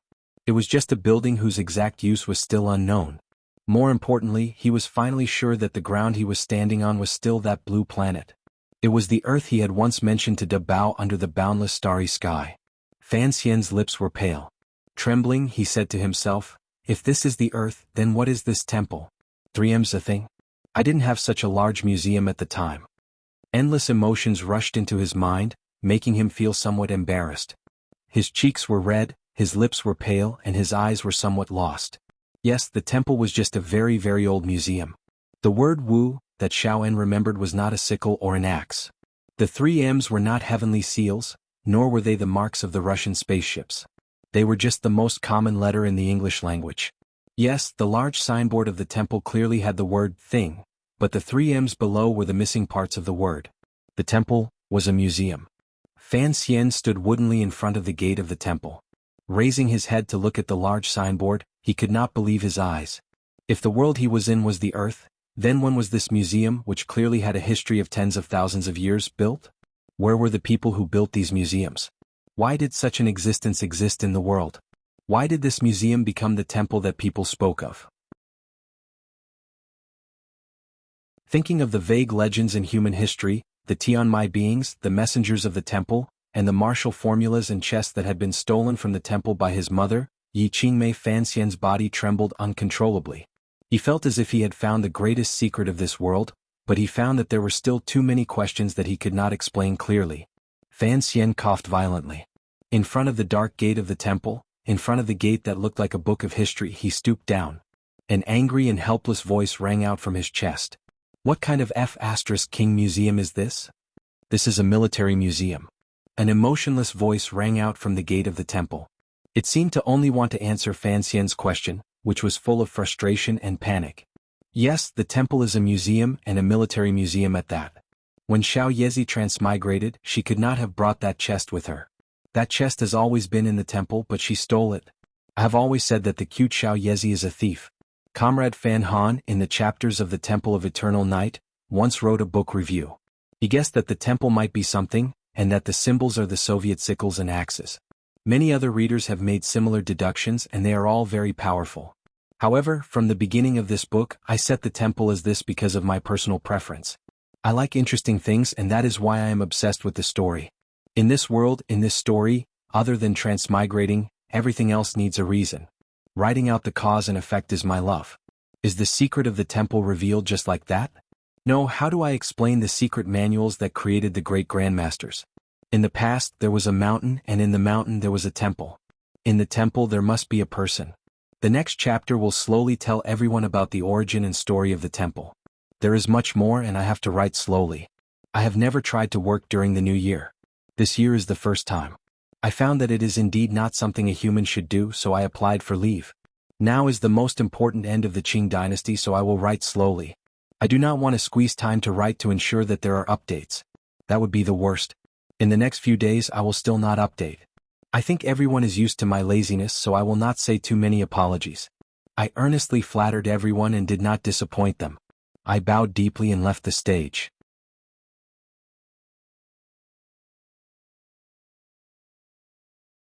Chapter 750. The wind and snow stopped. Hearing the calm voice, Fan Xian's pupils constricted. He looked warily at the heaven-like wooden door in front of him. He didn't know what kind of monster would run out from inside. After a long time, the temple in the depths of the snowy mountain remained silent. After the voice in the temple answered Fan Xian's unconscious angry question, it seemed to have sunk into some complicated thought process and sank into silence. Immediately after, the strangely large door in front of the temple silently opened a crack. When such a heavy door opened, it didn't make a single sound. It made one shiver even though it wasn't cold. The temple door opened at a 15-degree angle. From the front, one couldn't see the scenery inside. However, this silent opening seemed to indicate some kind of invitation from the person in the temple. Fan Xian's heart began to thump, and then he forced it to calm down. He narrowed his eyes and looked at the shadow of the temple door. There was not a trace of expression on his face. Unexpectedly, he slowly sat down on the shallow white snow on the stone platform. He had thought that it would be like decades ago. When Master Ku was about to open the temple door, a black shadow would come out like lightning and give them a powerful blow. However, when the temple door opened, there was not a trace of movement. Could it be that the person in the temple also felt lonely and cold? Did the person in the temple hope to see them come? The mountain of treasures was in front, hell was in front, heaven was in front, and the scene of flowers and snow was in front. It was only a short distance away, yet Fan Xian sat down. A slightly bitter smile hung from the corners of his lips. He closed his eyes and began to meditate endlessly. Haitang and 13th Wang did not understand the conversation between the voice in the temple and Fan Xian. After all, there were no museums in this world. They also did not understand why Fan Xian would sit down in front of the temple door. They stared in a daze at the open door of the temple. Nervously, they walked to Fan Xian's side, took out the weapons at their side, and began to stand guard for him. Haitang's weapon was still the soft sword at her waist. 13th Wang had found a wooden stick from somewhere. Like a hunter, his eyes stared sharply at the temple door that had opened a crack. The three of them stood silently in front of the temple gate. The yuanqi in the surroundings was very thick. Fan Xian acutely sensed this, which was why he had closed his eyes and sat down. Before entering the temple, he had to at least ensure that he could move without hindrance. If he had to run wildly in a moment, he would at least not burden Haitang and 13th Wang. Since the temple was right in front of them and the temple doors were already open, they had waited for tens of thousands of years. Why was there a need to rush at this moment? After an indeterminable amount of time, Fan Xian slowly opened his eyes. The 36,000 pores on his body greedily absorbed enough yuanqi to repair a great deal of the wounds in his meridians. The zhenqi accumulated at the back of his waist could finally try to slowly flow. His spirit was much better and he was ready to enter the temple. Fan Xian's eyes landed on the door of the temple. 13th Wang was also staring nervously at it. With two crisp chirps, a little bird walked out childishly from the door of the temple and chirped at the three people outside. The bird's body was green and beautiful. It gave off a sense of purity. Outside the temple, the three people looked at the bird's arrival and couldn't help but start. They hadn't thought that the person coming to the temple to welcome guests would not be some demonic immortal general, but a bird. The green bird was attentively watching. "Let's go." Haitang looked at the beautiful green bird and her heart trembled slightly. She unconsciously said this and helped Fan Xian up from the snowy ground. Fan Xian's spirit was much better. He thought for a moment and then said, "Let's go in." One temple, one world. Behind the door was another world. However, what was different from what people imagined was that behind the gate of the temple was not a beautiful fairyland. It was also different from what Haitang imagined. That green bird flew away with a chirp, and there were no more cute creatures that came to welcome the hard-working traveler. Inside the temple was a square, a very large square. There were some large buildings scattered around the square. Although these buildings were tall, they were all blocked by the black stone wall outside. The people under the snowy mountain would not be able to see them. The materials and style of these buildings, as well as their height and breadth, were not at a level that the world people lived in could reach.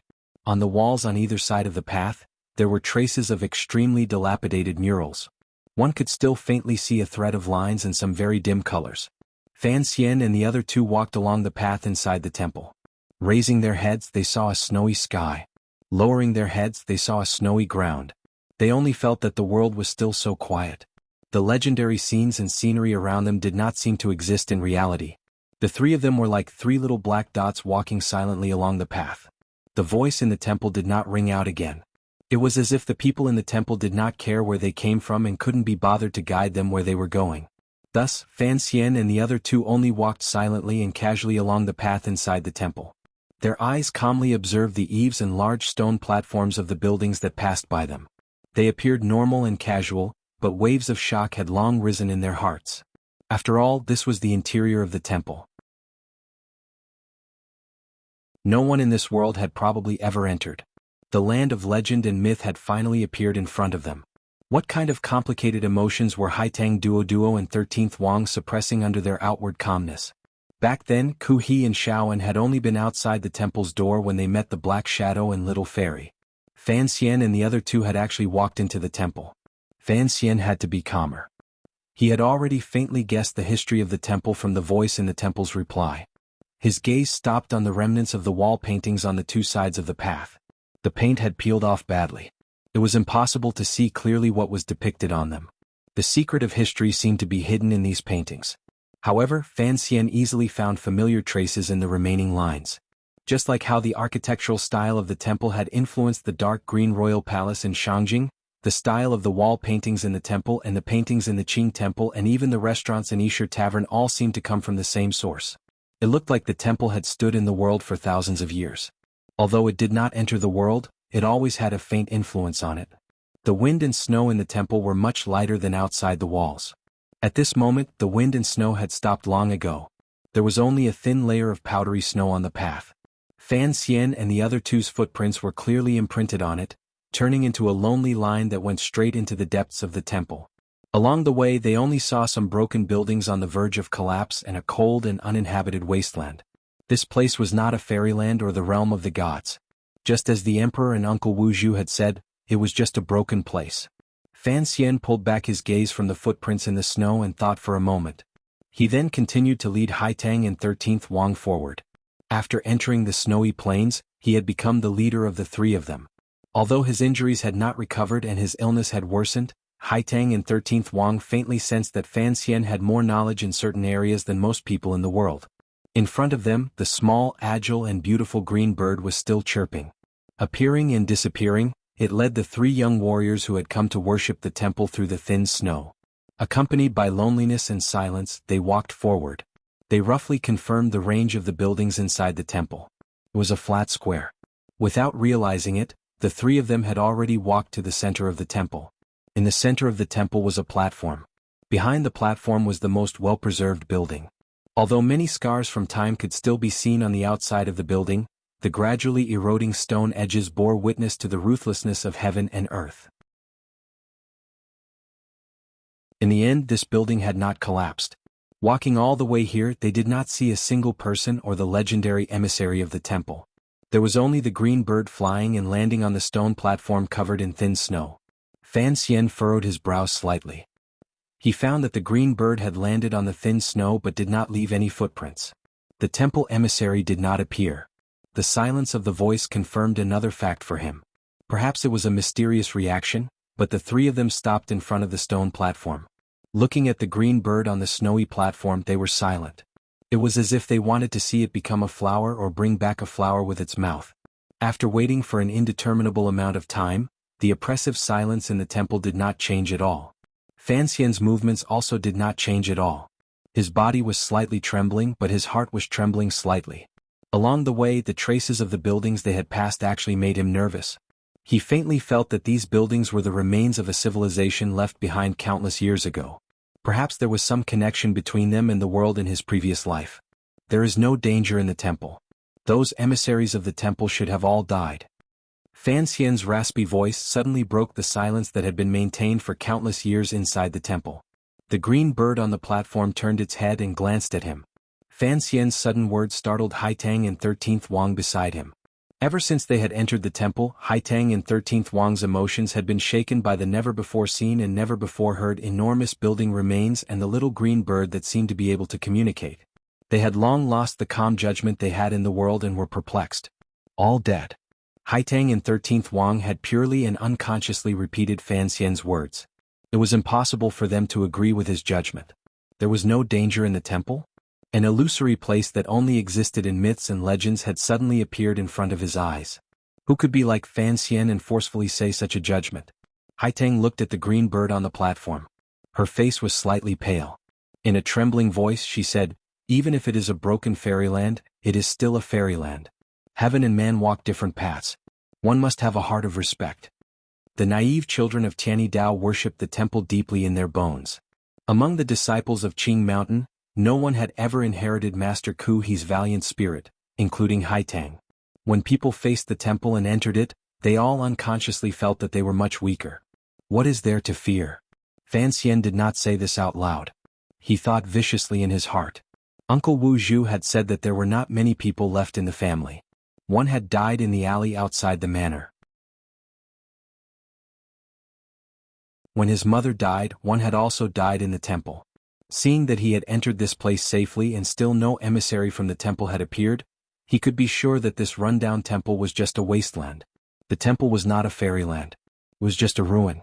After confirming this reality, Fan Xian no longer had any fear in his heart. He narrowed his eyes and looked at the green bird on the platform. Suddenly he said, "It looks like the emissary is dead. The immortals in the temple have long left, leaving only this fairy bird. Let's stroll around. Let's go back." Haitang and 13th Wang turned their heads to look at Fan Xian in disbelief. Their emotions were unsettled. They did not hear Fan Xian's lie. Of course, this was also because of the faint disappointment and sorrow that could not be wiped away on Fan Xian's pale face. His acting was too brilliant. Blind. Haitang was going to say that if the temple was truly so barren and broken down, if there was truly no supreme existence beyond the six directions, why didn't they try to find Wu Zhu's whereabouts and instead return without any success? 13th Wang's muscles were tense. He didn't know how to face this spacious and desolate temple. After experiencing so many hardships, they had finally passed through the snowy plains to reach this place. How could he be willing to return? Fan Xian coughed hurriedly and stopped Haitang's question. He only stared fixedly at the green bird on the platform. Everything in the world needed a reason.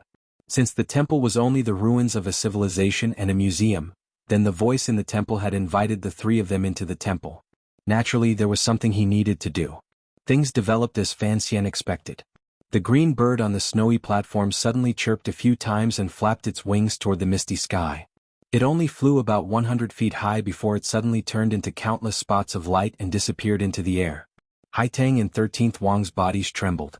Using their fastest speed, they moved closer to Fan Xian and protected his entire body. They were terrified that the change in the temple would cause Fan Xian, the weakest person, to die. Fan Xian was not afraid at all. He only narrowed his eyes and looked coldly at the slowly descending spots of light. The spots of light fell into the air above the platform and began to coalesce together like countless fireflies in the summer night sky. For some mysterious reason, they had arranged themselves into a certain shape. The spots of light gradually grew brighter and dimmer, revealing a gradually clearer figure in the air. The lines grew clearer. They could see clearly the flowing clouds at the corners of the sleeves, the black gold and jade belt at the waist, and the upturned shoes at the feet. An elder in a wide-sleeved ancient robe appeared in midair. It was impossible to see his features clearly, but it was possible to clearly see his existence. His feet were not standing on the platform. Instead, he was floating in the air. He was clearly there, but Haitang and 13th Wang could not feel a trace of his breathing or heartbeat. They didn't even feel his existence. Standing in the air, it was as if he wanted to go with the wind. His wide sleeves danced gently on the platform. A faint light enveloped the elder's entire body. Such a scene stunned the hearts of the three people in front of the platform. To be able to dance in the air and emit golden light, what level of cultivation was this? No, this was no cultivation. This was clearly a celestial technique. Other than the immortals in the temple, who else could appear in front of the people in such a way that made people want to kneel and worship? Haitang and 13th Wang opened their dazed eyes and looked at the scene in front of them that they could not understand no matter what. Naturally, they connected the existence formed by the green bird to the legendary immortals in the temple. Their bodies trembled uncontrollably. Naturally, they knelt down and sincerely knelt toward the snowy ground. Fan Xian also knelt down. His knees sank into the thin, soft snow. His body began to tremble like a mortal who had sunk into excitement and could not free himself. No one could explain the scene in front of them. Even the civilization of Fan Xian's previous life could not create such a miraculous phenomenon. The immortal standing in the air, glowing with a bright light, appeared very real. He was truly like a god. However, most of Fan Xian's excitement and fear were still faked. He forced himself to calm down. His mind spun quickly as he analyzed the immortal who had appeared in front of him. If this temple was a museum and, as the people in the temple said, a military museum, then how could there be immortals? Since it was not an immortal, then what was it? Fan Xian had lived 2 lives and had never squeezed out his brain cells like he did today. His head was slightly lowered as he thought furiously. Was it the holographic image he had heard of in his previous life? Fan Xian didn't throw a handful of snow over to see if it would pass through the immortal's body. Once he made up his mind, his fear naturally lessened a great deal. Like Haitang and 13th Wang, he knelt sincerely in front of the snowy platform. Northern Chi's Tianyi Dao Haitang greets immortals. Haitang Duo thought that the immortal in the temple would certainly know of the Qing Mountain branch, the Tianyi Dao school that worshipped the temple and spread the temple's benevolent ideals. Dongyi Sword Hut, 13th Wang. 13th Wang's voice was a bit strange. This brave young man was probably finally confused by the mental blow. Qing Kingdom's Fan Xian. Fan Xian did not hide his true name. The last temple emissary had died at Uncle Wu Zhu's hands because of the emperor's ruthless methods. Presumably, the temple did not know of his connection to Yi Qingmei. He was only thinking about what the temple wanted to do by opening its doors wide to the 3 of them. If the temple had pretended to be immortals in this world's myths and legends for countless years, then presumably they would continue acting today. To pretend to be immortals, they had to be extremely pretentious and put on airs. Only then would they be able to scare people like Haitang and 13th Wang. If they didn't speak first, the temple would probably not have any reaction. The 3 of us came from the south. Fan Xian recounted the hardships on the snowy plains in a raspy voice to prove their determination and their worship and yearning for the temple. Haitang and 13th Wang finally came to their senses and knew that Fan Xian was lying. They couldn't help but feel shocked. They thought that immortals could tell if they were loyal or not with a single thought. To lie in front of an immortal, Fan Xian was being too daring. You are the creatures of the world, the people the mighty temple looks upon with pity. The icy and snowy road proves your determination. If you have any doubts, you need the guidance of light, and the light is right in front of you. The immortal that the green bird had transformed into finally spoke. There was not a trace of emotion in his voice. Strangely, it was not icy cold. On the contrary, it had a sense of warmth and intimacy. The immortal's voice echoed through the empty and silent temple, buzzing. No one knew whether the voice came from the immortal's lips or from all directions in the world. The miraculous appearance of these words made Haitang and 13th Wang once again confirm their judgment that the other party was an immortal. However, Fan Xian smiled coldly in his heart. It was nothing more than an upgraded version of a loud cough. The light was right in front. Did they need guidance? The people of the world were miserable. If they had any doubts, they could ask the immortals in the temple for help. Thus, Fan Xian opened his mouth. Most noble immortal, we want to know who we are, where we came from, and where we are going. They had come from the south and had already reached the temple. Who knew where they were going? The green bird led them to the stone platform but was unable to tell them this philosophical, awkward-sounding question. After the immortal heard Fan Xian's 3 questions, he immediately fell silent. His clothes fluttering in the cold air immediately became stiff and did not tremble at all. Haitang and 13th Wang did not understand why Fan Xian would ask these 3 questions. Fan Xian had already slowly stood up. His eyes were unusually calm and cold as he looked at the immortal who had sunk into silence. Through careful observation, he finally confirmed his judgment. You're you. You came from where you came from, and you are going to where you are going. The immortal's clothes fluttered. His voice was still warm and his reply was mysterious. This reply fell into Haitang's and 13th Wang's ears. If it fell into anyone's ears, it would seem particularly beautiful. However, this was the reply Fan Xian wanted. He looked calmly at the glowing figure floating in the air and thought to himself that it had taken such a long time to search through the database. It looked like the temple's energy was about to run out. It was clear that the immortal was not angry at Fan Xian for standing up straight and looking at him rudely. Amidst the light, he gazed warmly at Fan Xian. "That is not the answer I want," Fan Xian said. "An answer is just an answer. Whether or not you need it is actually just a question of your heart." The immortal's reply was still full of the air of a quack. Fan Xian was silent for a moment and then said, "I want to know the temple's past." The immortal once again fell silent. The light enveloping his clothes immediately dimmed. Fan Xian stared unblinkingly at the patch of light and silently begged in his heart. "If you are truly a holographic image, if you are truly just a guide for this museum, complete your mission and narrate this already lost history."